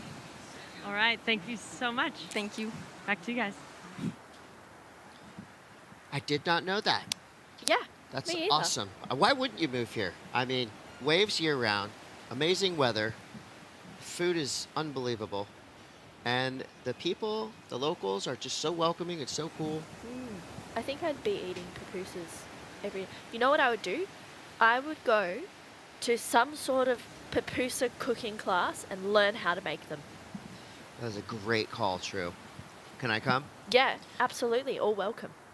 We got 7 minutes, 15 seconds left. Here's how this one's shaken down right now. Havana Cabrera is in the lead. Amuro Suzuki second. Kailani Johnson third. Higgs fourth. So Puerto Rico and Japan are in those top 2 spots. But if you look at these scores, you've got the highest single wave score right now being locked in by Kailani Johnson. So that tells me that she's getting her rhythm going. She's throwing away a .70. Only needs a 131 to get herself into one of those advancing spots. So don't worry too much for now about Kailani Johnson, because she's actually in a really good position in this heat. And Higgs is as well. With a 4.67, she's hanging right in there with Havana and Amuro. She only needs a 1.74 to flip this one. There's not much in it, is there? I mean, everyone's really in the same sort of range in regards to those top scores. I just feel like, you know, for Kai, she got that good left. I think there's a couple of really good right opportunities as well. Her favorite wave is Karamis. She grew up, was born and raised in Bali, so we know that she's good at going left. She loves going right as well, so it'd be really cool to see her open up on her backhand to try and back up that 5.1. It just feels like this heat has gone so quickly. 20 minutes, you know, it's a decent amount of time, but it flies by. Big ramifications on the line here. Third and fourth place surfers are out. And that's kind of bittersweet, because however this one shakes out, we're going to lose two athletes that have really put together solid heat performances. Maybe it was just one or two little mistakes that had them wind up here in the repechage rounds. You would think on paper, Amuro Suzuki, you know, she definitely has the most stacked resume of these 4. Cabrera has been competing around the world for a long time now as well. Like you said, I mean, growing up in Bali, obviously you're going to be surfing a lot. And with a lot of really good surfers, that's going to raise your level no matter what. And for Isabel Higgs, coming from Thailand, I mean, she's been doing huge things throughout this contest. It seems like at the beginning of the ISA World Surfing Games, she was in form and looking sharp in her opening round heat. So this one is a big heat for all 4 of these surfers. It's got to have that finals feel, or at least semifinals feel, where this is one of those that you know you have to make it. Yeah. Oh, it's nerve-wracking being in this repechage round. It's a moment where you have to show up and you have to make the most of every section that you have and not really make too many mistakes. And particularly in regards to how long these heats are, you probably get the opportunity of one mistake, you know, and then everything else you've got to be pretty in form, in tune with your wave selection, turn selection, you know, the energy that you're bringing to the heat as well. I mean, for Havana, she's been getting better and better. Basically, each wave a 4.83 for that last one, a 4.03 for the one before. She's got that lead, but you're looking at Amuro's a 5.83, 5.1 for Kai, a 4.67 for Isabel. It's really anyone's heat right now. And the good news for the surfers who are paddling out this afternoon is the tide's starting to push now. We've seen the past couple days, high tide is a little bit less consistent, but the bonus you get with the high tide is a more condensed takeoff zone. So after you ride your wave, even on the rights, you're going to get right back out there to the takeoff spot pretty quick. Yeah. So you might get more reps as the tide comes up, but it's going to be shorter, more compacted waves. So you need to get up and involved early as the tide rises here at La Bocana. Identifying it really quick too. Like, there's so much that comes into it. It's crazy how it changes throughout those tides, and your heat strategies may adapt or completely change, maybe even boards, who knows. But I just, like, going back to Rachel, like, moving here, what an incredible call to move over to El Salvador. You're blessed with some pretty incredible waves every single day. Yeah. It's a great idea. And she did mention that she spent a lot of time living in Costa Rica as well. And I'd say in the past 10 years, I mean, so many surfers representing a litany of different nations have come from Costa Rica. It was a hub of basically like surf travel. And when I think a lot of people from Europe, California, East Coast, Florida, North Carolina, They went to Costa Rica early on in the late 70s, early 80s, and they looked around. They said, yep, I'm moving here. So we see a lot of the field in ISA competition that maybe is, Netherlands, but they live in Costa Rica. Yeah. Even all the way to like China, but they live in Costa Rica. They train in Costa Rica. It really is a surf destination that people seem to really, not only just go there and surf, but also just go ahead and move there because they love it so much. Yeah. I spent 3 weeks there in Pavones, and you basically lived there. Yeah, basically. You moved in with Leilani McGonigal? I did. Yep. Had my own room. It was great. Leilani is an incredible chef. Did not know that. Well, cook. She's makes really good food. Not as good as the pupusas here in the cuisine. You can pretty much go anywhere and find a really, really good meal. Bit of live music as well.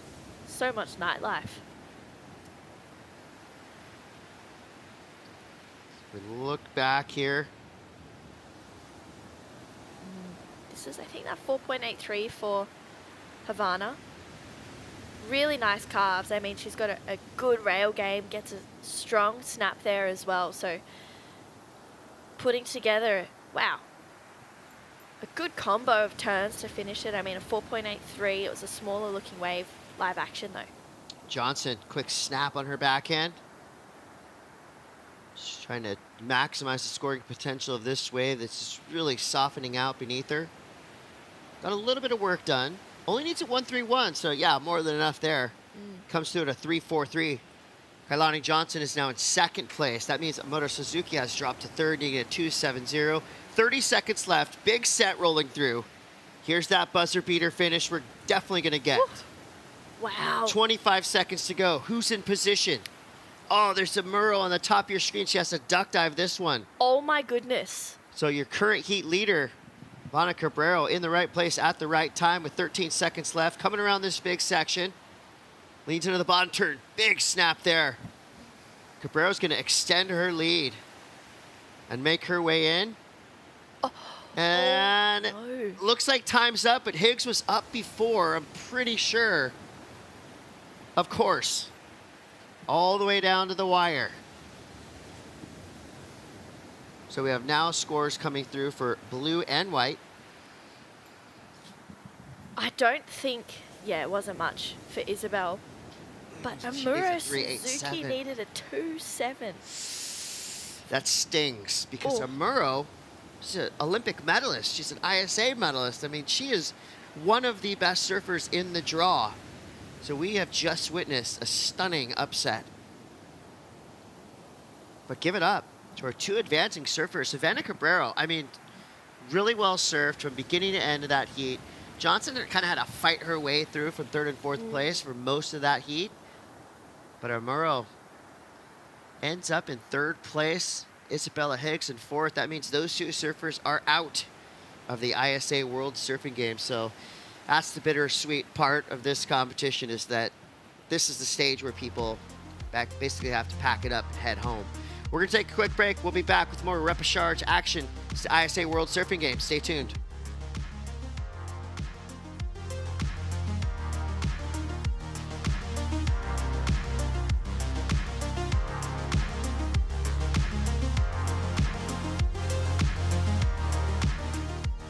Look at that wave. Oh, wow. Welcome to day 4 of competition for the 2025 Surf City El Salvador ISA World Surfing Games. The highest single wave score in our men's division goes to Matteo Calatri for Team Italy with a 9.0.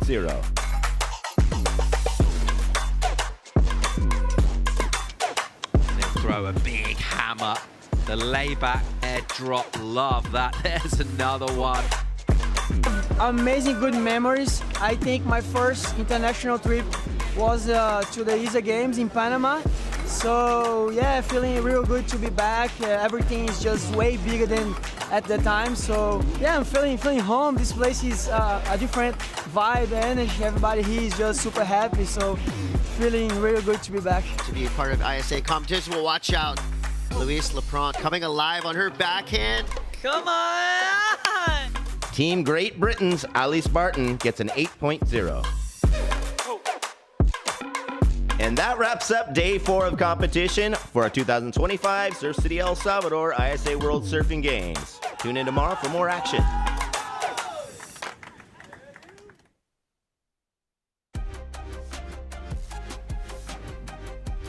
Welcome back to the Surf City El Salvador ISA World Surfing Games. Chris Cote here with True Starling. And we are deep into these repechage rounds. We've just seen a big upset with one of the standouts, one of the event favorites, Moro Suzuki, out of contention. Well, let's get back to it. Kana Nakashio, Mia Calderon, Dia Natasha, and Sojong, Korea, Indonesia, Puerto Rico, and Japan represented here. So for Team Japan, high stakes right now because they just lost arguably their best female surfer. And there's a chance here that Nakashio, who's been surfing really well through this contest, could be taken out as well because she's going up against 3 incredible surfers. Here's one of them. So Mia Calderon just watched, Im Sejong comes through for Team Korea. She's been surfing really well. And yeah, I'm going to say she rode out of that last turn. Yeah. But I'm not a judge, so I'm going to leave that one up to them. We can make assumptions, though, surely. I mean, Sue or Im, whenever I see her, I always call her Sue. And she is such a bright spark, and you know, she really wants to represent South Korea to the best of her ability. And starting off there is a really good way for her to open up her campaign. I mean, a small score straight away. But day up for Indo. And Natasha here now flying down the line, trying to come around this section. There's the opportunity to get involved, do a big turn there. Carving back, staying in the pocket. Good for a finish. So not a lot of critical sections on that wave, but nicely surfed for Dea. Quick up and out there for Nakashio. 16 minutes left in this heat. First score comes through for Calderon, a 2.83. She's got to be fired up. She just saw her teammate Cabrero go out there and rip, making a big statement. And hopefully, you know, maybe they paddled by each other on the way back in and out and said, look, I did it, now you do it. It's your turn. It's your Rise up. Let's see it. Yeah. Leaving the good juju out in the water. Exactly. It's always nice when you know, have a heat with a friend or a teammate and they're before you and you go out after. You're just more fired up to go, okay, they did it. If they can do it, there's no reason why I can't. So hopefully for Mia and for Team Puerto Rico, she can get a couple of good scores in this heat as well. She's got the time, 15 minutes. Kana Nakashio, wow. You know, for Team Japan, losing Amuro Suzuki, that's a big blow to their team rankings for this event. Yeah, that's a stinger for sure. So they had high hopes for Amuro. We all did. She is such a great surfer, but that's, again, just a testament to the level of competition these surfers are facing. In the repechage rounds, in the main rounds, men, women, everybody was well prepared coming here. They know the level that we have at the ISA World Surfing Games, but I think we've exceeded expectations, you know, on both sides of the draw. And this one is going to be so fun to watch all the way through till finals day. We're over halfway there, and I believe tomorrow is when we're really going to start to see some clarity come into picture of which teams are in the lead, what these surfers need to do. And here's a look at Mia Calderon representing Puerto Rico. Ooh. Oh, that was sketchy. Yeah, that was scary and sketchy. Yeah, both. It's a little bit hectic in the middle there. I mean, we've seen a couple of those moments, Chris, like when people's boards are flipping underneath them, and there's, you know, those taking your breath away moments where you're thinking, oh no, this could go bad, but they're pretty aware of what they're doing. So we're inside of 14 minutes now. Natasha representing Indonesia in that top spot. Soo Jung in second, South Korea. Calderon got a 2.83. Enough for third for now. Of course, those first and second place positions, those are on the strength of 2 waves ridden, so. Yeah. A little bit of a misnomer here in terms of 1 through 4, because that will change. Mia Calderon and Kana Nakashio don't need much to get into those top 2 spots. I mean, with the quality of these surfers in this heat, pretty much similar to the last heat as well. You were expecting a little bit extra, I don't know, a little bit more. I mean, of course, Savannah, she had a really good heat. But with the wave quality and with the turns that we know all of these women are capable of, you'd expect just a little bit of a higher kind of performance. But I think, you know, these repechage round, they add that pressure. They add a bit more weight to the shoulders. Well, I think that just knowing that you have a repechage available in the main rounds, it's just a little bright spot in the back of your head if you're feeling stressed out in your heat. But that all changes when you actually get forced into the repechage rounds. Now you know your run could be over here if you finish in third or fourth, so they know the importance of putting together a solid heat here. And they also know that they're taking the long way home, right? Yeah. They have to surf way more heats in the repechage rounds than they would have to surf in the main rounds. So it's going to get really interesting from here on out. This is one of the most exciting days of competition we've seen yet, and the numbers prove that. It's going to be a real fun highlights package, and of course, ISA social media is going to be flaring up this afternoon with incredible photos and just some of the kind of behind-the-scenes cool storylines that we've been witnessing throughout the day. 12 minutes left now. It's nice as well to see a bit of blue sky. Yesterday was a bit stormy, a little bit lumpy and bumpy in regards to the conditions. But we woke up this morning and it was glassy again, just pure perfection. Prime time. It was. The free surf as well this morning was crazy. Every single wave had someone just blowing it to bits. Yeah, basically watching video parts. Yeah. Having to check the waves here in the mornings. Yeah. And I would say as a pro tip for surf travelers, when you're coming somewhere that's a marquee surf destination like El Salvador, let's say like North Shore of Oahu, Australia, just look and make sure if there's an event happening when you plan your surf trip. And I think it would be really cool to actually come here and plan part of your trip to come watch in person the ISA World Surfing Games. The flip side of that is we have 297 athletes competing. Yeah. That's a lot of surfers. With them, we've got coaches, parents, friends, family. So that's just a lot of surfers in town. But the cool part about Surf City El Salvador is it's one of the few places in the world that can actually handle an event of this magnitude. The ISA World Juniors is double the field that we have here at the World Surfing Games, basically, because you have under 18, under 16. Yeah. When they come to town, yeah, there's a lot of surfers around and even more parents and more coaches. But the cool thing there is there's so many waves here, not just in Surf City, but up and down the coast. You know, Punta Rocas, a very famous wave. You keep going in either direction, you can find a nook and cranny. Even with 400, 500, 600 surfers in town, you can get a wave to yourself here in El Salvador. Yeah, it's pretty special, isn't it? Like I was saying to Barton, I think it was the other day, you could pull down a weird little alleyway and walk up to the beach and there's a perfect A-frame just there for you. It happens. That's why we call it Surf City. Yep. So inside of 10 minutes now, Dea Natasya from Indonesia. In a precarious lead. She does have the highest single wave score, 3.53, but you know, Mia Calderon only needs a 0.53. Nakashio needs a 2.44. So those are waves that those surfers could easily get if given the chance. Looks like we do have some activity coming in from the outside right now. Surfers pretty well spread apart. Soo Jung from South Korea in that top priority spot. Look how far out Kana is compared to the other three competitors as well, to the right of screen. Like, wow, she's sitting way further out than everyone else. I mean, she's only got that one score. You can see a bit of motion too. I think Kana's hunting one of those lefts. Yeah.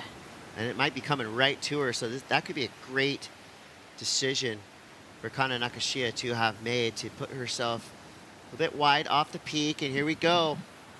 Right place, right time. Here we go, Nakashio. Deep bottom turn. Has to settle for kind of a mid-face carve there. Waiting for this wave to perk up as it goes down the line.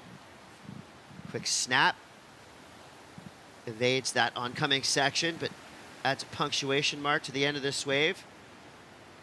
3 nice turns to finish. Pulls out with style and control. easily the 2.44 and beyond that she needs. Oh, absolutely.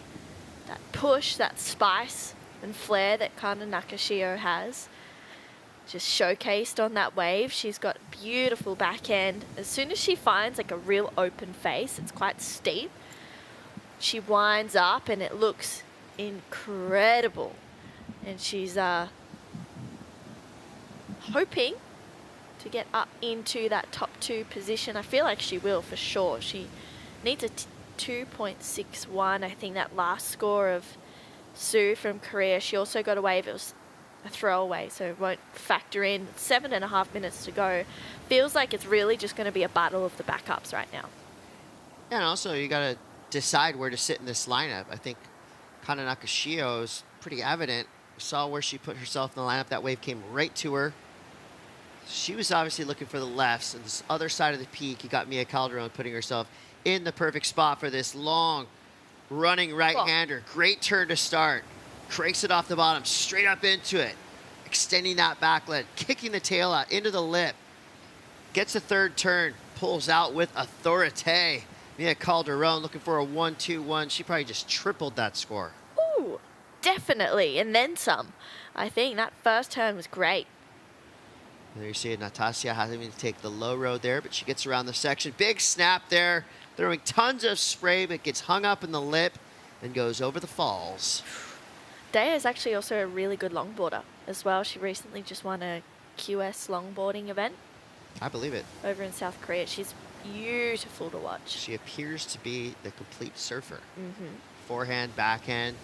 So far, she's done it pretty nicely, but the scores have just come through for Mia Calderon. She jumps into the lead. So our surfers make their way to decide where they're going to sit and try to pick off the next wave come through. Let's go down to the glass. We've got Rachel Tilley standing by. Thank you so much, guys. Congratulations on that heat win. Must be feeling really good.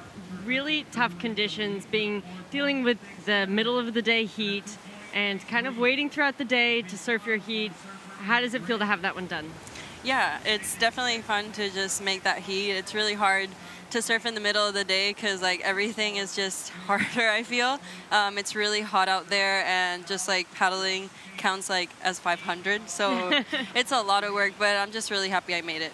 And you and Mia had back-to-back heats at the moment. Were you and Mia able to exchange any words out there before she started her heat or prior to both you guys taking off, paddling out? Not really. I came out from the right, so I had to like walk all the way from down there, and she actually just here's one of your out. rights now. Oh, that's. Talk me through this one real quick. I don't know which one this was. I feel like all my waves were similar, but yeah, I was just trying to be busy because last heat I had out here, I didn't really stay busy, and that cost me my heat. So I was just trying to catch as many waves as possible and just try to do as much as I could with whatever wave I caught. Well, you made the most of this one, but like you said, it caused you to go all the way down to the right, as you were just saying, right? Talk to me about now dealing with that walk back up. Yeah, I was like kind of freaking out a little bit because it's a little bit sharper over there. The rocks have like this barnacles on them, so all my feet are cut, and I was like, I've never come out through this way, so I was kind of like stressing, but yeah, my team was down there waiting for me, and they were just like helping me out, so I'm pretty happy.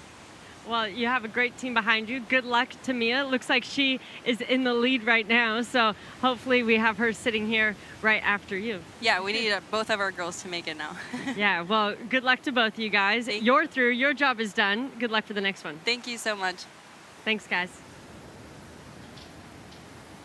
Thank you, Rachel. Straight back into it. 4 minutes left. Mia Calderon defending her position with a 4.67 and a 2.83. Natasha hanging in there to second place, 3.53 to 3.43. But look at that number that Kana Nakashia just dropped, a 6-point ride, highest single wave score of this heat. That means she now only needs a 0.96. Sujung comes through in fourth for now, needing a 3.93. So this heat's still wide open. Here's how you get a 6-point ride. Love this wave. This first turn, set up. She's just setting it up for the rest of it, and then she really starts to load up. Each turn gets better and better. Love the patience, and then boosh. Really just pushing off that back foot, driving hard and this strong completion as well. I mean, Kana, she has surfed many, many heats. She's, you know, competed against some of the best in the world as well as 6. She's locked in. She's got first priority. It's stressful needing a 0.96. Looks like she'll get this one though. And here we go again. Nakashio. Backhand. It's pretty lethal on her first wave. We'll see if she can back this one up. Beautiful backside whip, throwing tons of spray. Perfectly placed there. Now she's just trying to add a little bit extra. I know the judges are going to love what they saw for that first big turn. Love the patience that she had going down the line. She didn't need to risk it too much with that opening section because it looked pretty gnarly. So she got around it and then just expertly placed her turn. And then here goes Calderon. Different story on that wave. The whole thing just collapses around her. But Nakashio, as expected, comes through in a big way. A 5.17 jumps into the lead, dropping Calderon to second. Natasha now needs a 3.98. Sujung needs a 4.48. Things are starting to escalate here at La Bocana for our repechage. Round 3, heat 5. Could be our final look, or will be our final look at 2 of the 4 surfers we're watching right now. It's so sad to be saying goodbye to 2 of them. It's bittersweet, it really is. But we're 5 days in, so things are starting to get real. Yep. Natasha in the green jersey right there is in second priority. She needs a 3.98. Sujung in white, representing Team South Korea, needs a 4.48. This is going to be a wild last minute and 30 seconds. This is crazy. These scores are well within reach for Dea and also for Im Sujung from South Korea. I mean, there's not a lot in it. And I think for Dea, she can find herself on a good open face wave and do some nice backside snaps. She'll get it for sure. And for Sue, she just needs to be a little bit more, I guess, in control of where she's at. I feel like that very first wave, or that 2-turner that she had, I don't think that they counted that second turn as a completion. So I feel like for her, that's a really big lesson to get those completions at the start and hang on to it for a little bit longer, because she kicked out a fraction too early. Oh, Sujung right there. Deep paddle for that one. She couldn't get it. Calderon flips it on her way out. Quick snap there around a whitewatery section. This wave's doing everything in its power to knock her off her board, but she's hanging tough. Gets around the section. It's a couple little turns right there. In my day, we call those widgets. Widgets? Yeah, just little, quick turns down the line. But she did a full force power turn on the outside of that wave, so we'll see if that does better than her 3.33. It feels like it's right around that realm, somewhere between a 3 and a 4. 7 seconds left. Will we see one more opportunity for Natasha? Oh. And that's going to be close. Your hands have to leave the rail of your board. You've got to be basically standing up before the horn. So it's up to our priority judges to tell us if, in fact, she did get up in time. I don't think so. Yeah, it didn't feel like it. So there is Mia Calderon. Saved herself from elimination. She got a 4.67. Backed it up with a 3.33. She's safe. First and second place continue on in this repechage round. Team Puerto Rico, they've got 2 out of 3 through. A lot of relief for Team Puerto Rico right now with back-to-back heats in the repechage round. That is a stressful situation if you're the team captain or the coach. But they held their own out there. And we're going to fill up this repechage round with another incredible foursome. Heat 6, stacked with talent. There's how it shakes down. Team Japan makes it through with an 11.17 total for Kana. And we're going to take a quick break. We'll be back with more action. It's the ISA World Surfing Games. Stay tuned.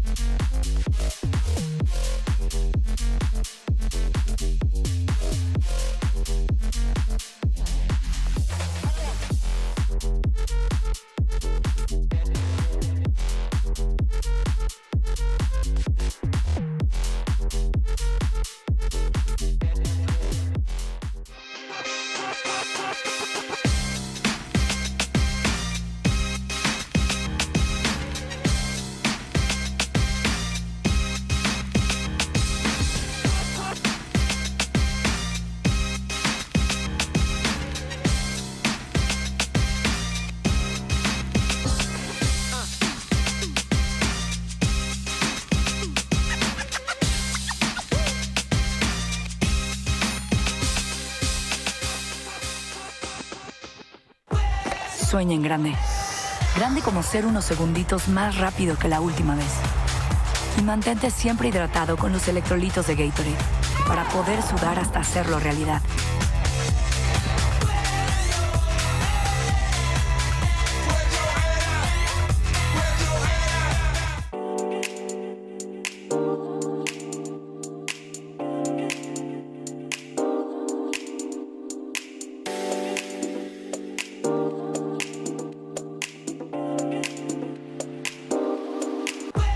Sueña en grande. Grande como ser unos segunditos más rápido que la última vez. Y mantente siempre hidratado con los electrolitos de Gatorade para poder sudar hasta hacerlo realidad.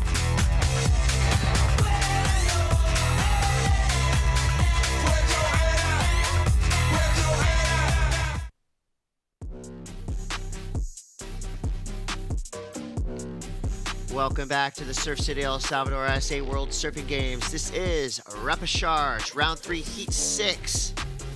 4 incredible surfers entering this lineup. Only 2 of them will stay in this competition. 3rd and 4th place surfers, your run is done. And we know the want, we know the need for these teams to keep their surfers rolling through. The more surfers you have, the later in this contest, the more points you accumulate for your team. And of course, we're looking for gold, silver, bronze medals for our overall team totals, and also that super important seeding heading into 2026 for the ISA World Surfing Games, which will start to become an Olympic qualification year. So big things happening, and they're going to start right about now. You got Camila Kemp representing Germany. Jolari Carreras, the 3rd Puerto Rican surfer in a row here in this repechage round. Taina Izquierdo and Osha Green representing Team Canada. So super important right here for Puerto Rico. 3rd surfer in a row in this repechage round. The first 2 that they've just fielded back-to-back made it through. It's up to Jolari to hold the standard being set by Cabrero and Calderon in those previous 2 heats. Is that added pressure or is that added fire to inspire you to go out there and perform? I was just thinking that. Is, you know, what side of the coin is she sitting on right now? Is she, or what side of the fence, you know? That added fire, but Osha Green for Canada. Yeah, Team Canada has been one of the most improved teams by far in the last decade here at the ISA World Surfing Games level. Always seem to just field really strong surfers on their teams. 15-18 to go here. Osha just with a 1 to start. Got pretty bumpy on that wave. Taina now representing Indonesia. I think that's the 3rd Indonesian surfer we've had in a row as well. You're right. Hasn't gone so well for Team Indonesia as it has been for Team Puerto Rico. So tomorrow morning, we should be able to report on some overall team standings scenarios. Our reigning gold medalist, Team Brazil, have been looking real strong throughout this contest. Pretty sure all of their surfers are still in the main round. Don't quote me on that. I don't know for sure, but I think most of them are. Team Australia is looking strong. Team USA has most of their surfers still in this contest. So a lot of surfing has happened. A lot of surfing is yet to come. So don't take your eyes off the screen or off the overall team standings until the very end of this contest, because we've seen those team standings flip during the finals. But if you're around and in El Salvador or around Abocan or El Sunzao, why not come down? The vibe is insane. Still got time. Still got time. It's a short flight from the east coast of the USA. Not too bad from the west coast either. And once you get here, oh, it's easy. From the airport to Surf City is about 45 minutes, and you're straight into the action. Here we go, Kemp. Big snap right there, and goes down. Oh, wow. We were celebrating, and then the party ended quick. Dug the nose, head over heels, and similar outcome there for Green, but I love that both these surfers are charging. Yeah. Going for it. Well, you have to. It's a repechage round. You got everything to lose. Yep. Right here. 3rd and 4th place surfers are out. You got to show up, otherwise you're going to get kicked out. And I loved how Camila went for that. I mean, she was basically there. She pretty much had it. It was just that coming down that really really caught her off guard. We've got 13 minutes left. That's enough time for these surfers to regroup and get some big numbers on the board. While we wait for the next wave to be ridden, let's go down to the lounge where we've got Rachel Tilley standing by with the winner of that last heat. Thank you so much, Kana. Congratulations, a great heat. So we're practicing our English here, so we're gonna have one question where you're gonna answer in English, yeah? Okay. Okay, so you are a very successful surfer. You have competed on the world stage a lot in your career. Talk to me about the confidence you feel out in the water in these heats. Yeah, I'm so happy. Yeah, my heat is so tough. Yeah, but yeah, I try to make the score. Yep. Yeah, I'm so happy. Well, that's fantastic. I mean, you could feel it out there. Strong surfing from you. Now, is there anything you'd like to say in Japanese back to everyone at home? 時差ある中応援ありがとうございます。リッパチャージに回ってすごい試合数が増えてタフな毎日なんですけど、一つ一つ勝ち上がってちゃんとメダルまでファイナルまで行くように頑張るので、また明日から応援よろしくお願いします。Okay. Awesome. Great job. You did that well. Thank you so much. I'll send it back to you guys. Thanks, team. That was awesome. Japanese surfers come through with a lot of heart. When they paddle out into the lineup, they are all business. But then you get them on the boardwalk, you get them in the ISA after heat lounge, and you can just feel the joy that they bring with them everywhere they go. The Japanese team just suffered a pretty big blow with Amuro Suzuki bowing out, but give it up to Yoshio, though. Getting the win in a convincing way, keeping the hopes for Team Japan alive. And now we're back at it. Osha Green. There we go. Big snap there, flying down the line. Such great style, throwing tons of spray. That was a potent 1-2 combination there for Green. Team Canada wants a 10. They're asking for it. I mean, that second turn was crazy. It had that extra bit of just, I don't even know, an extra something to it. It was heaps of spray. That timing was really on point as well. So Team Canada should be really happy with that. Let's take another look at it. It's a good looking wave, really good wall as well. Nice bottom turn. And this is where we see her just really unleash. And as he said, Chris, potent. It was a potent turn. It left an impact for sure. And I think that's going to be shown in the score. I fully agree. Team Canada has come correct. The Herring Nation is proud of Reed Platanius, as well as Cody Young. Saw him on screen just there. Osha Green, who's in the lineup right now. Tristan Day and Aqua Breweiler. Part of the Breweiler family, one of the greatest Canadian surf families to ever do it. Ralph and Sepp, two ripping surfers from the western coast of Canada, a wave-rich region. You got to earn it because the water mostly pretty cold. Puerto Rico there, flip side of that, the water in Puerto Rico is mostly warm. Maybe that's why Carreras is feeling so comfortable out here in El Salvador. Nicely done there. She's trying to get her campaign going. She's only got a .73 for now. Osha Green just dropped a 5.33. Things are starting to come alive out here at La Bocana. Oh, it sure is. It's heating up, this one. Nice slice. That's a good connection there, throwing a lot of water out the back of the wave. Good two-turn combo. Team Puerto Rico, got to be happy with that for sure. And oh my goodness, Osha Green up and into it again.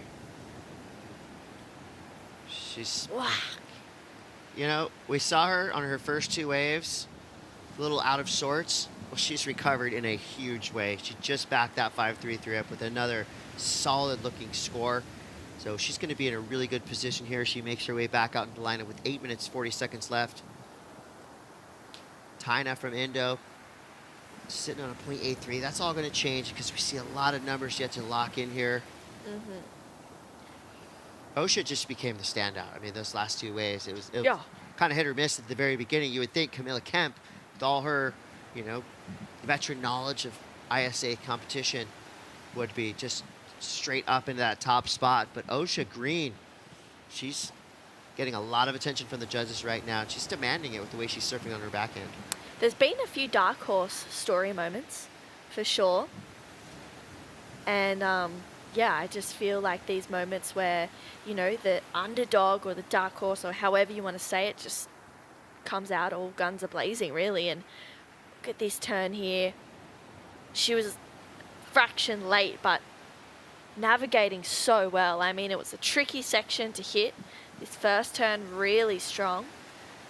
Good two-turn combination for her, and she's got that extra just speed to her surfing right now. She does not want to bow out this early on in the event.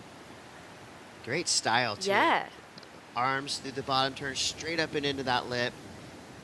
Presence of mind to back up that opening turn with something strong here. And I like that she added a little bit of drama. Nails it upside down in the lip, and here's where she just hangs on nice and smooth, confidently riding the rest of that wave. Yeah, there was no doubt that she wasn't going to make that. She just had it all under control. Kemp now finding herself a nice looking right-hander, goes vertical. Comes around another solid section, another vertical snap there for Camille Kemp. That's more like the surfing that we have come to know and love.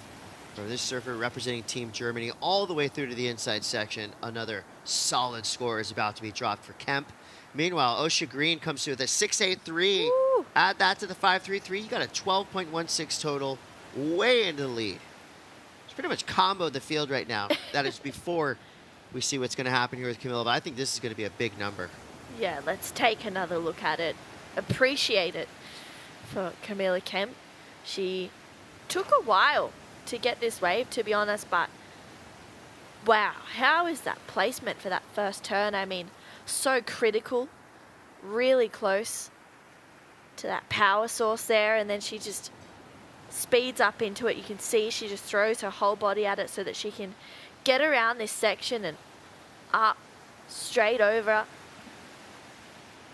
Really good attack for Camilla Kemp. I mean, she had to do this on this wave. It was her first real opportunity to convert, and really, really needed to make this one count. Flirting almost, with the little barrel right there. I was going to say, almost had the opportunity for a bit of shade, which we all appreciate here at pretty hot Surf City. But yeah, this finish as well, really, really strong for Camilla Kemp, and exactly what she needed to do with just about 5 minutes to go. She has to go and back out there and not put a foot wrong on her next wave. Indonesia's Taina Isagedero. Backhand turn there. Just driving down the line. There we go. Lighting things up on her backhand. These rights are looking so fun. Inside of 5 minutes now, so Taina ends her wave well after blasting it. That second turn was special. That's going to make things interesting here. All surfers now with solid numbers to drop. We're waiting for that last one from Kemp. Osha Green already did her work. 6.83 to 5.33. Carreras now needs to put herself in a position to defend that second place position.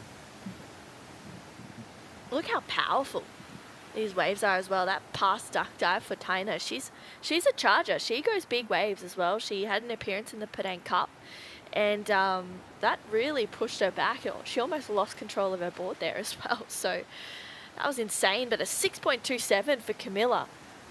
Yeah, that's a warranted big score. She ripped that wave to bits, super smooth, all the way down the line, throwing tons of spray.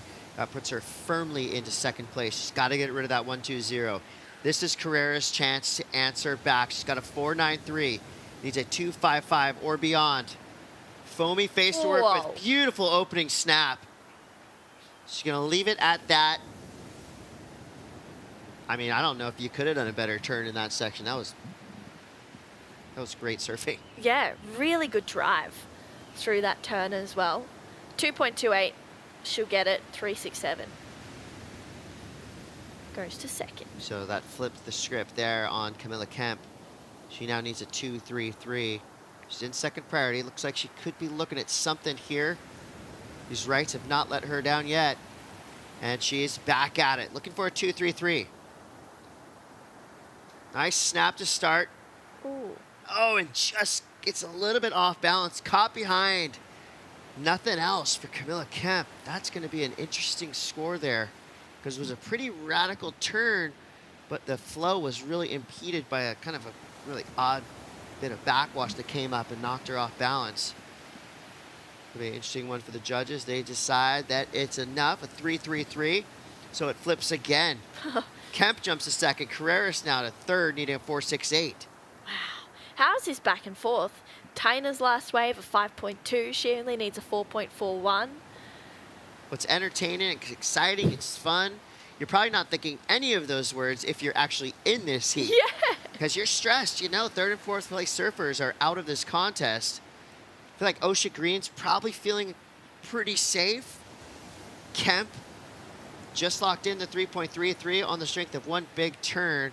So Osha's in control right now. She has priority. She's going to try to manage the lineup. Impose her will on Carreras, who's right now, I'd say, in the most dangerous position. Ooh. She needs to control the back end of this situation as well. She needs to remain in control of it so that she can really close this heat out with a strong overall performance. Not just surfing, but then thinking about heat strategies. 2, 4, 6, 8. Oh, strong start. Carreras needs this one. She goes down. Oh no, that was the score. That really, really would have been the score. Heartbreaker. Still got time though. 1:23. So all eyes now on the peak coming through. What happened here was such a great start to this wave. Oh, wow. Beautiful. That was a goofy-footed Steph Gilmore style turn. Seriously, that was crazy. This would have been a big score. I am rattled for Carreras right now. Sorry. Rattled. That one hurt. Yeah. It really did. It because hurts that hard. that was like a complete story. And then we get to the ending and what? It's a blank page. Oh, she's going to have nightmares about that for a Great, little while. great effort. Yeah. She put all of her heart into that second turn. She had to as well. Soft surfing wouldn't have got her the number. If you're going to go down swinging. 25 seconds left. She would have had it. I mean, the judges are still thinking about this number. It might be it. Who knows? With that one turn, it was First pretty turn was unbelievable. really nice looking. Real powerful, fast. Yeah. Perfect style. And they have been rewarding one good turn as well. Wow. I'm really, really rattled for her right now because that no doubt would have been the score. Well, that's it. We are waiting for one more score to come through for blue. Osha Green, Team Canada, ripped on her backhand in that heat. Super fun surfer to watch. She gets the win. Now it's all about this last number to come through. Will it flip this heat? Camilla Kemp had a decent backup at 3.33. 6.27, of course, came on the heels of some real fast, high-performance surfing. Bear with us. We're in the same boat as you at home. Waiting for the score to drop. Waiting for this score. Wow. 4 more surfers are going to take over the lineup now. The judges are really having a good think of it. They're saying, you know, is it the 4.68? It's a really important wave. It is. Big score. Oh my, it's a 4.2. Ooh. Wow. It just an added layer of bittersweet. Seriously. Finish there for your surfer representing Puerto Rico. They just had 2 surfers make it through this repechage round, but unfortunately for PR, they lose Jolari Carreras, and Taina Escudero from Indonesia is in 4th place. Those 2 surfers are out, but give it up to Osha Green. Team Canada gets the win. Camilla Kemp comes through with a big number, enough for a 2nd place finish.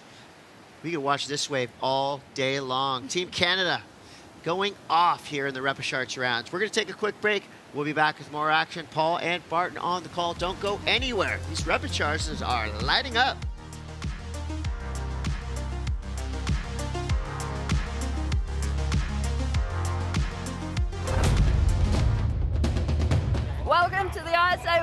Surfing Games opening ceremony. Welcome everybody to Surf City, El Salvador, ISA World Surfing Games. It's my happiness to welcome all the 61 teams, 297 athletes, 450 participants. I wish all of you guys the best in the competition. A few of you are going home with medals, most not. But all of you are champions because you are here representing your country for the love of surfing, for the love of this competition. You're representing your countries, take that with you for the rest of your life. It's the highest honor in these World Surfing Games because we together are the United Nations of Surfing. Lovely moment in my life. Open officially the Surf City El Salvador ISA 2025 World Surfing Games! Yeah!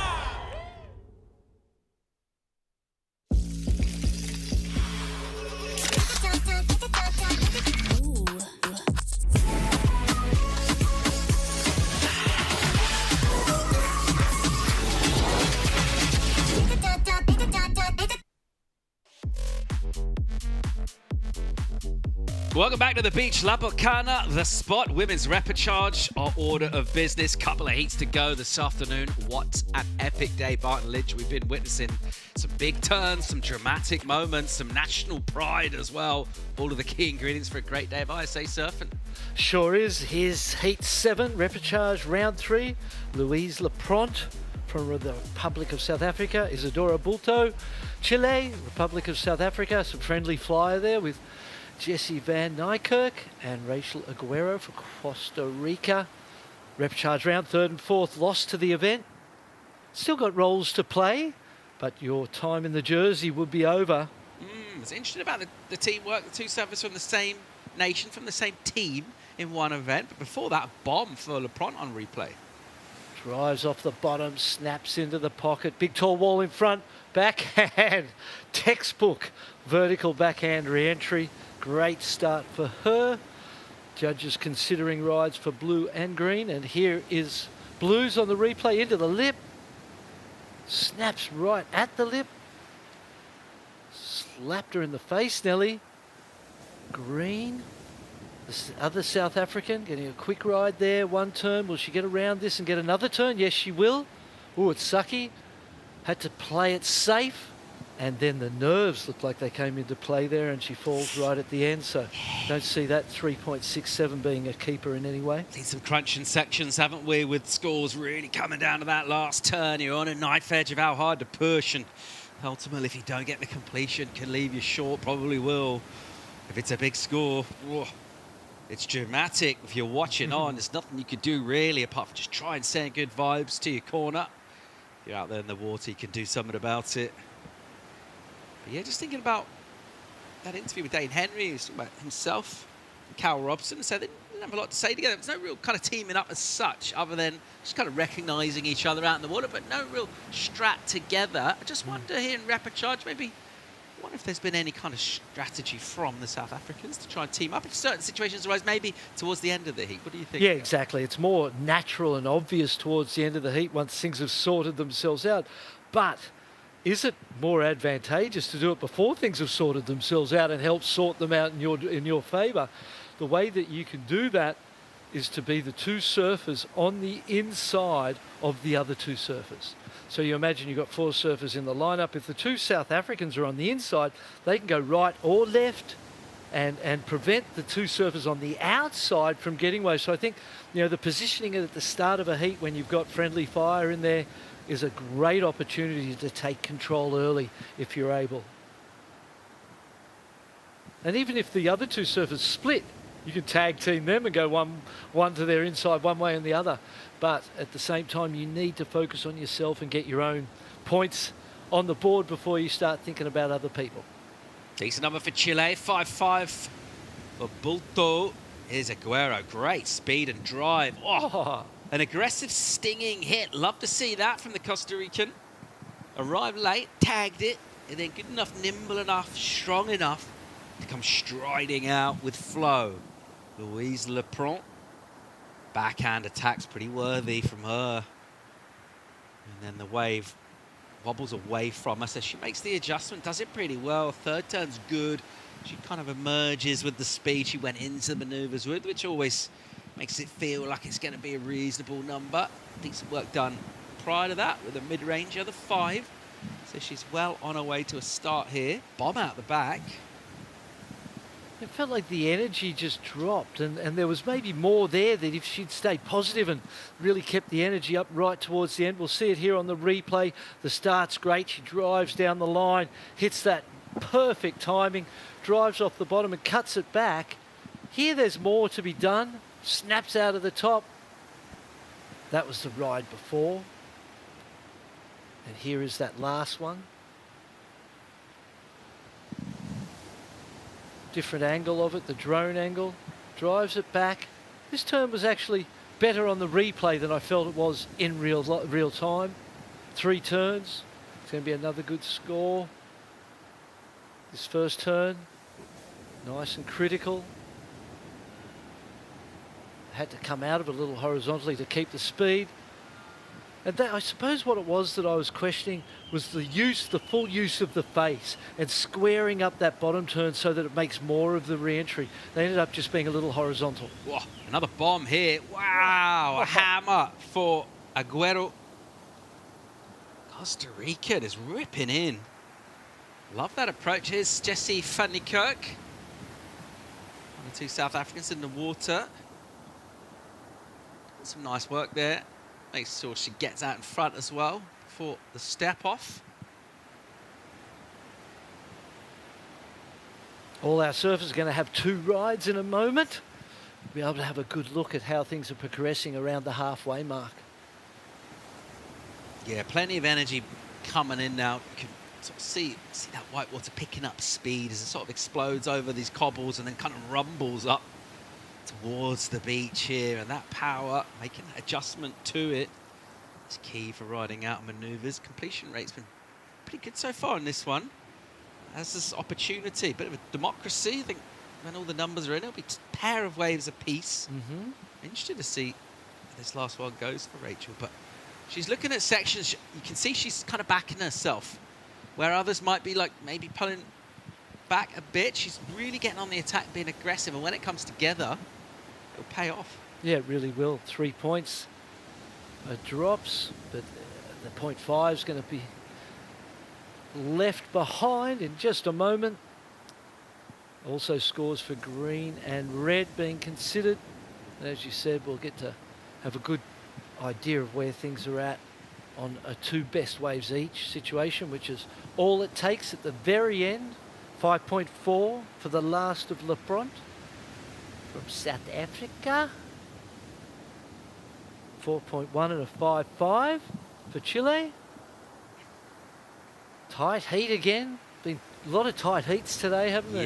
Yeah, I mean, looking at the talent in this, everyone really worthy of getting through. It's about obviously finding opportunities, making the most of them. It is the Goofy out of Scotborough on the south coast of Natal at the moment with the best of it. A couple of 5s. Some really good right-handers in that part of the world, and the backhand for her. Looking pretty decent so far in this one, down towards the halfway mark. Here is Rachel Aguero committing again to a left. And that bottom turn gives her so much drive. She'll make shapes on the face as the wave just really runs out fizz and doesn't offer her a lot. She's due a score prior to that for that big one hit. Meanwhile, a bomb, Bolto, absolutely belts that. Chile, great snap on a glassy face and tons of spray. That's from the speed. She's feeling it. A lot to like about that young Goofy footer's approach. She liked it too. Been seeing a lot of fist pumps so far today. Inside 10 to go. Time to go check in with the winner of the last heat with Rachel Tilley. Thank you so much, you guys. Osha, congratulations on your heat win out there. Now, you've competed in multiple events out here, multiple junior events that have taken place here. So you know exactly how to deal with the heat, not just your heat surfing, but I mean the temperatures out here. It's not easy, especially in this middle of the day heats. when you're coming from Canada, somewhere a lot colder, how do you try to prepare for something like this? We usually come here a little bit earlier just to get used to like the different waves and the heat, but I definitely don't adjust that well. Like I was going in and out of the ice baths before my heat, and I'm super hot right now, but yeah. Yeah, those ice baths really come in handy, don't they? Now you got a 6.83. I'm gonna have you take a look at this one and talk me through this wave. Yeah, this was my second wave, and I was sort of, my coach before told me to be patient, so I was sort of waiting, and then that one just was super clean and way less bumpy than most of the other waves. Yeah. Yeah, I mean, really well executed, really well surfed. How important is it to you to get a score in your score line that's above that mid-range? Like, is that something that you're set on, I want to get something at least above a 6 type of strategy, or is it whatever you can get? Well, I definitely want to get 6s and higher scores like that, but just catching waves and then surfing them safer was what I was doing, but I wanted to go a little bit harder in this heat, so I hit a few more sections harder, and I'm happy. Well, very good, and it turned out well. You got the heat win, so congratulations on that one. Thank you. Thank you so much, and back to you guys. Yeah, great stuff. Thanks, Rachel. Well done, Oshia Green Team Canada. Stoked with that win. Getting a solid high 6, almost up to the 7s for the backhand attack.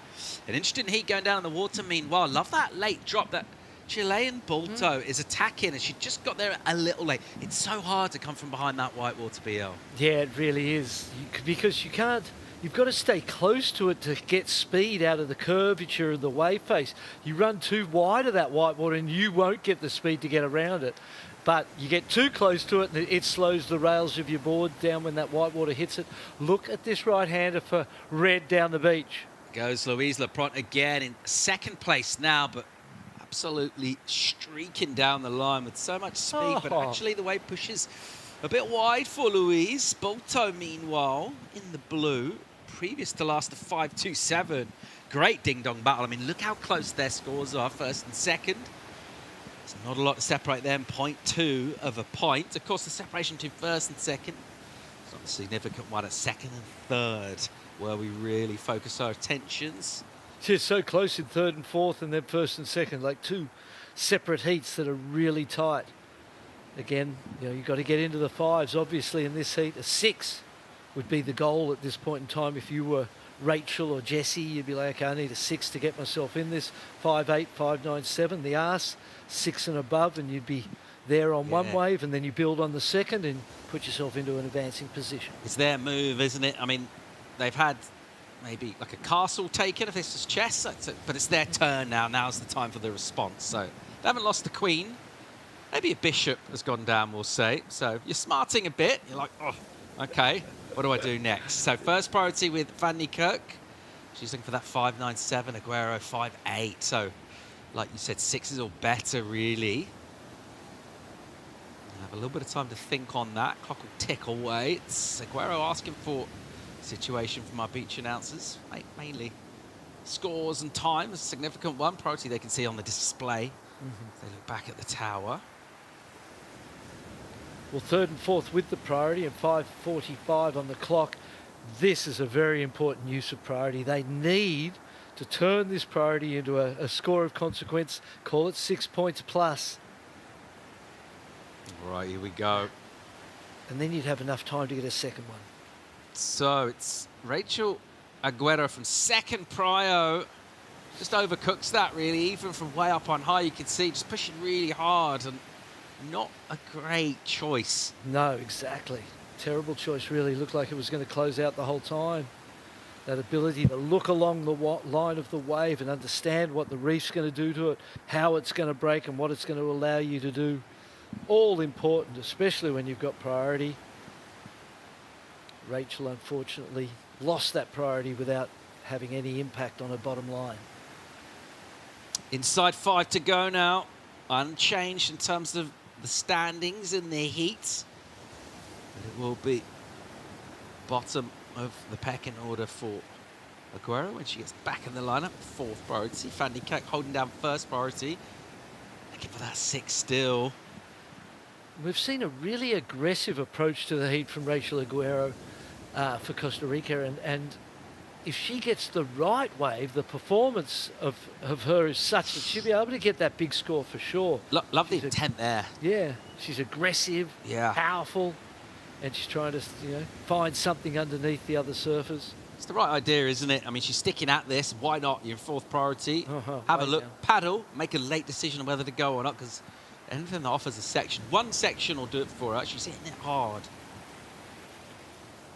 We'll need to try and find a wave. We're going to try and hold her off. Will be surfers like Isadora Bulto and Louise Lepront. Improve their own ends as well. Best thing they can do is put extra points on the board, make things really hard. Very close together, aren't they? Bunched up there. So Jessie just ridden 2 waves at the moment. They're reasonable. She's sort of started to build it. It's time's just not on her side, really. You get a mid-3, and then you get up into the 4s, and you kind of head in the right direction, but this isn't a 40-minute heat. It's just 20. She really needs to get going sooner rather than later. Backhand from Aguero. First snap. Bit of a face turn. She's really going for it, and she has to at this point in time. I'd rather see her go for it and fall than not go for it and not get the score anyway, So she's got the right ideas, looks well coached. Just 3 minutes to slow the mind down and find that right opportunity.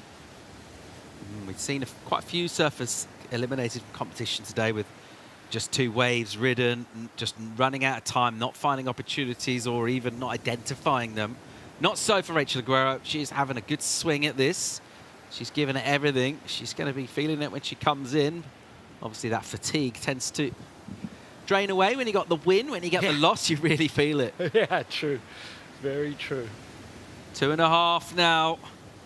Still Bulto, Lepront, you 1-2. Still Fanny Kirk with priority. She has not been enticed into anything. It's going to probably be just 1 wave for her. Really, a couple of minutes on the clock, just about time for 2 if one of those is now, but realistically, might be the one. So you can see the 2 South Africans quite close to each other. Fanny Kirk and Lepront. There's the interesting thing as well, that if she was out of it, would be maybe potentially a blocking move, but no, here goes Aguero. Oh, big section here. Gets there late. The next section actually looked like, but she just couldn't quite get there. She's got the potential to do extremely well in this competition, in this format, when she matures and grows and understands herself and are able to control the wild flair that we see right now. The signs are great. It's just been the incompletions and the lack of control in the performance, but at the same time, I see great signs for the future of this young lady. Yeah, just under 1.5 minutes. I mean, she's still got a puncher's chance out there, doesn't she? She just needs to land one of these. A decent one. She'll definitely ask a question of the panel, but it's starting to get a little bit repetitive. And that similar things are happening. She's taking waves, aren't really offering it. She's kind of forcing it a little bit.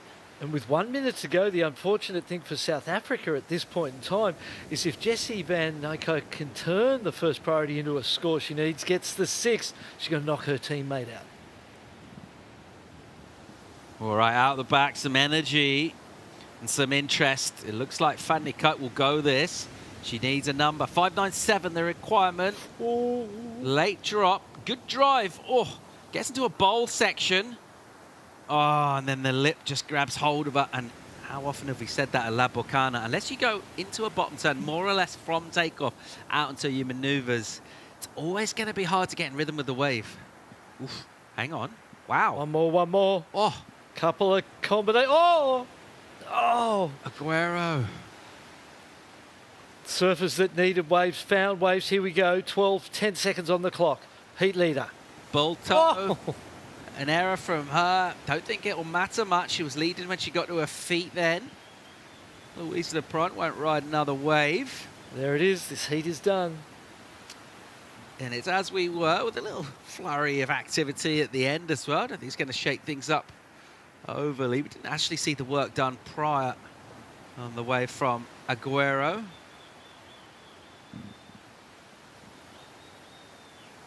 So well done to Chile. The land of left-handers going well at the peak. All right, so this is where we are, down on the boardwalk here. These are our 61 surfing nations, and feel free to call any of those out. Barton Lynch. Well, obviously we see Brazil, Puerto Rico there, Canada, Ecuador. You go down there and see our physios. They'll work on you. You got any aches and pains? We've got the ice bath behind there. We've got the coffee set up for some excellent espresso, Gatorade, providing the sports drinks and the hydration. So really well-resourced, this setup. Obviously, the shade in there is important as well by the board racks to stay cool. Quick question, are they solar panels? So on the roof there in this heat, hot, steamy, sunny environment, the top of there we've got solar panels generating energy. That's very clever. I hadn't noticed that before. Beautiful structure we got going here for our athletes. South Korea, Bahamas. There they are. Sweden, I believe. We're kind of getting off the hook here because the flags are sort of draped down. It's hard to really tell exactly.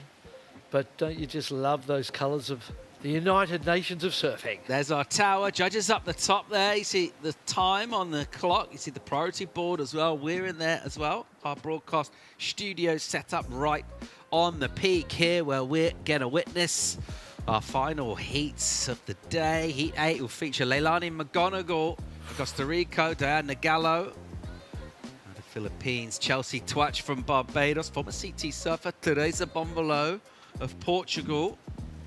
Stacked repechage heat.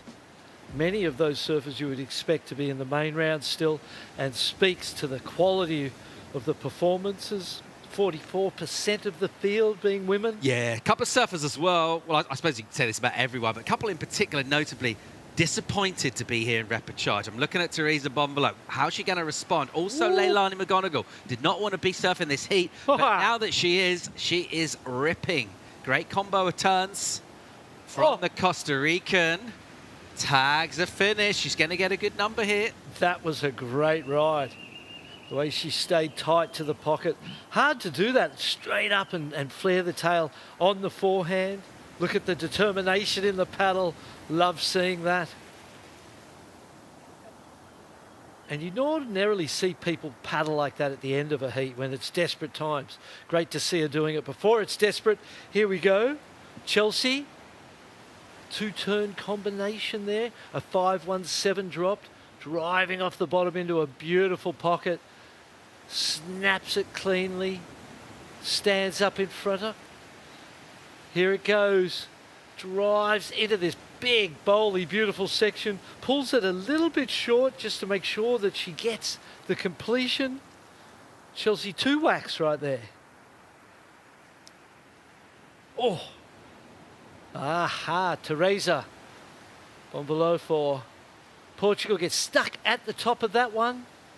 Had a disappointing event, really, by her standards so far. Some emotional moments.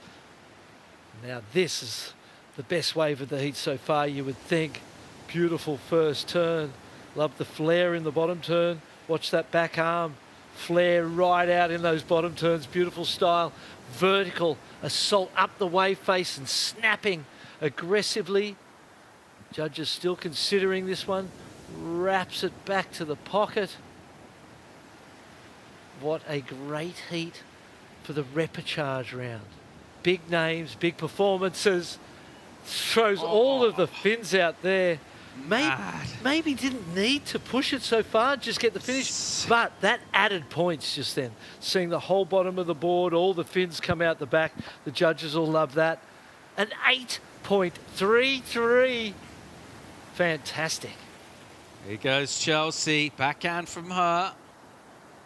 Sets up. Again. Bumpy wave, bit of rip going up the face. Not as critical as her first. The first one was decent, 517. I think that will come under that, but what about that 833 from Leilani McGonigal? That was absolutely huge. Tear it into it.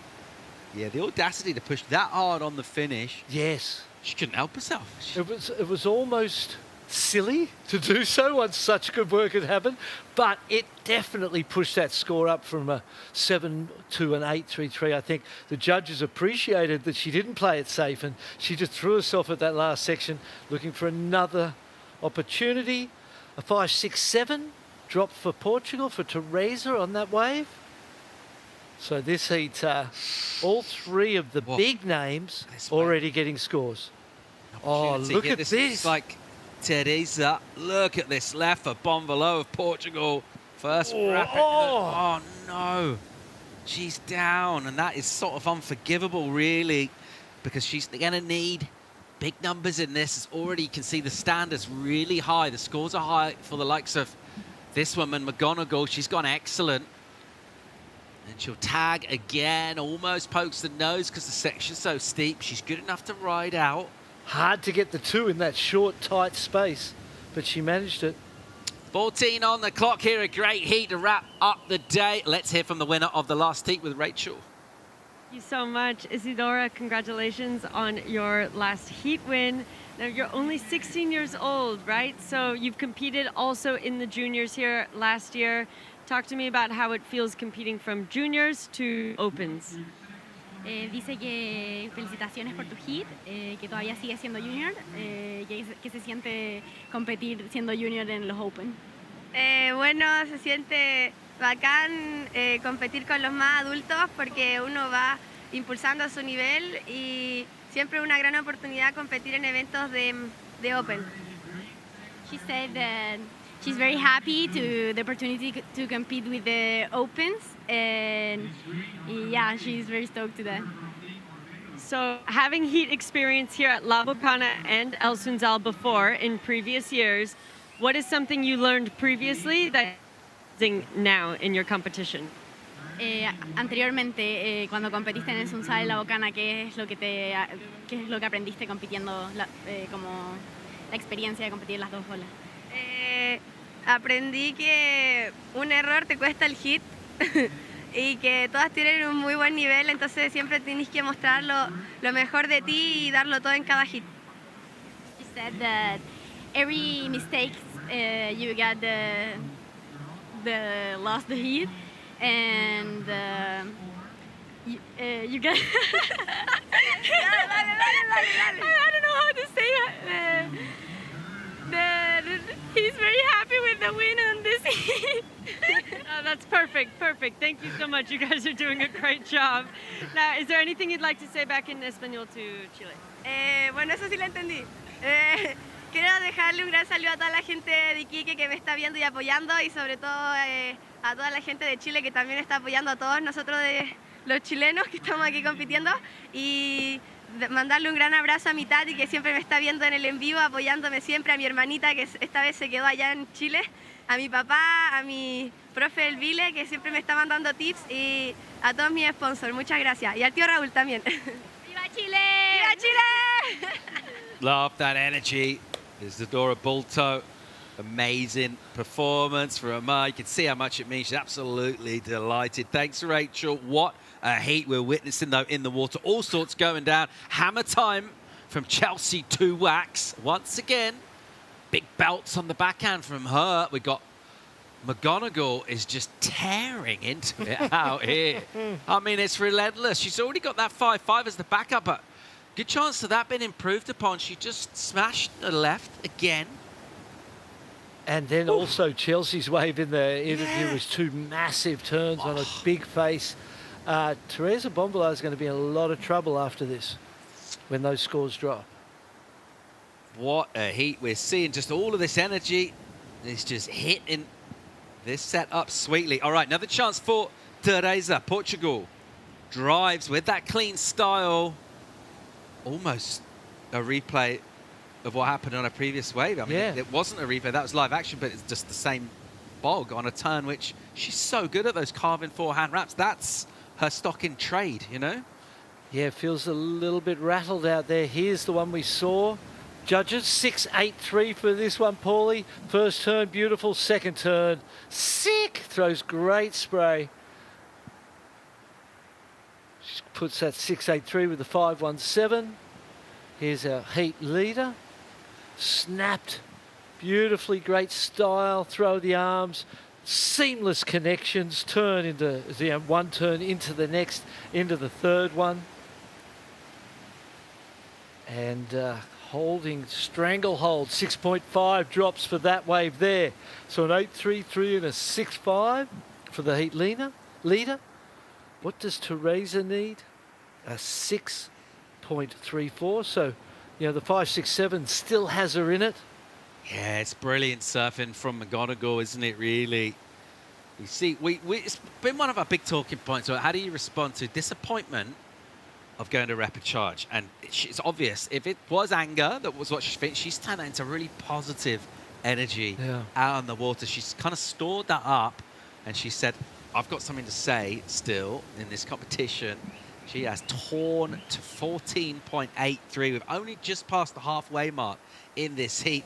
Props to Chelsea as well, Barbados. 12 points already garnered by her. Teresa Bonvalo. Decent 5.67 to open up on the right, and then since then, really uncharacteristic. She's had 2 chances on bomb set waves to get big scores. She's fallen off both times. Here's Chelsea. Well left, didn't really need that one. Diane Nogalo from the Philippines got a 3.33 during the interview. Good to see her get one and settle in. Been slow on the wave count. And that's one thing you cannot do in a 20-minute heat. All right, Teresa out the back. Another good-looking left for her. Going her way is the consistency of this left. Now she'll drive off the bottom. Great turn. Goes really close to Chelsea. Manages to get around her. And there's a combo. Much better from her. You can see how much it means to her. That feels much better. She's still got time here, Teresa. 8 minutes on the clock. That's going to help her. It's going to be a good number. And that's the sort of stuff we expect from her every time she gets to her feet. And she's starting to show it now. Yeah, the emotion was definitely there. There was a moment where she kind of got in front of herself, ahead of herself a little bit. Energetically, I can feel that there's some desperation out there, and it's been a challenging event. We saw the other day, Kiara Gould and her have a little bit of a few words with each other, and sometimes those emotional situations sit inside you, and while you try to pretend they're not there. It seemed like it was mainly Teresa having the words, didn't it? Yes, fair to say. And she was taking offence to being blocked from getting waves, which, you know, in reality you can't do, because that's the job of a surfer with priority and the right. But that situation, and I've been in those situations where you carry an emotional experience inside. Obviously it doesn't predetermine anything, and judges are still considering that last ride of hers. You could see the emotion at the end of the ride. She was feeling the whole situation, this whole event meaning so much. Yeah, let's see where the number goes. It's in 6.6 from the panel up to second place. Yeah, thinking about that ride in comparison to the 6.83 for Chelsea. Interesting, a very small difference between those two rides. Be great to see Teresa's on the replay again, because we haven't had that chance yet. Here we go, heat leader. Leilani, another great looking left. Look how... Wow! Yeah. Wow! Yeah. Leilani McGonigal reverses out the lip, grab rail, flaring up on a closeout, turning that into something really quite special. Look how stoked she is. She's free surfing in her heat. She's in the flow state. She should be stoked. It's 2025, mate. We've seen a lot of re-entries in the 50 years I've been watching surfing, and they still score incredibly well, but they're very basic manoeuvres in reality. Even thinking about Teresa's, quite simple surfing. This is the future. Wow. This is something that I personally love to see. Absolute commitment. You know, in theory, the 833 was beautifully surfed, but not as complex and complicated and technical and difficult as that one move. That felt great. Here we go. You'll see Teresa's 6.6. Let's have a look. First turn, inspired. Beautiful snap out of the top. Free falls down the face. This is where she got ahead of herself and kind of got a little bit out of control for a moment there. Just trying to get to that closeout section as quickly as possible, gets it up and rides it over that. Well, that was impressive, but also emotionally, just managing the disappointment so far in the heat to come back and do this. Really, really good, strong surfing to get the 6-6, but you've got to be thinking this must be another excellent number for McGonigal. It has to be. There's the score, an 8-1-7, and so good to see the judges respecting and appreciating the technicality of that one turn. That was, you know, we haven't seen anything like that in the women's division. That was on another level of advanced performance surfing, and we're in 2025, as I said, so it's good to see. It's the best individual manoeuvre we've seen all event. That was absolutely incredible. Let's get another look here, BL. Great angle of it. Grabs the rail, spins the board around, comes out and goes, wow, I pulled that. Be great to see it on the slope. There's a pump. And waits patiently. Back foot's bent, drives off the back of the board, whips the board into the lip, grabs the rail, pulls the nose round, buries it. Called several things, but maybe we just call it a club sandwich. And that was a beautiful manoeuvre. So exciting to see that. 2 8-point rides. Last heat of the day. Some of the best surfing of the event so far from the Costa Rican. Absolutely incredible. Brilliant surfing from her. What a response to being in repechage and getting there. A bit of a whimper from the main round to get here, and then all of a sudden you come back, you bring that fire. Just having the audacity to pull that turn. You don't need it as well. I mean, maybe that's part of the story as well. Just surfing free and liberated. It's interesting to think about what time does some manoeuvre like that enter your mind, do you think, as she's coming off the bottom? Is she thinking about it from takeoff? Is she hunting the section to do that? I wouldn't think so. I feel like it's a spontaneous moment, and she adapted to the moment and what the wave presented in such a creative way that it felt like it surprised her as well, in a sense, to complete it so cleanly and beautifully. Here she goes again. She's having a fun time out there. Just wants to keep surfing. Leilani, quick in and out for her. 3 on the clock. What's going on in the battle for second? That's really all we've got to talk about in terms of significance, because Leilani McGonigal's advancing with this heat and then some. It is Teresa Bonvalo, Portugal at the moment. Chelsea Tuach, who, you know what, she started this heat really, really strong. She only needs a 5.44, but she's gone real quiet for a little while now. Yeah, it's like Teresa quietened her. Teresa, when she dropped that 6.6, while she only had the 5.67, felt like the momentum was Chelsea's way and she knew what she was doing. When the 6.6 dropped and all of a sudden she was in third, things went real quiet. And with 2 minutes on the clock, she's in second priority. Diane Nogalo has only had the one wave and is not really challenging or threatening in this heat. So it is all about the final 2 minutes and whether Chelsea Tuach can get a score of a 5.44. She's got priority over Teresa. Second and third prior respectively. But Teresa's sitting near her just to put pressure on, just to make her understand that you're in third, I'm in second, and I'm going to stick with you. Even if I don't have the priority, I'm going to make you think about me.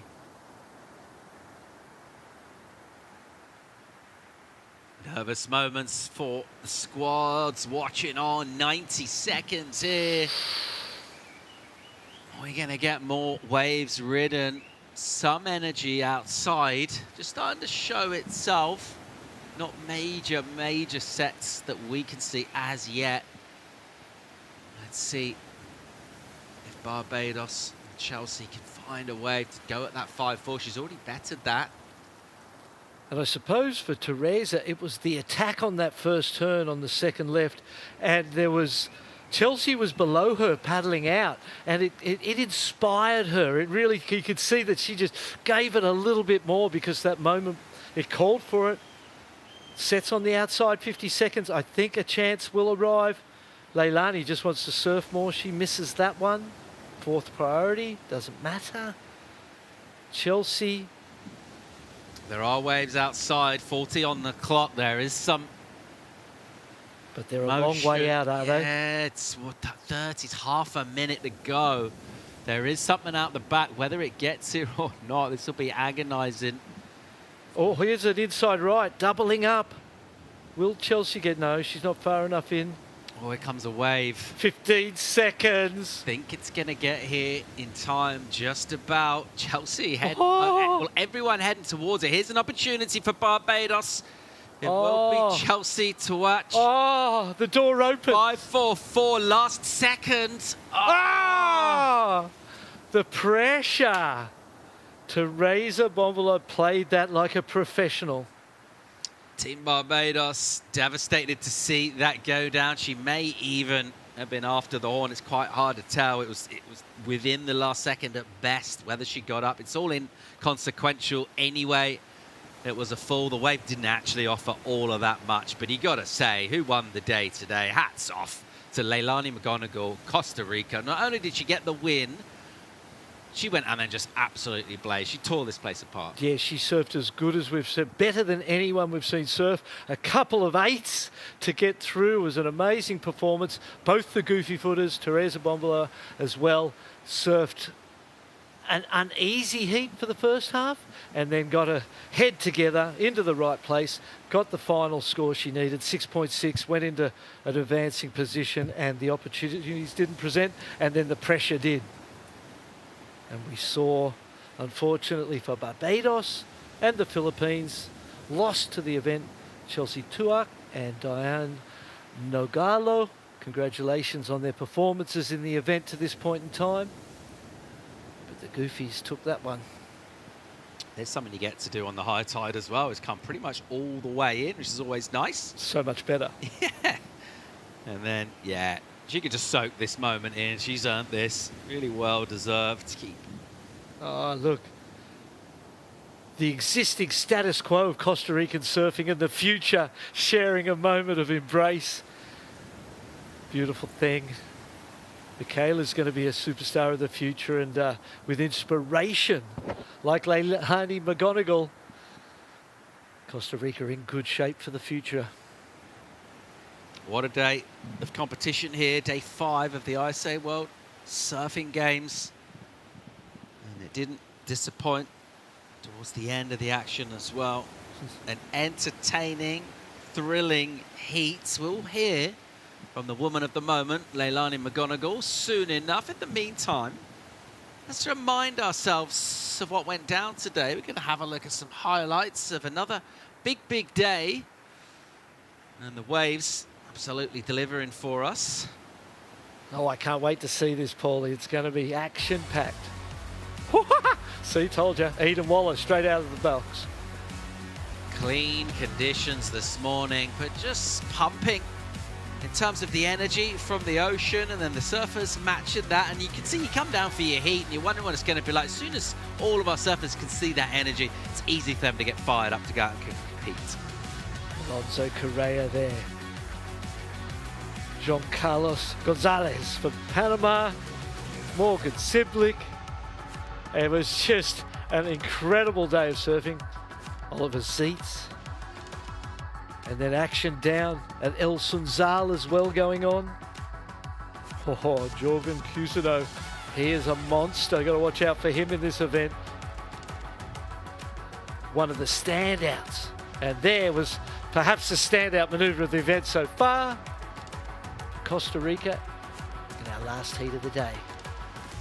What an outstanding day of competition, bookended by an excellent heat from Leilani McGonigal, which we're going to hear from her shortly. But let's just reflect, you know, last heat of the day, you're already disappointed to be in the repechage round. It's not somewhere you want to be. And then you look at the draw and you're like, okay, I'm going to be surfing at 3 o'clock. I got to wait out in this extreme heat all day to not just survive out there, but to come and thrive like that. How did she do it?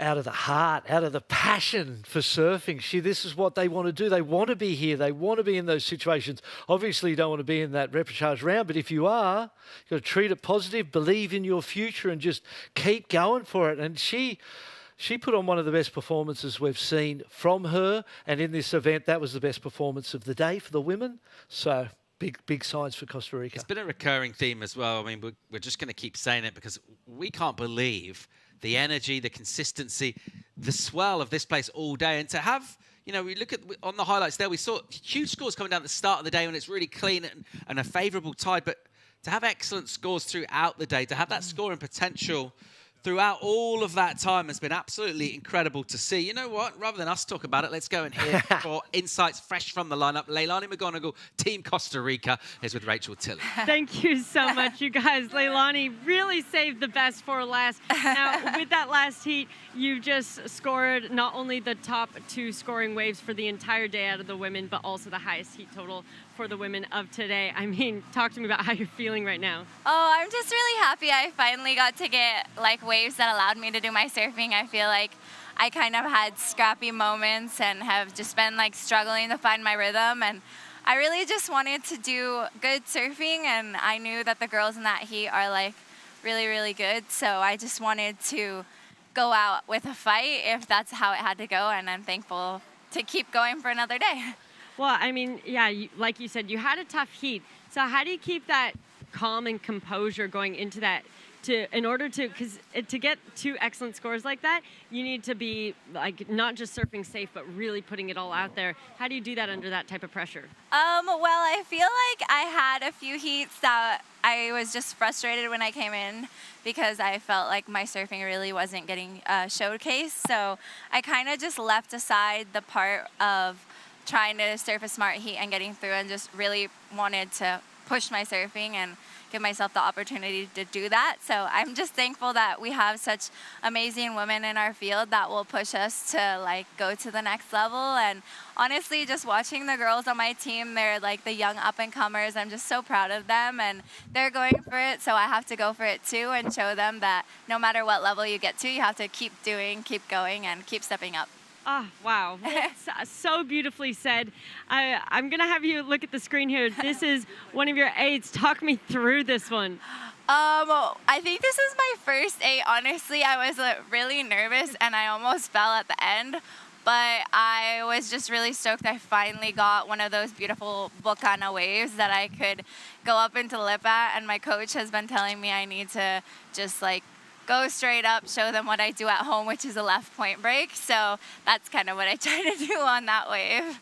And this final maneuver here at the very end of the heat, the whole beach was going wild for this one. Talk me through that. I mean, I almost fell, but I've been practicing those for literally like a couple years, and that one's for my dad because he literally makes me practice those all the time since I was like 12. So it finally paid off, and I'm stoked. So thanks, Papa. Well, it absolutely paid off. Thank you so much for giving us your time. So beautifully said. You could hear the Pura Vida from the entire team all throughout that heat. So thank you so much. Y gracias a todos en Costa Rica, Pura Vida, por estarnos echando la porra, y ahí vamos con todo. Thanks, Leilani. Back to you guys. Amazing. Thanks, Rachel. Absolutely fantastic. You can see how much it means and how delighted she is, and she's earned it. That's a brilliant performance. And her teammates, as she said, are young girls who are looking up to her, and she's leading by example. And that's exactly what she had to do. She did everything she had to do there. And congrats to Papa for teaching and making his daughter learn that maneuver, because it got us all excited in these final moments of a long day. No real surprises as we go through the rounds to see that bar getting higher and higher. It clicked up a notch or two as well today. Looking forward to tomorrow. We've got 4 more days of competition left, so we're kind of getting towards it, aren't we? What are we expecting? What are we hoping for tomorrow? Oh, we're just going to see that level continue to rise. My personal opinion is that at a certain point we will see the aerialists start going to the air to differentiate their performance from the basic performance on the wave, and we're going to see fireworks left, right and centre. Can't wait to see it. 7 o'clock start tomorrow. We'll have a 6:45 call. We don't think it'll be much of a call here because we're pretty confident about that. It's going to be pumping. Pumping. Thanks for tuning in. We'll see you tomorrow. You.